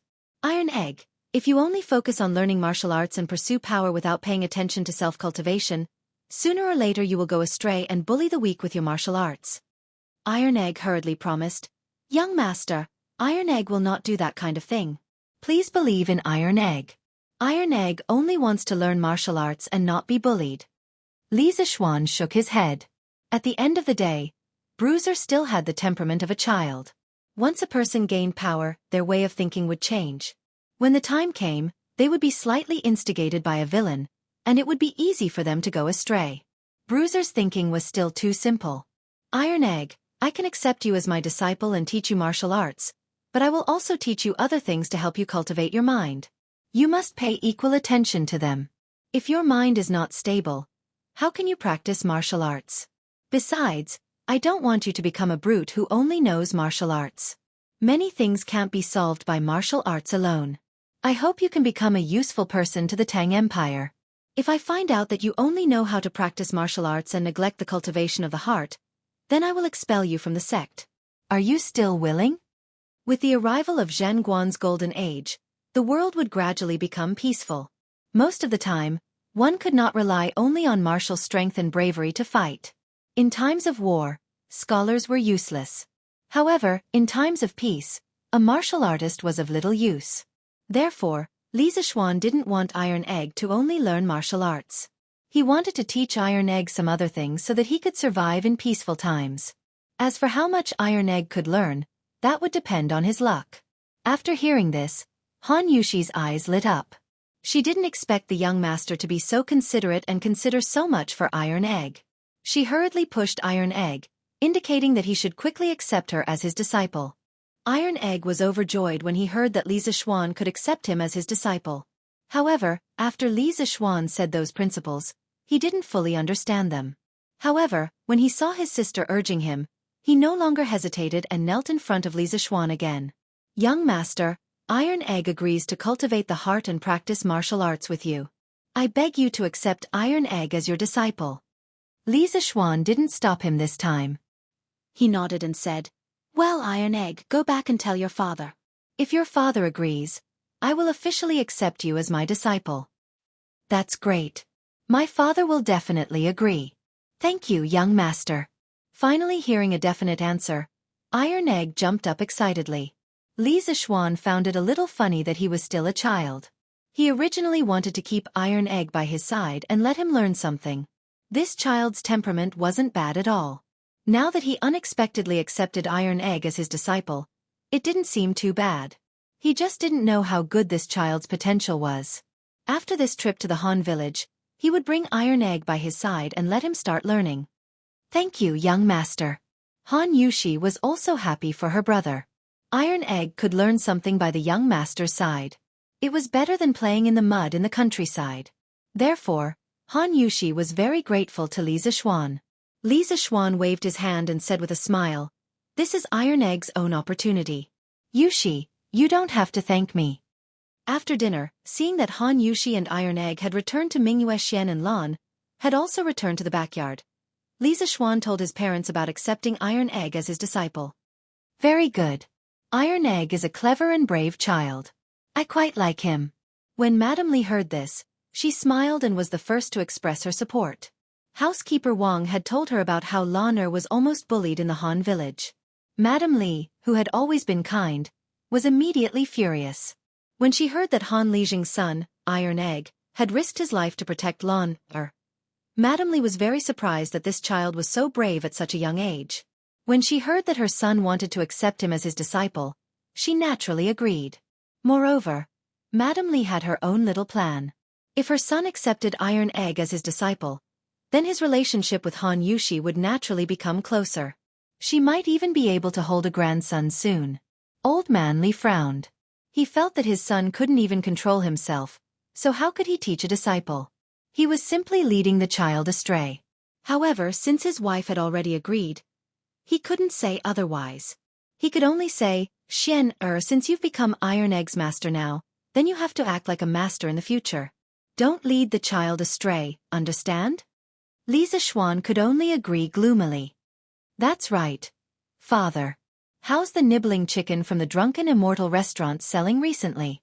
Are there any other restaurants that imitate the nibbling chicken?" Old Man Li frowned and felt a little surprised. He asked, "Xian, how did you know that there are restaurants that imitate the nibbling chicken?" It seemed that he had guessed correctly. As expected, he still couldn't underestimate the wisdom of the ancients. Li Zixuan sighed and said, "I guessed, but I didn't expect it to be so." "Father, then are the sales of our nibbling chicken not as good as before?" Li Jingma nodded and said, "A few days ago, the Yunqi restaurant in the East City also released their nibbling chicken. Although the taste is a little different from our Drunken Immortal restaurants, their price is cheaper. One serving is only 700 copper coins. Recently, the sales of our nibbling chicken have dropped by about 30%, and it's still continuing to drop. Then father, tell shopkeeper Lu to give some discounts to the Drunken Immortal restaurant's nibbling chicken. For example, every month, they'll sell it at half price or something. In any case, our cost is low and the taste is good. We're not afraid of a price war with them." Old Man Li thought about it and nodded in agreement. "That's also a good idea. But Xian, why do you care so much about the sales of the nibbling chicken? Even if the Drunken Immortal restaurant doesn't have the nibbling chicken, their business has always been very good." Although the nibbling chicken was very profitable, Li Jingma's family business was big, so he didn't care too much about it. Li Zixuan said matter-of-factly, "Father, people fight for their dignity, and Buddha fights for an incense stick. This nibbling chicken was invented by us. Why should we let these imitators earn more than us? Father, first tell shopkeeper Lu to lower the price for a while. After I go to the Han village and settle the matter of raising chickens, I'll make something good for the Drunken Immortal restaurant. When the time comes, I'll see how the Yunqi restaurant will compete with us."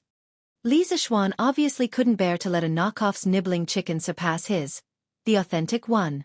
His father didn't care about this bit of money, but he did. Hearing that his son was going to make something new, Li Jingma was curious and asked, "Xian, what are you going to make?" "Father will naturally find out in the future." "That's right, father. How's the preparation of the 300,000 strings of string of money?" Old Man Li glared at him and said, "Naturally, there's no problem. The funds will all be in place by tomorrow. When the time comes, I'll send the money to the family storehouse. I'll give you the key." Then thank you, father. Your son will go to the Han village tomorrow and explain the matter of raising chickens to the villagers. Then we'll start buying the chicken seedlings. This autumn harvest, father, you must remember to send people to buy grain." "Yes, father knows. You just have to take care of your own matters. You're not young anymore. It's time for you to learn how to do some things. This matter can be considered a test for you." Li Zixuan nodded and said solemnly, "Your son understands the importance of this matter. I won't mess it up." Chapter 60. The next day, after breakfast. When Li Zixuan saw that Tai Dan was walking more naturally and easily than yesterday, he knew that Tai Dan's injuries were more or less healed. He called San Bao over and asked him to hire a carriage to head to the Han family manor. But in his heart he thought, after Yan Xiaoning finished making the roller bearings, I have to make a luxurious carriage for my family first. Otherwise, I have to hire a carriage every time I go out. How troublesome it is.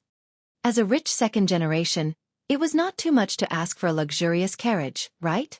After letting Iron Egg and Han Yushi get on the carriage, Li Zixuan was embarrassed to go in the same carriage as Han Yushi.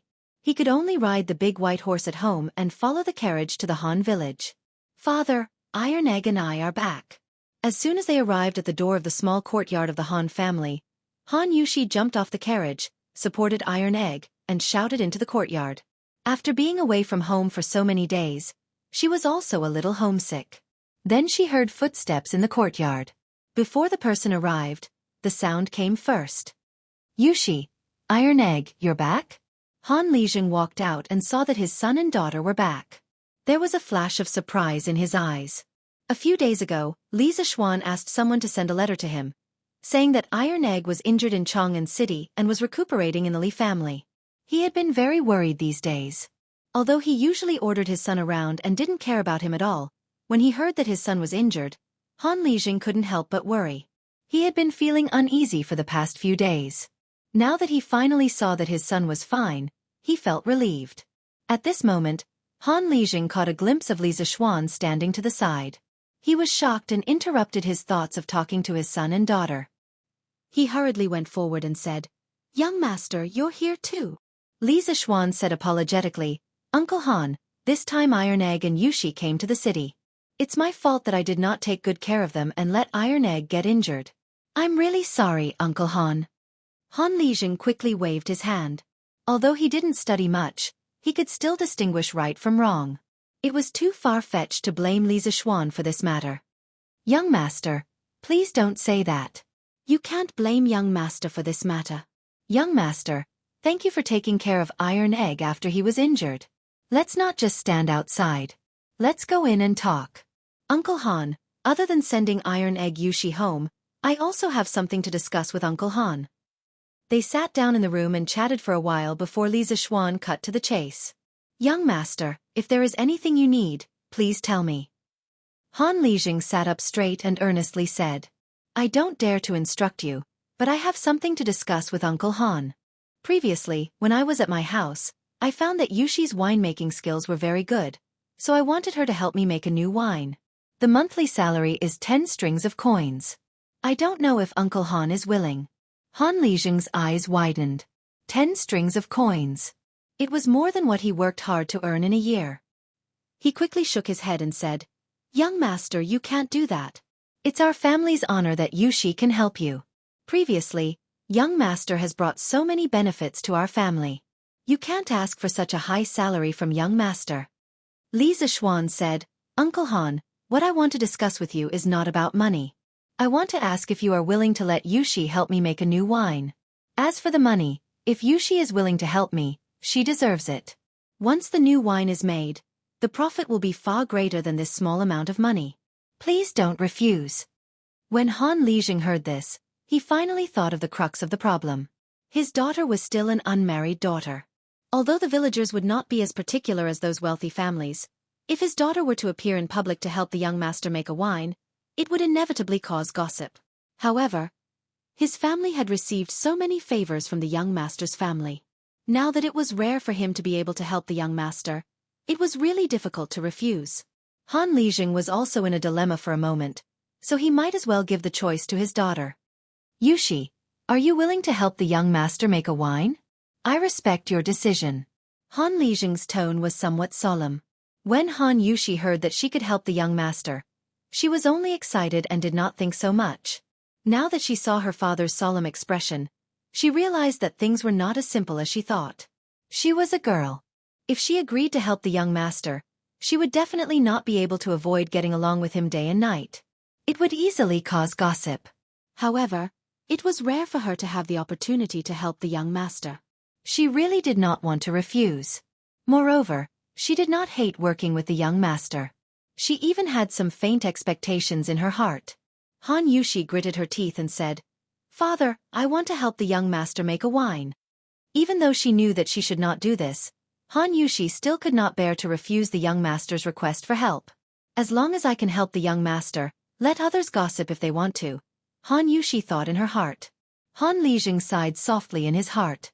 Ever since Li Zixuan left the Han family manor last time, he realized that there was something wrong with his daughter. However, as a father, it was really difficult for him to speak about a girl's private matters. If only the child's mother was still alive.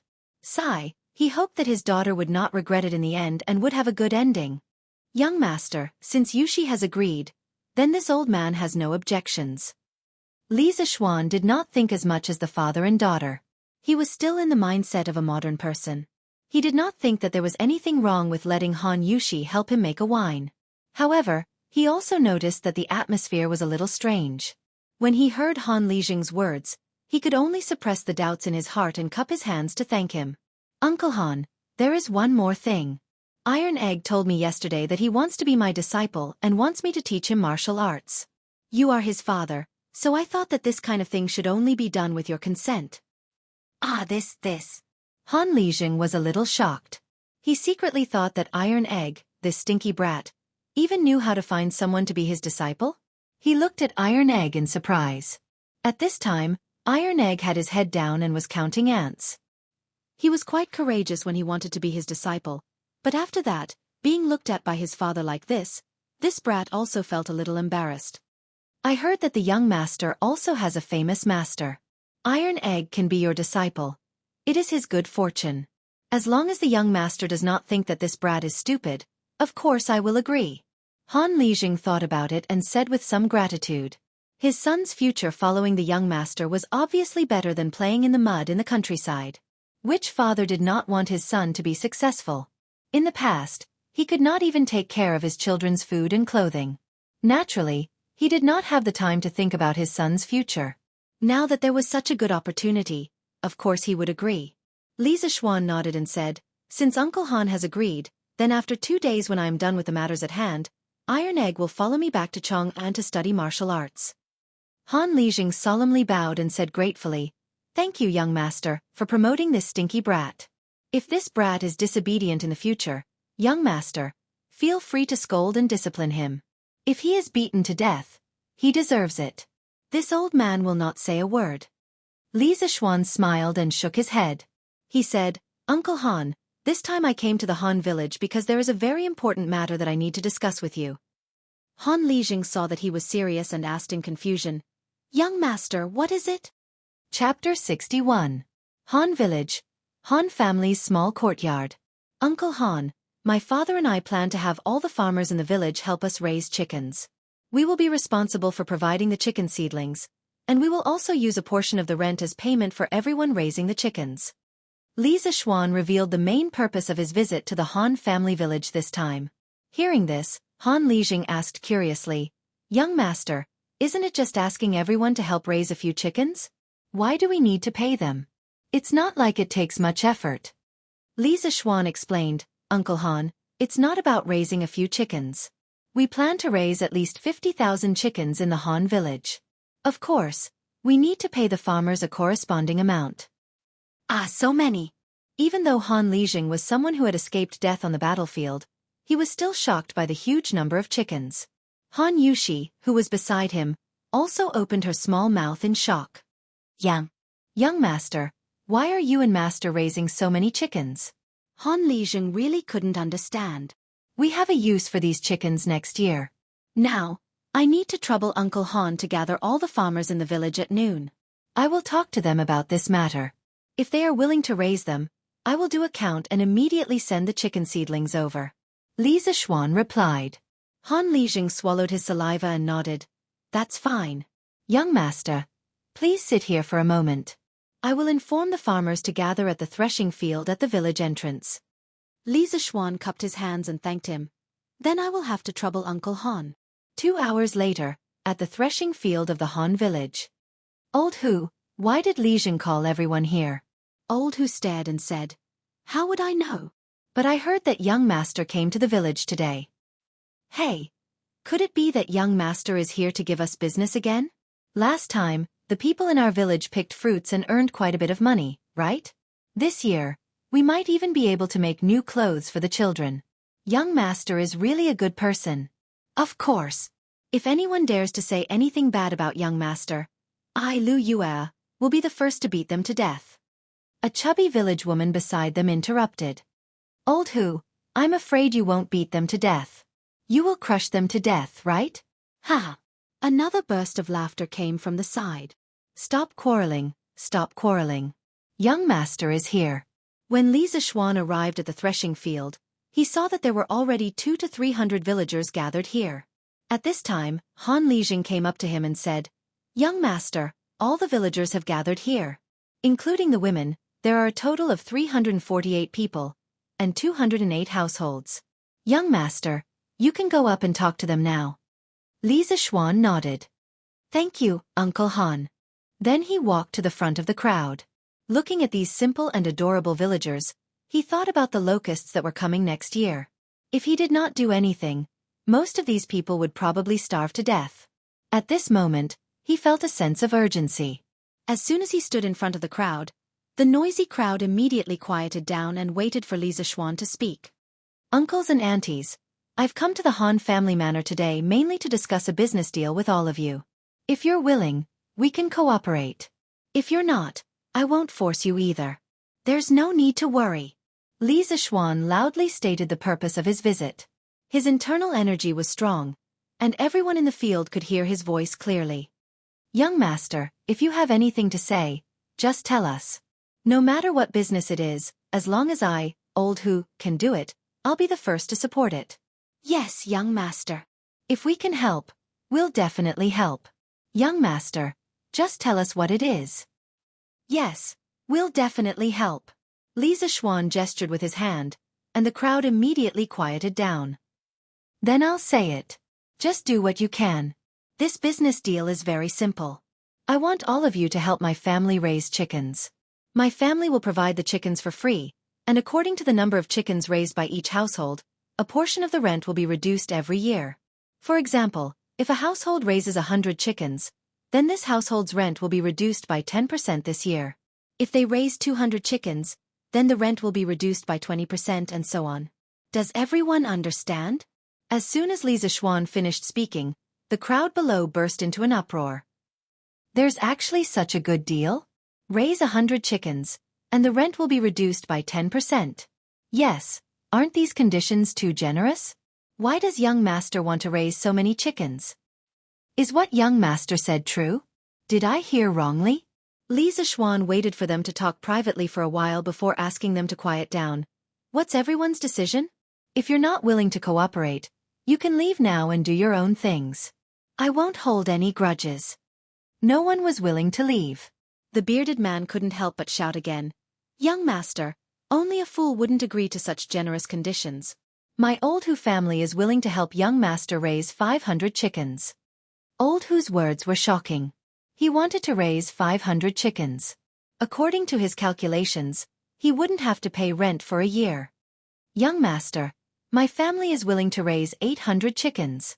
With someone taking the lead, the people behind immediately began to fight with each other, fearing that they wouldn't be able to raise enough chickens. Li Zishuan coughed heavily, interrupting the noisy crowd, and said loudly, each family can raise a maximum of 400 chickens, and you must ensure that the chickens have at least an 80% survival rate. Please consider the number of chickens in your family and do what you can. Don't simply give a number. If you've thought it through, go to Han Lijing's place to register and sign the agreement. After a few days, I will send the chickens over. Only then did the crowd quiet down, and each of them was thinking about how many chickens they could raise. Young master, these chickens, whose eggs do they belong to? The village woman who called herself Lu Yu asked embarrassedly. You woman, young master has already given us so many benefits. Why are you still so greedy? Of course, these eggs belong to young master's family. The bearded man immediately jumped over and scolded angrily. Husband, I'm just asking. I didn't say that I'm greedy for these eggs. Lu Yu retorted without any confidence. Li Zishuan coughed heavily to stop the couple's quarrel and said loudly, the chickens that each family raises, and the eggs that they lay, belong to each family. I know that everyone doesn't have much food to feed the chickens, but I can pay for a chicken farm in the back of the mountain. Everyone can raise the chickens in the back of the mountain and let them find their own food. You can leave a few children to take care of them. In addition, in order to prevent the chicken plague, I will pay to help you build a ventilated chicken house, but you must clean the chicken house every day. I will also provide you with quicklime, and you can sprinkle it around the chicken house. When everyone heard this, they were so excited that their faces turned red. This benefit was too good. They didn't have to do anything at all. At most, they would just have to clean the chicken house. Farmers were never afraid of work. Calculating this, throughout the year, not only would they be able to reduce the rent, but the eggs that the chickens laid could also be sold.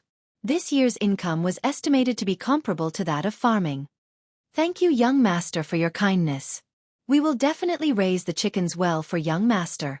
Not to mention an 80% survival rate, I can guarantee that 90% of the chickens will survive. Young master, my family has 5 children. Raising 400 chickens is no problem at all. Young master, my family also has 4 children. We can also raise 400 chickens. Seeing that everyone was so enthusiastic, Li Zishuan was also very gratified. His words were not in vain, so he shouted, "After everyone has thought about it, go to Han Lijing to report the number and press your fingerprint. In the next few days, I will send the chicken seedlings over one after another. According to the number that each of you reported, the chicken seedlings will be distributed. I hope that everyone will raise these chickens well." Han Lijing had already set up a table at the side. Han Yushi sat on the stool and held a brush, waiting for everyone to report the number. As soon as everyone heard Li Zishuan's words, they immediately scrambled to get to the table. Chapter 62. In the afternoon, in the small courtyard of the Han village. After Li Zishuan explained the matter of raising chickens to the villagers, he and Iron Egg returned to the small courtyard of the Han village to rest. There were no extra stools there, and standing was tiring. Li Zishuan's laziness had not been cured. Iron Egg, did you go to school before? Since he had nothing to do, he wanted to chat with his new disciple. Master, Iron Egg went to school in the village last year, but the village ran out of money to pay for the school, so the teacher ran away. Iron Egg no longer called Li Zishuan young master, but master. It was also the first time that Li Zishuan heard someone call him master, and he felt a little proud. He then asked happily, "Iron Egg, how many words did you learn after going to school for a year?" Iron Egg scratched his head and said embarrassedly, "Master, Iron Egg knows about 100 words. He was a famous brat in school, and his grades were not good. So little, not as good as Lan. Although Lan was young, her mother had taught her how to read and write when she was very young. Although Lan's writing skills were immature, it was almost the same as Li Zishuan's calligraphy." Li Zishuan patted Iron Egg's shoulder and said earnestly, "Iron Egg, you can't be illiterate. In the future, you have to learn from Lan every day. Even Lan knows more words than you. As a man, how can you be worse than a girl?" "Yes, master," Iron Egg answered with a bitter face. "Young master, we're back." Han Yushi's clear voice came from the door, followed by Han Lijing. Li Zishuan quickly got up and greeted them with a smile. "Uncle Han, Yushi, thank you for your hard work." Han Lijing waved his hand and said with a smile, "Young master, what are you talking about? With this livelihood, I'm afraid our Han manor will become the richest manor in the vicinity of Chang'an. No matter how hard it is, I, old Han, am willing to do it." Haha. "Yes, Uncle Han, you have to believe me. As long as the farmers work hard, their days will only get better and better." "All right. Have you calculated the number of chickens? How many chickens did the farmers register?" Han Lijing hurriedly handed the booklet in his hand to Li Zishuan and said, "Young master, the amount reported by each household in the Han village is recorded here. Yushi and I haven't had the time to calculate it yet." The main thing was that he had never been to school, so how could he know how to count? Li Zishuan flipped open the booklet and glanced at it. He found that almost every household had signed up for 400. Only about 20 households had signed up for 300 or 200. Han Lijing had also signed up for 400. After Li Zishuan practiced the Taishan Sutra, his brain's reaction was unusually fast. After he glanced at the booklet, he immediately calculated the total number in his mind. Closing the booklet, Li Zishuan smiled and said, "There's no need to trouble Uncle Han to calculate. I've calculated that the farmers have signed up for 78,600 chickens. I'll round it up. When the time comes, I'll purchase 80,000 chickens. Uncle Han, you can distribute the excess evenly to each household. Take it as a token of my appreciation to the farmers. The additional portion will not be included in the amount they have to pay me next year." Li Zishuan waved his hand and sent out an additional 1,400 chickens. Han Lijing saw that the young master calculated so quickly, and secretly thought that the young master was really knowledgeable. Iron Egg was the young master's disciple.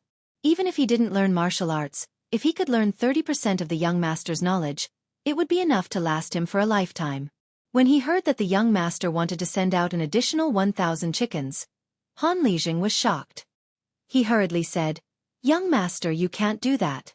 This young master's conditions are already generous enough. If you do that, won't you lose money?" Li Zishuan smiled and said, "Uncle Han, this isn't worth much. If the farmers can live a better life, I'll be happy. If my mother knew, she would be happier than I am. Oh right, Uncle Han, I also want you to help me find a type of person." "Young master, what kind of person are you looking for?" Han Lijing asked curiously. "That's right. Uncle Han, do you know a type of person who can make a flock of chickens very obedient? For example, if you tell the flock to head east, the flock will head east. Is there such a person?"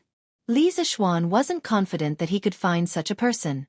If he really couldn't find such a person, then when the locust exterminating plan was implemented next year, he would have to hire a lot of people to chase the chickens down to the ground and eat the locusts. The efficiency would be very low. In his previous life, he had seen a lot of experts on the internet who could train chickens like they were their own arms. He just didn't know if there was such a person in the Tang dynasty. Han Lijing, who was listening at the side, was stunned.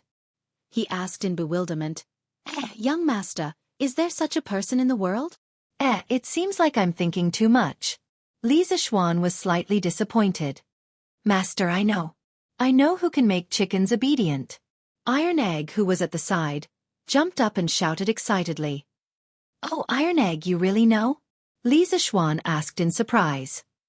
"Stinky brat, don't talk nonsense. How come I don't know that there is such a person in the farmstead?" Han Lijing frowned and scolded. "Father, there really is such a person. Uncle Hu's silly son, Uncle Hu's son, can make a flock of chickens obedient. Moreover, his sister also has this ability."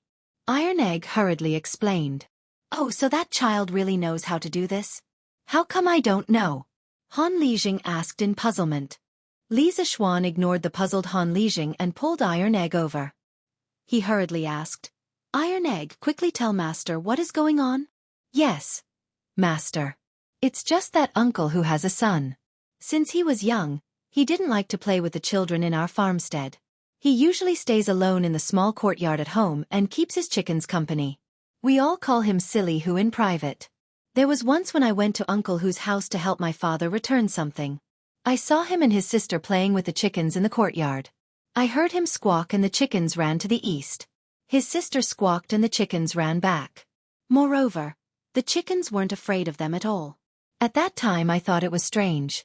But after hearing what Master said, I feel that the two of them are quite suitable for Master's conditions." "Oh, there is such a thing. That's great. Iron Egg, what are the names of these two children? I have to meet them." Li Zishuan originally didn't have much hope. He didn't expect that there would be a glimmer of hope at the end of the tunnel. He couldn't help but be excited. "Master, that Silly whose real name is Hu Guoji. His sister is Hu Guoji. If Master wants to meet them, I can bring Master there." Iron Egg replied. Li Zishuan, who was about to follow Iron Egg to meet the two children, suddenly staggered and almost lost his balance when he heard these two strange names. Why are their names so strange?" Li Zishuan wondered. Han Yushi, who was at the side, explained, "Young Master, I know this. It is said that when Aunt Lu was pregnant, Uncle Hu wanted a boy. He went to the Taoist temple in Chong and West City to find a fortune teller. The Taoist priest said that Aunt Lu was definitely pregnant with a boy. Uncle Hu was overjoyed and went home to tell Aunt Lu. In the end, after Aunt Lu gave birth, she found out that it was a girl. Uncle Hu conveniently named her Hu Guoji. A year later, Aunt Lu was pregnant again. Uncle Hu went to another Taoist temple to have his fortune told. The Taoist priest there said that Aunt Lu was definitely pregnant with a boy this time. Later, Aunt Lu gave birth to a boy. Uncle Hu named the boy Hu Guoji. Li Zixuan was thunderstruck when he heard this. He was speechless for a long time. He silently mourned for these two unlucky children to have such an unreliable father. The world was really big. There were all kinds of strange things. There were many strange things in modern society. He didn't expect to encounter such a strange thing in the Tang dynasty. Uncle Han, then I'll have to trouble you to bring me to meet the two children. I'm quite interested in their abilities. Han Lijing nodded and said, Okay, then Yushi, you and Iron Egg can stay at home and cook. Young master must be hungry after being busy for so long at noon. We'll be back soon. Han Yushi nodded and agreed. Okay, father. Yushi will go and cook now. Chapter 63. On the way to Li Zixuan's house, Han Lijing introduced his family situation to Li Zixuan. The uncle who that Iron Egg mentioned was called Hu Han Yun. The people in the village called him Old Hu. He used to be a blacksmith and a government soldier. He only moved to the Han village 10 years ago. Hu Hanyun's wife was Lu Yue, whom he met after he moved to the Han village. She was considered a flower in the village when she was young, but her personality was very shrewish. Young master actually, this Old Hu is also a pitiful person. Han Lijing suddenly sighed heavily. Li Zixuan was puzzled. Oh, Uncle Han, how is he pitiful? Sigh, back then, Old Hu also fled from the north and came to our Han village. He was a forthright and righteous person. He could talk to anyone. It didn't take long for him to take root in the village. Later, he finally married Lu Yue. Everyone thought that his good days were coming. Who knew that Lu Yue's first child was actually born? More than a month after it was born, everyone found out that the girl was born blind. Old Hu's family didn't have much money to begin with. In order to raise money, he did everything he could. Then, he brought his daughter to basically all the big and small medical centers in Chang'an, but no one could cure that child's eyes. Ah! Old Hu's child was a blind girl? Li Zixuan was shocked. He had met Hu Hanyun before. This man gave him the impression that he had a carefree personality. He didn't expect him to bear such a painful misfortune. Sigh, young master, this isn't the worst. Later on, Lu Yu gave birth to a son, Hu Guoji. Although the child was born healthy, the couple slowly realized that the child's reaction was very slow, and his speech was also very slow. The doctors all said that the child was a bit stupid. Someone in the village advised Old Hu to send the foolish child to the temple. Old Hu refused and said that even if his son was a fool, he would raise him for the rest of his life. Han Lijing finished and shook his head. His face was full of worry. Li Zixuan was silent after hearing this. In this era, the medical conditions were definitely not as good as in the future. Moreover, the people in this era were even poorer. There were always misfortunes. Alas, even though the world is at peace, the common people are still suffering. The two of them walked for a while before Han Lijing stopped. He pointed at a dilapidated farmhouse in front of them and said, Young master, we've arrived. That's Old Hu's house. Li Zixuan looked around and realized that this courtyard was even more dilapidated than Han Lijing's house. The courtyard was surrounded by a low wall made of reeds and bamboo sticks, and there were a few dilapidated huts inside. It could be seen that this family lived in poverty. Han Lijing came to the front of the courtyard and shouted inside, Old Hu, quickly open the door. Young master is here. Li Zixuan saw Han Li shouting at the door from behind. He suddenly felt like laughing because this scene was very similar to a joke from his previous life. Old friend, quickly open the door. I'm checking your water meter. Fortunately, his tolerance was good, otherwise, he would have laughed out loud. At this moment, a woman's voice came from the courtyard. He's here. Is Han Lijing here? Li Zixuan recognized the voice. It was Lu Yue's voice. He heard it during the mobilization meeting in the afternoon. When the courtyard door opened, it was indeed the plump Lu Yue. Just now, he heard from Han Lijing that she was a flower in the village when she was young. Li Zixuan took a closer look and found that her facial features were still considered normal. It was just that the years had left too many traces on her face. It seemed that she had suffered a lot in these years. But why was her figure so fat? Could it be that women get fat easily when they reach middle age? Lijing, you're here? Io, isn't this young master? Young master is also here. Quickly come in and have a seat. She quickly came over to pull Li Zishuan. Li Zishuan quickly moved away and cupped his hands. Hello, Aunt Lu. We're here to see the Hu siblings. Are they at home? Lu Yue was puzzled. Young master, why are you looking for these two children? I'm afraid that these two children are insensible and impolite. They'll offend young master. Li Zishuan waved his hand and smiled. Aunt Lu, it's okay. Why would I be calculative with two children? Do I look like such a petty person? I heard from Uncle Han about these two children today. Coincidentally, I know a famous doctor. I'm here to see these two children. I'll ask that doctor later to see if there's a cure. Lu Yue heard this and a huge surprise rushed to her head. Her breathing quickened and her eyes widened as she stared at Li Zishuan.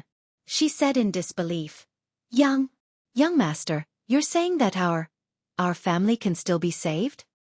Aunt Lu, I didn't say that it can definitely be saved. As for the specific situation, I'll have to see them to know. Okay. I'll bring young master to see them now. Young master, quickly follow me. Lu Yue couldn't wait to bring Li Zishuan in. Cough Yue, why isn't old Hu at home? Han Lijing asked at this time. Lu Yue then remembered that Han Lijing was next to her. She quickly turned around and answered, Our master went to the fields. It seems that the rented cattle from the farmstead can be used by our family today. Our master went to the fields in advance to guard. Han Lijing suddenly understood and nodded. The few of them entered the courtyard. Li Zishuan saw that there was a flock of chickens in the courtyard. There were about 10 of them. Beside the flock of chickens stood 2 children. The slightly older girl was about 7 or 8 years old. She was so skinny that Li Zishuan even suspected that this girl didn't weigh more than 40 pounds. The girl's facial features could be considered delicate and pretty. However, her pair of lifeless eyes somewhat destroyed her beauty. The little boy was slightly chubby and was about 6 or 7 years old. He was squatting on the ground with his hand supporting his chin. He was muttering something to the flock of chickens. No one knew what he was saying. After he finished speaking, he was still laughing. Lu Yue saw that her son was making a fool of himself in front of the young master. She angrily shouted, Sure enough, quickly come over and greet the young master. You actually came over too. When the little boy heard the shout, he stood up and turned his head. He smiled at Lu Yue and said, Mother. After he finished speaking, he didn't immediately run over. Instead, he turned around and pulled the bamboo stick in the girl's hand. He brought the girl along with him. Li Zishuan looked at his actions and raised his eyebrows thoughtfully. Sure enough, quickly greet the young master. Seeing her son and daughter walk over, Lu Yue said to them, who actually bowed and politely said, Greetings, young master. Although she couldn't see, the direction in which she bowed was actually facing Li Zishuan. Li Zishuan was also somewhat surprised. However, what made him even more surprised was this girl's temperament. It was a kind of calm and indifferent, like an ancient well without any ripples. Standing beside her was like standing on the surface of a calm lake. This girl, at such a young age, her temperament was probably even more indifferent than those monks. At this time, Hu sure chuckled and scratched the back of his head. He laughed foolishly and said, Sure, greets, young master. This child's pronunciation was really very slow. Moreover, it seemed that this child was really struggling to speak. Also, when Hu Sure said this sentence, coupled with his name, Li Zishuan felt that it was a little strange no matter how he heard it. Chapter 64. Looking at the 2 children in front of him, Li Zishuan felt a little uncomfortable. Other children at this age were playing with their friends outside, but these 2 children could only squat at home and play with a flock of chickens. How sad. Aunt Lu, you go do your things first. I want to talk to these 2 children alone for a while. Then young master, if you need anything, call me. Lu Yue responded and brought Han Lijing to sit in the front hall. Is your name Guoji? Li Zishuan bent down and tried to smile kindly. Perhaps because he felt Li Zishuan's goodwill, Hu Zishuan said with a silly smile, Young master, you already know my name. Why are you still asking for me? It seemed that this child wasn't stupid. Previously, when Li Zishuan saw that he didn't forget to pull his sister along when he came over, Li Zishuan felt that this child wasn't as stupid as Han Lijing and the others said. Now that he saw Hu Guiyuan, although he spoke slowly, his thoughts were very clear and organized. Li Zishuan was even more certain of his judgment. Sure enough, I heard that you can make chickens very obedient. Can you show it to your brother? Yes. Hearing Li Zishuan mention chickens, Hu Guoji suddenly became excited and quickly pulled his sister to the flock of chickens in the east corner of the yard. Li Zishuan crossed his arms with great interest as he stood to the side, watching the two siblings play out what kind of tricks they would play. He saw Hu Guoji raise two chubby little hands and let out a burst of hurried, goo goo goo sounds. The flock of chickens seemed to have heard the order and excitedly surrounded him. Goo goo goo sounds around him. Sister, it's your turn. Hu Guoji shouted at Hu Guoji. She took out a willow leaf from her waist, put it to her mouth, and blew an incomplete tune. The flock of chickens that were surrounding her turned around and ran to her side. Li Zishuan was dumbfounded as he watched from the side. In his previous life, his family had also raised chickens, but when his mother usually called the chickens to feed them, those chickens would only run over and watch nearby. They would only dare to come over to eat when his mother was far away. It wasn't like this. When the chickens heard the voices of the two siblings, they were not afraid of them at all. They surrounded them as if they had taken drugs. It was really amazing. What Li Zishuan didn't expect was that there would be something even more extreme. Sure enough, Hu seemed to be a little high at this time. He ran to his sister's side and stood in front of the flock of chickens. Then he turned his head to Li Zishuan and smiled proudly, saying, Hey, young master, look, quickly. Hu Guoji raised his hands, half squatted, and jumped up and down. His mouth made a very rhythmic G-G-G-E sound.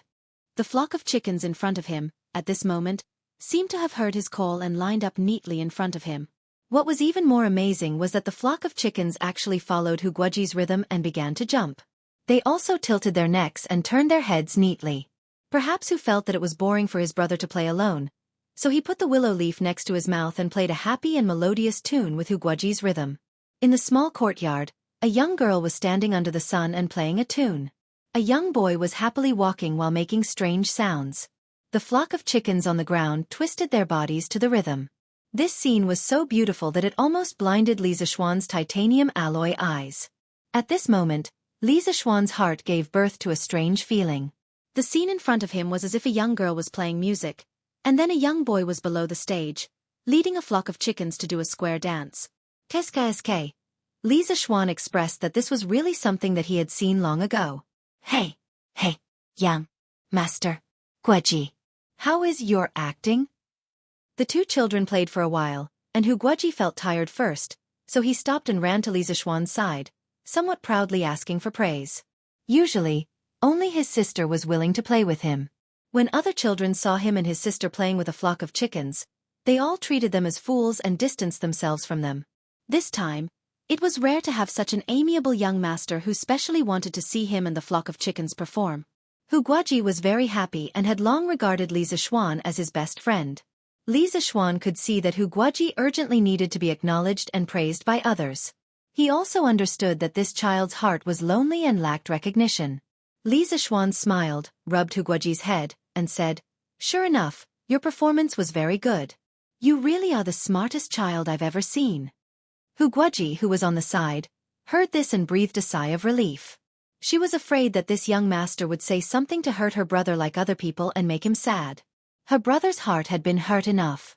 At this time, when she heard Li Zishuan praise her brother, Hu Guoji felt a trace of gratitude towards Li Zishuan from the bottom of her heart. When Hu Guoji heard Li Zishuan's words, he jumped 3 feet high and excitedly rushed to the front hall.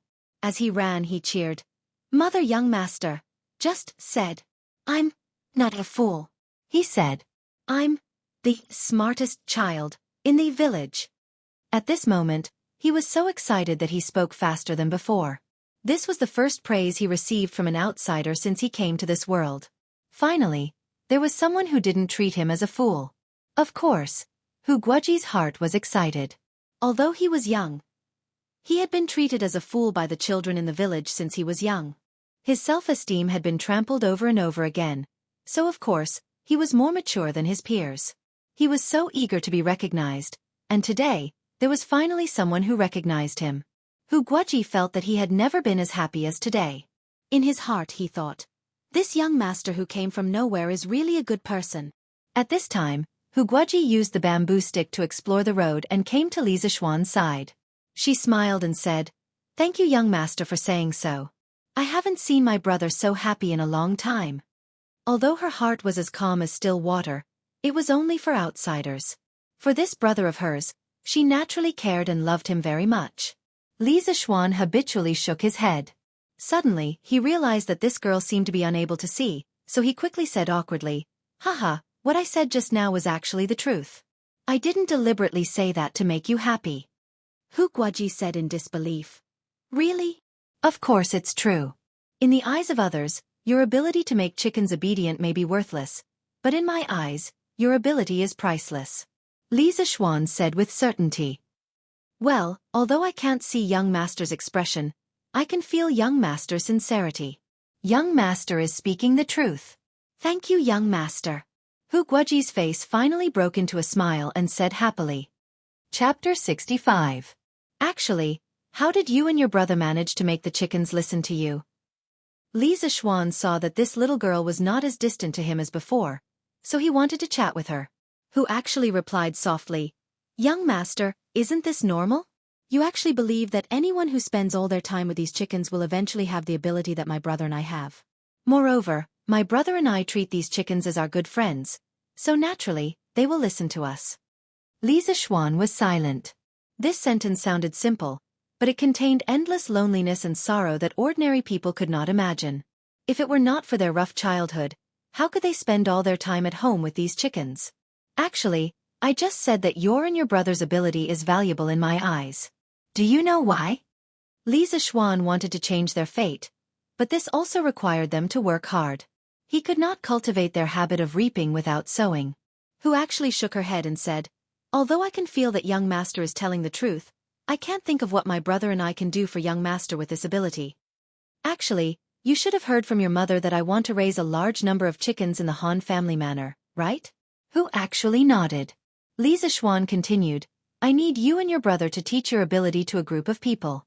Next year, I need you to lead these people to help me control the flock of chickens in the manor. When I tell you to drive the flock of chickens, you just have to do it." Who actually was puzzled and asked, "Young master, what do you need these chickens to do?" Li Zixuan smiled and said, "You will naturally know next year. I can't tell you now. I really hope that you can help me. This is not a deal. If you are willing, you can treat me as a friend. As your friend, I will also find a way to find a famous doctor to treat your illness." Who actually was surprised when she heard this, but then she shook her head and said, "Young master, as long as you can find someone to treat my eyes, I am extremely grateful. When I was young, my father spent a lot of money to treat my eyes. I don't want to trouble others anymore. Moreover, I am already used to the darkness." As for the matter that young master mentioned, he was actually very willing to help. This girl was so young, but she was so sensible. Li Zixuan was still lamenting how unfortunate old Hu was, but now it seemed that he was lucky to have such a sensible daughter. Li Zixuan smiled and said, "Since we are friends, we don't need to care about these things. I will keep your eye disease in mind. If it can be cured, I will definitely find a way to cure it for you. In fact, there is more than darkness in this world. When you can see it one day, you will be fascinated by this colorful world." Who actually looked forward to the world described by Li Zixuan. He said, "In that case, thank you, young master. Aunt Lu, I've seen these two children. I'll talk to the famous doctor later and see if he can treat them. I also want these two children to help me. I hope Aunt Lu can agree." Li Zixuan entered the house and said to Lu Yu-yi. Lu Yu-yi smiled happily and said, "Young master, you have helped our family so much. We don't know how to thank you. Young master, if you need anything, please tell us." Li Zixuan told Lu Yu-yi the plan that he had just told Who actually. Han Lijing and Lu Yu-yi were both shocked. They really didn't know why Li Zixuan did this. Lu Yu-yi couldn't help but ask, "Young master, what is the use of letting people learn this?" Li Zixuan smiled and said, "It is very useful. Aunt Lu, you will know next year. Aunt Lu, let these two children help me teach people. I can spend 20 strings of coins to hire them. The tens of thousands of chickens that our Han family village will raise in the future will be called the Sky Chicken Brigade. These 2 children will be the captains of the Sky Chicken Brigade. Haha. In June next year, the sky would be filled with locusts pouring down. There would be a Sky Chicken Brigade on the ground, like divine soldiers descending from the sky. This would be a war without gunpowder. It would be a battle between man and heaven, a battle between chickens and locusts. Lu Yu didn't care about the Sky Chicken Brigade. She just heard that the young master was going to give her 20 strings of coins. This was 20 strings of coins. Lu Yu had never seen so much money. She really didn't expect that her stupid son and blind daughter could bring so much profit to the family. At this moment, her eyes were shining. Li Zixuan felt that her eyes were full of small amounts of money. He couldn't help but find it funny. Of course Lu Yu wouldn't refuse Li Zixuan like old Hu. She and old Hu had been married for so many years and had become more realistic. She hurriedly agreed. Young master, don't worry. I will urge Wang Xianxia to teach this ability to others. Li Zixuan nodded and smiled. Thank you for your cooperation, Aunt Lu. I will ask someone to send the money over another day. He then turned to Han Lijing and said, Uncle Han, let's go to the field to find Uncle Hu. We have to tell him about this. On the way to the field, Han Lijing couldn't help but ask, Young master, what do you want Wang Xianxia and Wang Xianxia to teach people to train chickens for? Li Zixuan smiled. Uncle Han, it's not convenient for me to talk about this now, but please keep this in mind. When you go back later, inform the people in the village. In the Han family village, whether it's adults or children, the first 100 people who learn the ability of Hu Xianxia and Wang Xianxia to train chickens will receive a reward of 500 coins. Uncle Han, you will work hard and be in charge of the assessment. Help me record these people's names in the book and then hand it to me. Han Lijing was dumbfounded. He really wanted to say, Young master, is it really good to spend money like this? In his eyes, Li Zixuan's actions were really nonsense. On the ridge of the field outside the village, the 2 of them found old Hu.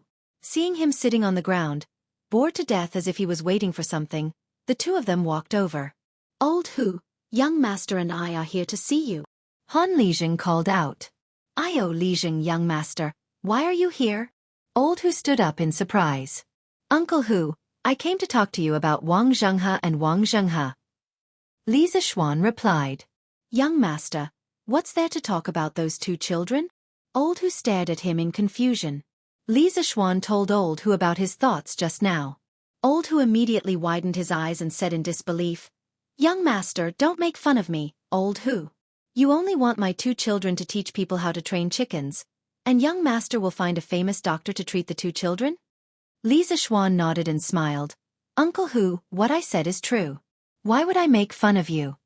Hearing the affirmative answer, Old Hu suddenly became so emotional that his eyes turned red. His lips trembled. Young master, as long as you can get people to treat my 2 children, my life will be yours from now on. Even if young master wants me to die, I am willing. Li Zixuan also admired this honest and affectionate man in front of him. In his previous life, he had seen many parents who abandoned their children after giving birth to deformed or disabled children. This Old Hu did not care about any difficulties and did not abandon his children. This was a man worthy of respect and also a father worthy of respect. Li Zixuan hurriedly said, Uncle Hu, what are you talking about? Why would I want your life? As expected, as long as you can help me teach a group of people, that would be the best reward for me. Chapter 66. Outside the Han village, in the fields. Old Hu kept thanking the young master, but he was not good with words. In the end, he only said the same few sentences. Li Zixuan felt very awkward listening to him. Seeing this, Han Lijing interrupted him and said, Old Hu, you've been waiting here for so long. You still haven't seen the cattle? Old Hu heard this and shook his head dejectedly. He pointed at a middle-aged man who was plowing not far away and said, Lijing, look, old Wang's family hasn't used up all the cattle. There's not much rain this year, so the fields are hard to plow. I'm so worried. Uncle Han, can't we borrow more cattle from the county? Li Zixuan heard Old Hu's complaints and was a little confused, so he asked. Han Lijing shook his head and said, Young master, you don't know, but we have a lot of people in the village. The county has already given us more cattle than the other villages. At this time, it's spring plowing season everywhere. The county definitely doesn't have any extra cattle to give us. Old Hu sighed heavily and said, Lijing, with the current speed of plowing, I'm afraid that many of the villagers will miss the spring plowing season. What should we do? Li Zishuan was shocked when he heard this. In his previous life, he was also a child from the countryside. He knew how serious the consequences of missing the spring plowing season were. At that time, many families would starve. If everyone missed the spring plowing season, it would definitely affect their enthusiasm for raising chickens. This problem must be solved. He pondered for a while, then looked at Old Hu and asked, Uncle Hu, how much land can a cow plow in a day? Old Hu scratched his head and thought for a while before saying, Young master, the fields are very hard to plow this year. A cow can at most plow 4 mu of land a day. If we plow more, we're afraid that the cows will be tired out. If this was in the previous years, they could plow 6 to 7 mu of land a day. It's all because there's not enough rain this year. For mu of land a day, this speed was too slow. Li Zishuan frowned and looked at Han Lijing and asked, Uncle Han, how many cattle do we have in the village? Young master, this year, the farmstead has rented 20 cows, which is already much more than the other farmsteads. Li Zishuan silently calculated in his heart. At this rate, wouldn't it take more than a month to finish plowing? That wouldn't do. It was not that he had not thought of spending money to buy cattle from other places, but in this era, cattle had always been scarce. If he bought cattle from other places, what would happen to the people there? If only he was like the other transmigrated protagonists and had a system with him. He could directly exchange for a farming tractor and guarantee that he could plow dozens of acres of land in a day. Since we don't have a tractor, and we can't increase the number of cattle, it seems like we have to think of other ways to increase the efficiency of farming. This problem was easy to solve. He had countless advanced mechanical models in his mind, and he would definitely be able to find a better plow. Uncle Han, I'll go and see what kind of plows the farmers are using. Li Zishuan instructed and walked towards Old Wang, whom Old Hu had pointed out. Han Lijing and Old Hu quickly followed. Li Zishuan came to the embankment beside Old Wang, and his eyes began to focus on the plow that Old Wang was using. Old Wang was concentrating on plowing and did not notice that someone was looking at him. In his previous life, Li Zishuan was very short-sighted. In this life, he did not know if it was because of his divine ability, but his eyesight was very good, and he could clearly see the structure of the plow from afar. He discovered that the structure of the plow was very strange. The shaft of the plow was actually straight, and it was actually about 9 feet long. With such a long shaft, it would probably be very difficult to turn around. Li Zishuan quickly constructed a 3-dimensional structure of the plow in his mind, and based on his knowledge of engineering mechanics, he analyzed the various parts of the plow. He discovered that the plow required a large amount of pulling force to plow the land, and its structure was clearly unreasonable. Li Zishuan furrowed his brows. He was thinking about which better plow should be used to replace the current one. Various plows from different eras flashed through his mind, and suddenly, he stopped at a plow that was not very different from the current one. I'll choose you. This should be called a curved plow, and it should not have appeared yet. The structure of this curved shaft plow should have been modified from the structure of the plow in front of us. Even though the modification is not very big, every modification is very crucial. Compared to the plow that Lao Wang is using, this curved shaft plow obviously saves more effort. It is very easy to see this by drawing an analysis of the force exerted. At this time, Li Zishuan not only had a 3-dimensional model of the curved plow in his mind, but he also had a force analysis diagram. It was obvious that the curved plow was more labor-saving, and it was not just a little. The most important thing was that the plow was not difficult to manufacture, and it was easy to mass-produce. When he returned, he could immediately find a craftsman to start manufacturing. This way, he could ensure that the Han family village would not miss out on the spring plowing. In fact, the Tang dynasty was currently using the long straight plow that was passed down from the Han dynasty. The curved plow that Li Zishuan imagined in his mind only appeared in the Jiangdong region in the later part of the Tang dynasty, and thus it was also called the Jiangdong plow. Compared to the long straight plow, the curved plow was more flexible and labor-saving. In the case where the soil was moist, even a strong young man would be able to pull it. Uncle Han, you guys plow like this for now. I will think of a way for you guys in the next 2 days. I will definitely not let the villagers miss out on the spring plowing. Li Zishuan had a solution in his mind, So he turned around and said to Han Lijing. When Han Lijing and Old Hu heard this, they were pleasantly surprised. The land was the life of the villagers. If they missed out on the spring plowing, the harvest would be greatly reduced, and it would not be rare for people to starve to death. They did not expect that the young master would actually help them think of a way. This was really too surprising. Thank you, young master. All of the villagers in the Han family village will remember young master's kindness for the rest of their lives. But what method does young master plan to use? Are you going to Chang'an to buy more cattle? Han Lijing solemnly bowed to express his thanks, but he was also very curious about what method Li Zishuan would use to help them. If he were to buy cattle for their village, then the price he would have to pay would be too expensive. Li Zishuan shook his head and said with a smile, "Of course I'm not going to buy cattle. If I were to buy cattle, what would the villagers in other places use? Uncle Han, in 2 days, I will bring you a more labor-saving plow. At that time, your plowing speed will at least increase by 2 times. When Han Lijing and Old Hu heard this, they were both shocked. Did such a plow exist in this world? Old Hu's eyes widened exaggeratedly, and he cried out in disbelief. Young master, are you speaking the truth? How could there be such a godly plow in this world? Li Zishuan nodded with certainty and said, Uncle Hu, don't worry. Seeing is believing. In 2 days you will naturally know. Chapter 67. When Li Zishuan returned home, the sky was almost dark. He also brought iron egg over. Since he had accepted this disciple, Li Zishuan also planned to teach him well. He would let iron egg stay in the west courtyard first. Since the west courtyard was so big, he could just pick a wing room for him. As for Han Yushi, of course, she didn't come with him. Li Zishuan planned to let her help with the wine mixing after he was done with his work. At that time, the first batch of fruit wine from the Han village would be delivered. Recently, he really didn't have time to care about this. There were too many things to do. During dinner, Li Zishuan's parents expressed their goodwill to Iron Egg, a new member of the family. Iron Egg, who was always dignified and strong, was a little embarrassed.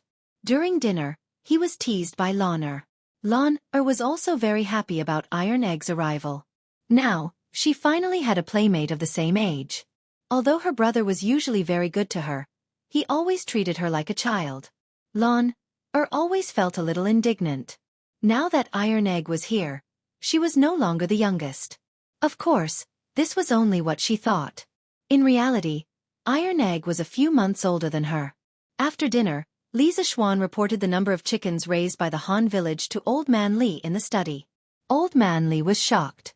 80,000? So many? So many chickens. Can the villagers raise them all? Father, don't worry, they can definitely raise them all. I will arrange for the villagers to take care of them. I plan to prepare to buy the chicken seedlings tomorrow and send them to the Han village in batches. Li Jingma nodded and said, Yes, the sooner the better. Father, do you know the market price of the chicken seedlings in Chang'an? How much is one? Li Jingma thought for a moment and said, About 70 to 80 copper coins for one. But if you need so many chicken seedlings, I'm afraid that the peddlers in Chang'an will not be able to supply all of them. 70 to 80 copper coins for one? So expensive? Li Zishuan was shocked. In his previous life, a chicken seedling only cost 3 or 4 yuan each, which was about the same as the Tang dynasty. But after thinking about it carefully, he understood. Modern chicken seedlings were hatched in batches using large automatic incubators, so the cost was naturally lower. Li Zishuan frowned when he heard the second half of his father's words. Dad, do you have any way to provide a large number of chickens in a short period of time? In his impression, as long as it was related to business, his father was omnipotent. Unfortunately, he was disappointed this time. Old Man Li shook his head, showing an expression of helplessness. I have indeed done various businesses in my early years. However, I have never set foot in the chicken market. Li Zishuan felt a little helpless. Then let's buy as many as we can and send them over. I believe that those peddlers will definitely think of a way when they see that the market is in short supply. At that time, we just need to give them more money. Li Jingma nodded and said with a smile, You've seen through it all. Early the next morning, Li Zishuan called Wang Zhong and asked him to bring Sanbao, Fu, and a few other servants to the East Market to purchase as many chicken seedlings as possible. The few of them took the money and left with the order. Li Zishuan calculated in his mind. If he calculated according to the price of 80 yuan per chicken, 80,000 chicken seedlings would cost about 6,400 strings of coins. Of course, with Li Zishuan's large purchases, there would be many other peddlers who would raise the price. Li Zishuan felt that if he wanted to buy 80,000 chicken seedlings, he would need to spend about 8 to 9,000 strings of coins. This was really expensive. Early in the morning, Iron Egg was also picked up by Li Zishuan to learn how to read from Lan Er. This made Lan Er very happy. She never thought that she would become a teacher one day. Looking at the little girl with her hands behind her back, pretending to be mature and steady, teaching Iron Egg, Li Zishuan couldn't help but want to laugh. In fact, Li Zishuan's guess was not wrong at all. After Wang Zhong and the others came to the East Market, they were like bandits. When they met peddlers who sold chicken seedlings, they directly bought all of their stock. Merchants had the most sensitive noses. Some of the peddlers soon heard the news from Wang Zhong and the others. So one by one, they heard the news, and one by one, they raised the price of the chicken seedlings and sent people to the surrounding counties to purchase chicken seedlings in large quantities. In half a day, the price of a chicken seedling rose from 75 yuan per chicken to 85 yuan, and finally to 90 yuan per chicken. In a short time, chicken seedlings were expensive in Chang'an. However, Wang Zhong and the others still didn't care about the price. They bought all the chicken seedlings in the West Market and told the peddlers that they still needed a lot of chicken seedlings and asked them to hurry up and stock up. Young master, this old servant bought all the chicken seedlings in the West Market. There were only about 8,000 in total. In the end, some peddlers raised the price, but this old servant still bought all of them. Those peddlers will go to the surrounding counties to stock up today. We can continue to buy tomorrow. In the front yard of the Li residence, Wang Zhong pointed to more than 10 large wooden boxes on the ground and reported to Li Zishuan. Noisy chattering sounds came from the wooden boxes. For a moment, it was very lively. Li Zishuan nodded and agreed. Uncle Wang, you did the right thing. I believe that the price of the chicken seedlings will only be more expensive tomorrow. I'll have to trouble Uncle Wang to bring 7 or 8 servants and hire a few carriages to transport these chicken seedlings to the Han village. Give them to Han Lijing and let him distribute them according to the order that everyone signed up. Also, let Han Lijing immediately gather people in the village. The wage is 30 yuan per person per day. Let them surround the back of the mountain and build a chicken farm. You can continue to purchase the chicken seedlings tomorrow. Wang Zhong nodded and immediately went to gather people. Li Zishuan returned to the west courtyard and went to his study. He spread out a piece of rice paper and closed his eyes. He drew the structure of the curved shaft plow and labeled the dimensions. Li Zishuan also learned about the measurement units of the Tang dynasty. The labeled dimensions were naturally converted. He also noted the things that needed to be taken note of during the processing. After he finished drawing, Li Zishuan rolled up the drawing and prepared to go to Yan Xiaoning's house to find him. Of course, the sooner the better. The villagers of the Han village were still waiting for his curved shaft plow to plow the land. Under the lead of a servant, Li Zishuan arrived at the Yan residence. After the gatekeeper announced his arrival, Yan Xiaoning came out to greet him with a big smile. Haha, Xiaoxian. How come you have time to visit me today? Li Zishuan smiled and said, Brother Xiaoning is the technical director of our Strange Interest Pavilion and one of the 4 major shareholders. Of course I have to come and greet you. Haha. Yan Xiaoning's forehead was full of black lines. He hated the title of technical director, but Li Zishuan wouldn't agree to change it no matter what. Now that he heard these words, he felt a little disgusted. Yan Xiaoning coughed twice and said, Xiaoxian, come with me to the front hall. Why are you standing at the door? Li Zishuan nodded and followed Yan Xiaoning into the residence. Chapter 68. In the front hall of the Yan mansion. After the two sat down, Li Zishuan asked, Brother Xiaoning, how many scooters have you made? He didn't come here just to deliver the blueprint. He was also very concerned about the opening of the Strange Interest Pavilion. Yan Xiaoning smiled proudly and said, Hee, Xiaoxian, you don't trust me? The first batch of 300 scooters was completed yesterday. We're just waiting for the opening of the Strange Interest Pavilion. With his father's current status, it was easy for him to get someone to make some scooters. Li Zishuan's heart also relaxed. This Yen Xiaoning was really direct and efficient, unlike some pedantic scholars who did things indecisively. As an engineering student, he didn't embarrass his fellow engineering students. Brother Xiaoning, I'm relieved. Otherwise, how can the Strange Interest Pavilion open without products? By the way, Brother Xiaoning, have you found the craftsman for the Strange Interest Pavilion? He had asked Yen Xiaoning to help him find a group of skilled and honest craftsmen. The Strange Interest Pavilion must have its own workshop in the future. This would be more conducive to keeping secrets and monopolizing the technology. Yen Xiaoning was even more proud when he heard Li Zixuan ask about the craftsman. He smiled and said, "Hee, I wanted to give you a surprise, but since you asked, I'll tell you. After my father found out that I'm working with you on the Strange Interest Pavilion, he gave me one of our previous workshops. In the future, this workshop will be a part of the Strange Interest Pavilion. The craftsmen in the workshop used to work in the general's office. Their skills are excellent." Li Zixuan was really surprised when he heard Yen Xiaoning's words. He only asked Yen Xiaoning to help him find a few craftsmen. He didn't expect Yen Xiaoning to give him a workshop directly. This gift was really precious. Since Yen Xiaoning was so generous, Li Zixuan couldn't be stingy. He waved his hand and said generously, "Brother Xiaoning is really kind. I have to thank Uncle personally. I'll pay all the craftsmen's salaries in the future." Yen Xiaoning looked at him with a strange expression and couldn't help but say, "The craftsmen in the workshop work for Wonderful Interest Pavilion. Of course you should pay them. Little Xian, are you planning to let my father continue to pay them?" Li Zixuan felt that Yen Xiaoning's words made sense. He patted his head in annoyance and secretly scolded himself for being a fool. "Well, Brother Xiaoning is right. I've been so busy these 2 days that I've become muddle-headed. Where is the workshop? Shall we go and take a look?" Since he already had a workshop, wouldn't it be more convenient for him to let the craftsmen in the workshop make the curved shaft plows?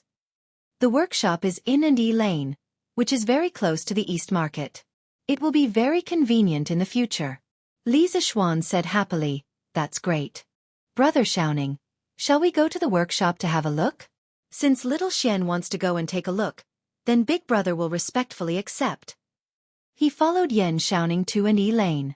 After making several turns and entering a small alley, he saw a relatively large group of courtyards.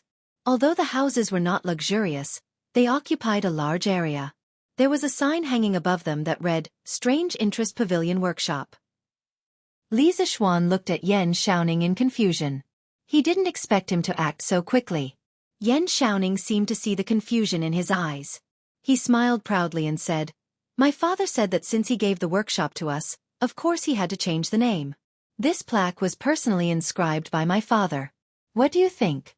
Many people in Chang and can't get my father's calligraphy." Although Li Zixuan didn't know much about calligraphy, he could see that the calligraphy was vigorous and powerful. It was hundreds of times better than his own doggy handwriting. He immediately exclaimed in admiration. He praised in admiration, "Uncle Yan's calligraphy is really good. I owe him such a big favor this time. I must thank him in person someday." Yen Xiaoning laughed in his heart. "This is the effect I want. When you fall into my father's hands one day, let's see how you can find an excuse to be lazy. Haha." But then he said without changing his expression, "Well, little Xian, my father is very pleased that you have such good intentions. Let's go in and have a look." The two entered the workshop and saw that there were more than 20 rooms inside. There were some empty spaces outside with some wood and iron piled up. Li Zixuan even found a big iron furnace. The scale of the workshop was really beyond Li Zixuan's expectation. He thought it was just a small workshop, but it was actually equivalent to a small factory. At this moment, Li Zixuan was really moved.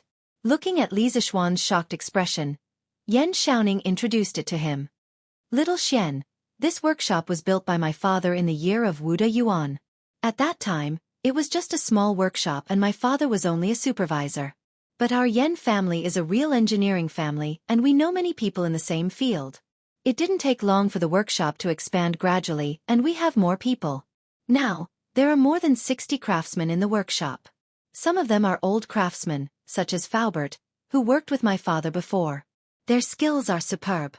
Little Xian, you can't mistreat these old craftsmen, or else my father won't forgive you."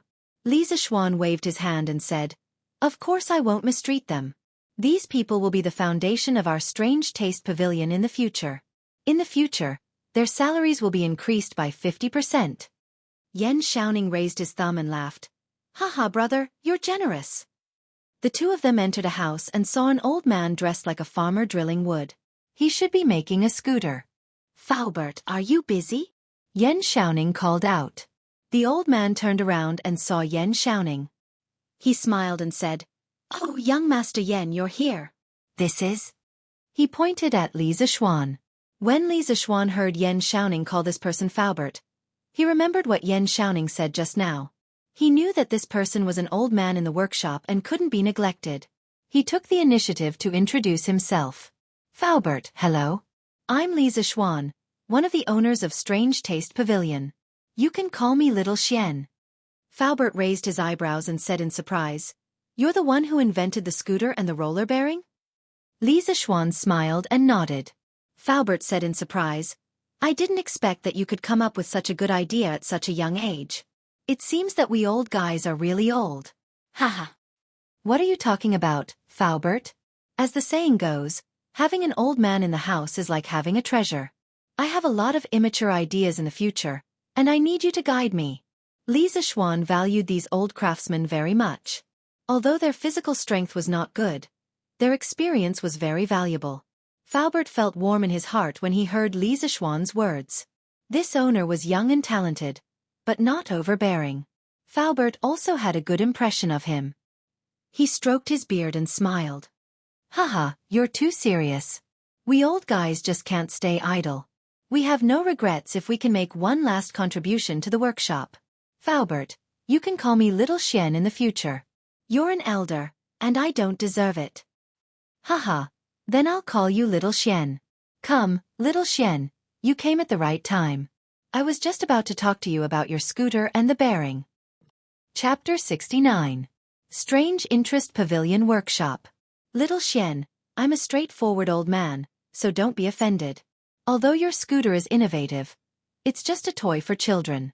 It's not beneficial to the people's livelihood. Your roller bearings are very useful. Since you have talent in this area, you should study more things that are beneficial to the people. After they sat down, Faubert began to preach to Li Zixuan. Li Zixuan was speechless. This old man's temper was really straightforward. If it was a narrow-minded person, they would definitely bear a grudge against him because of this. But fortunately, Li Zixuan wasn't that kind of person. He agreed with Faubert's words. Faubert is right. This scooter is just a toy I thought of to coax my sister. Of course, I won't only make this in the future. Faubert nodded with gratification. Well, you're worth teaching. Li Zixuan remembered another purpose of coming to the workshop this time. He said, Yesterday, I went to my family's farmstead and found that it's very difficult to plow the fields this year due to the lack of rain. It's estimated that some of the farmers will miss the spring plowing. Brother Xiaoning and Faubert, do you know about this? Yan Xiaoning's face turned solemn and he said in a deep voice, This situation doesn't only happen in your farmstead. It's more or less the same situation in the surrounding counties of Chang'an. According to my father, this matter has alarmed the imperial court. His Majesty has also learned about it. He's ordering people to transfer a batch of cattle from the northern counties to Chang'an and distribute them to the farmers. He's trying his best not to let the farmers miss the spring plowing. Faubert also nodded and said, I've also heard about this. But Little Xian, why did you mention this? We can't help much with this kind of thing. We can only rely on the imperial court. Li Zixuan stood up and disagreed. Faubert's words are wrong. As the saying goes, if a worker wants to do a good job, he must first sharpen his tools. As a craftsman, you must have the spirit of a craftsman. You just taught me to study more things that are beneficial to the people's livelihood. Then why can't we make better farming tools for the people? Faubert raised his eyebrows. He had been in this field for so many years, but today he was being lectured by this little kid. He was proud and arrogant. He was a bit unhappy and frowned. It's easy for you to say. The straight plow used by the Tang dynasty originated from the Han dynasty. After several improvements, it's already the most advanced farming tool. How can there be better farming tools? I don't agree with Uncle Fu's words. How can craftsmen not seek innovation? How can they do things like planting trees for their predecessors and enjoying the shade for their descendants? If they don't try, how can they know that they can't make better farming tools? Faubert was not convinced. So, you can make better farming tools? Li Zixuan could also see that this old man was stubborn. It wasn't that he had a bad heart, but he didn't allow others to question him in the field he was best at. Li Zixuan had seen a lot of people like this in his previous life. Generally, all the big shots in various fields had this kind of bad habit. Li Zixuan didn't talk nonsense. He directly took out the drawing of the curved plow from his sleeve, spread it out on the table, and said to the two of them, "This is a type of plow that I thought of when I saw the villagers using the straight plow in the Han village yesterday. It's a more labor-saving plow. Today, I'm looking for a workshop to make a batch as soon as possible. Brother Xiaoning, Faubert, come and take a look." Yan Xiaoning and Faubert couldn't wait to take a look at the drawing. It was the first time that Faubert saw this kind of drawing technique. He couldn't help but frown. He wanted to ask Li Zixuan, but he was a little embarrassed to do so. He had just quarreled with Li Zixuan, so he couldn't bring himself to ask. Yan Xiaoning, on the other hand, was very familiar with this kind of drawing technique. He read the contents of the drawing carefully, then closed his eyes and concentrated. He imagined the structure of the plow in his mind. After a few breaths, he opened his eyes. "Little Xian, this plow of yours should be an evolution of the straight plow, right? I saw that you made some changes to the length and shape of the plow shaft. You even installed a wheel on the shaft. I've never seen this kind of structure before. I can't tell which one is more labor-saving between your plow and the straight plow we use." At this time, Faubert saw that Yan Xiaoning's words were clear and logical. It was obvious that he could understand this kind of drawing. Faubert couldn't help but feel depressed. He had been a craftsman all his life, and he had his own pride in this field. He didn't expect that today. It seemed that he wasn't as good as these two little kids. In fact, after Yan Xiaoning finished speaking, he noticed that Faubert was still staring at the drawing. He thought for a bit and understood what was going on. He patted his head and said embarrassedly, Faubert, I forgot to tell you. This kind of drawing technique was created by little Xian. These three drawings represent the shape of the object when seen from three directions." Yan Xiaoning began to teach Faubert about the three-view again. Faubert had studied this field for so many years, so he understood it all with just a little bit of explanation. Even though he didn't agree with Li Zixuan's point of view before, he now somewhat agreed with Li Zixuan's drawing method. He nodded and looked at the drawing again. Li Zixuan also explained at the side, "Faubert, brother Xiaoning, I call this kind of plow the curved shaft plow. It is made up of 11 parts, which are the plow share, the plow wall, the plow bottom, the plow press, the plow head, the plow arrow, the plow shaft, the plow judge, the plow construction, the plow tip, and the plow disc." Li Zixuan pointed at the drawing and explained one by one as he spoke. The two listened to him seriously. Even if they could understand the drawing, they definitely couldn't compare to Li Zixuan in terms of understanding the curved shaft plow. Li Zixuan continued, "I changed the long straight shaft into a short curved shaft and installed a plow disc that can rotate freely at the head of the shaft. Not only does this make the plow frame smaller and lighter, but it also makes it easier to turn and turn. It's more flexible to operate and saves more manpower and animal power. Also, I added the plow judge and plow arrow. If the plow judge is used, the plow arrow can be directed downwards and the plowshare will go deeper into the soil. If the plow judge is used, the plow arrow can be directed upwards and the plowshare will go deeper into the soil. By combining the plow judge, plow arrow, and plow arrow, it can adapt to the different requirements of deep plowing and plow. Not only can the plow wall break the soil, but it can also push the plowed soil to the side and reduce the resistance of the plow. With all these improvements, the curved shaft plow saves at least 50% of the effort compared to the straight shaft plow." Li Zixuan looked at the drawing and spoke with assurance. The two nodded as they listened. In the end, Faubert couldn't help but say, "Your design is quite innovative, and it sounds reasonable. However, we are only talking about it on paper. No one knows if it will save more effort or be easier to use." Li Zixuan wanted to tell him that there was a theoretical basis for all of this. He just needed to draw a force analysis diagram and do some calculations according to the formula to know which one saved more effort. However, if he told them that, he would have to teach them about engineering mechanics. This was not something that could be explained in a few words. Li Zixuan could only say, "Faubert, what you said is not unreasonable. However, practice is the only standard to test the truth. Instead of arguing here, why don't we make a batch of plows to test first? Won't we know which plow saves more effort? Faubert muttered, practice is the only standard to test the truth. Little Xian, what you said is very reasonable. Then let's make one to test. Li Zishuan cupped his hands and smiled. Then I'll have to trouble Faubert to make 20 curved shaft plows. My village needs them urgently. The day after tomorrow, I'll bring this batch of curved shaft plows to the village for an experiment. Faubert frowned. Little Xian, you're making so many on your first try? Li Zishuan smiled confidently. Faubert, I'm very confident in the curved shaft plows. The villagers of the Han village are waiting for spring plowing. I don't have time to test them one by one. I believe that the curved shaft plows can solve this urgent problem.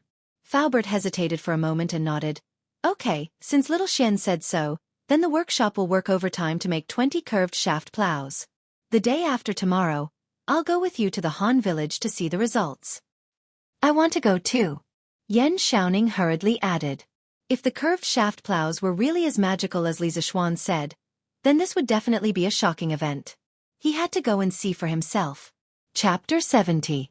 When Li Zishuan left the workshop, he asked someone to send the 300 scooters that he had already made to the Strange Interest Pavilion. The original shopkeeper of the Curious Pavilion had already moved everything away. Li Zishuan had previously had Wang Zhong decorate the shop.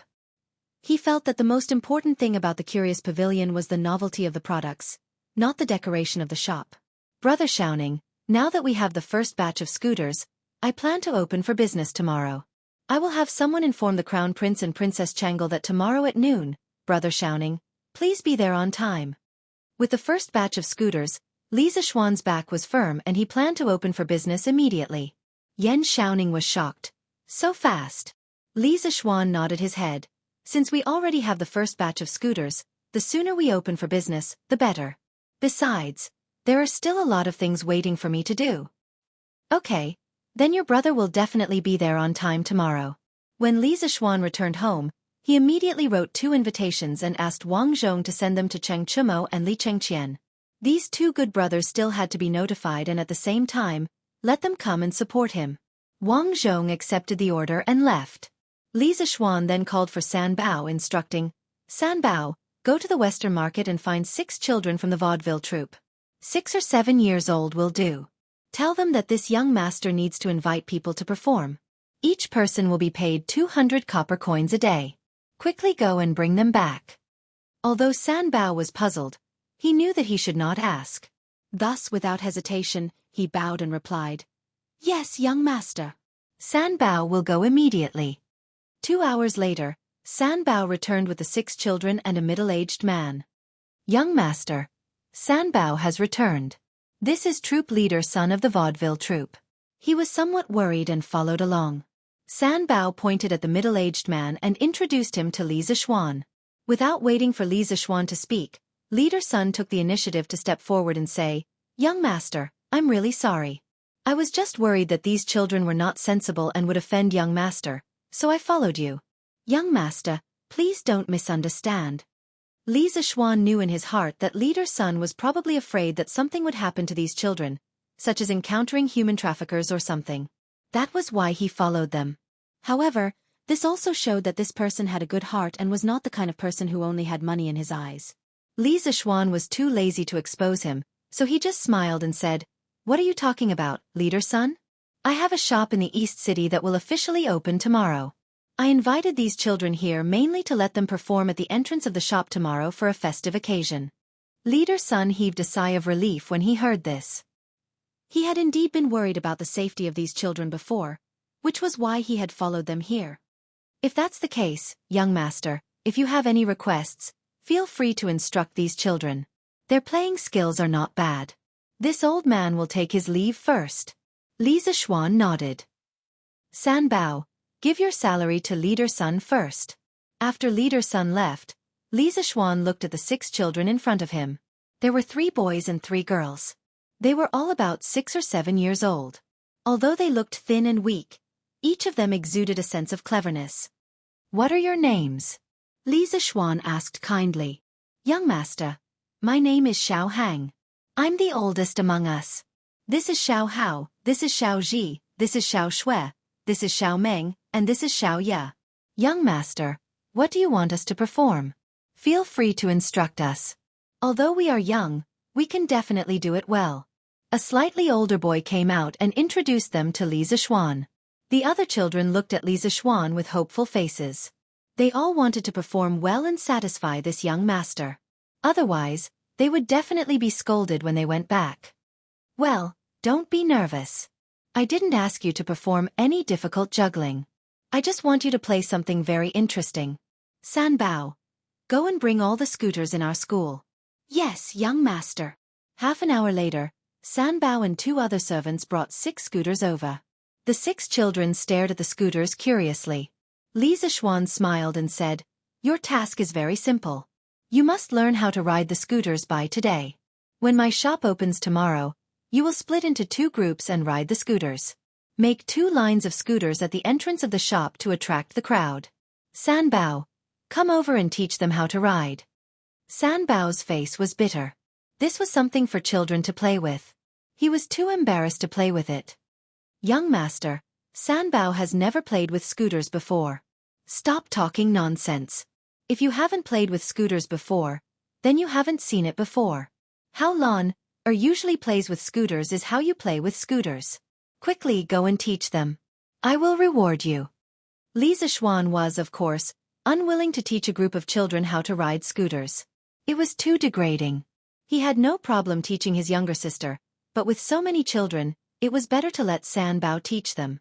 Li Zishuan finished speaking and went back to the west courtyard. He planned to wait for 4 hours before coming back to check on the progress. Duke Lu's mansion. Young master, this is an invitation sent by Li Zishuan. The Cheng mansion's housekeeper handed an invitation to Cheng Chumo. An invitation from Xiao Xian? What does he want to do? Let me see. Cheng Chumo took the invitation curiously. He opened it and looked at it carefully. He said, "Strange Interest Pavilion? What is it for?" "Uncle Liang, do you know about the Strange Interest Pavilion?" Housekeeper Liang thought for a while and replied, "I have never heard of this Strange Interest Pavilion. But looking at the location written on the invitation, it should be the shop where the East City's Heavenly Craft Pavilion used to be. I heard that the Heavenly Craft Pavilion was going to sell it, but I didn't expect it to be bought by the Li family." Cheng Chumo nodded. He also didn't know what Li Zishuan was doing. But he suddenly remembered a rumor today and said, "Uncle Yang, I heard that Xiao Xian's family was wantonly purchasing chicken seedlings in the West City today. Is this true?" Housekeeper Liang nodded. "Young master, I also heard about this today. It is said that they bought at least 7,000 chicken seedlings today. They bought almost all the chicken seedlings in the East City today. I am also curious as to why they bought so many chicken seedlings." Although Cheng Chumo was a bit fierce, he wasn't stupid. He stroked his stubbled chin, thought for a while and said, "This brother of mine is very smart. This brother of mine is very smart. I don't believe that he would make a loss. There must be a deeper meaning behind this. I'll ask him tomorrow. If there's really a profit to be made, I'll ask my father to buy some chicken seedlings." Hee. East Palace. An eunuch hurried in and bowed to Li Chengqian. "Reporting to your highness, there is a person outside the palace with the East Palace token. He asked this servant to give this invitation to your highness." Li Chengqian curiously said, "Oh, give it to me." When he saw the contents of the invitation, Li Chengqian's eyes lit up. He said, "Oh, they opened for business so soon? That's great. Come, set up the Changle Palace." Chapter 71. Changle Palace. Changle was reading Journey to the West with great interest. She had been studying palace etiquette in the inner court for the past 2 days. It was rare for her to be free today. She finally had time to read this imaginative story. Changle, are you reading Journey to the West? Li Chengqian came in directly without letting anyone report. He had a good relationship with Changle. He had come to Changle Palace many times, and the palace maids were already used to it. "Ah, brother Crown Prince, why are you here?" Changle saw that her story was interrupted. She looked up and saw Li Chengqian. She was pleasantly surprised. "Haha, I'm here to give you good news today." Li Chengqian envied Li Zishuan since he met him and saw the harmonious and warm relationship between him and Lan. After that, he visited his sister more frequently. He also wanted to be a good brother. Brother Crown Prince, what's the good news? Chang'e smiled faintly. Li Chengqian took out the invitation and handed it over. He said, Chang'e, Strange Interest Pavilion will officially open tomorrow. You are also one of the shareholders. Do you want to go tomorrow? Chang'e took the invitation and opened it. She was pleasantly surprised. Of course I want to go. Let's go and ask for leave from Mother. I will go out with Brother Crown Prince tomorrow. She put down the invitation and was about to pull Li Chengqian to the inner court to find Zhang Sun. Li Chengqian shook his head helplessly and followed his sister. Li Tai remembered that he hadn't returned the journey to the west that he borrowed from Chang'e. He thought about going to Chang'e Palace to return it. As an elder brother, it was already not proper for him to borrow the book secretly. If he borrowed it and didn't return it, it would be even more inexcusable. To show his sincerity, Little Fatty specially brought the hardcover version of Journey to the West that he personally copied and came to Chang'e Palace. Of course, he was prepared to be scolded by Chang'e. After all, he was in the wrong. This servant greets your highness, Duke of Wei. When Li Er saw the visitor, she immediately went forward and bowed. However, the way she looked at Li Tai was a little strange. Last time, Li Tai stole books and caused her to almost be punished.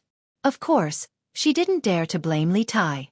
She was just a little vigilant and thought to herself, could it be that Wei Wang is here to steal again? Li Tai pretended not to see her strange eyes. He waved his hand and coughed softly. Ahem, where is Chang'e? Reporting to your highness, the princess just went out with the crown prince. Li Tai's eyes lit up as he was secretly delighted. However, he did not show it on his face. He waved his hand and said, then go busy yourself. This king is just taking a stroll. After saying that, he walked straight into the palace. Li Er wanted to follow and take a look so that she wouldn't lose something again. However, Li Tai specifically forbade her from following. If she followed, she would definitely provoke Li Tai. After hesitating for a moment, Li Er still didn't dare to follow. She prayed that the princess would return soon. Li Tai came to the hall and quickly glanced around. After seeing that there was no one, he immediately sneakily put the hardcover edition of Journey to the West on the table and prepared to leave. He was also afraid that Chang'e would suddenly return. At this moment, he saw a red invitation on the table. After hesitating for a moment, he took it and opened it to take a look. East Market. Strange Interest Pavilion opening. What is this? Li Zishuan? It's actually Li Zishuan's shop? So it's you, this bastard. Instead of writing Journey to the West properly, you actually open some Strange Interest Pavilion. You really don't do proper work. I'm so angry. This king will go and capture you tomorrow to specially write stories. Humph.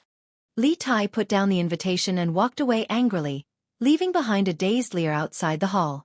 Unaware that someone was plotting against him, Li Zishuan took an afternoon nap on the lounge chair in the western courtyard. When he opened his eyes, the sun was about to set.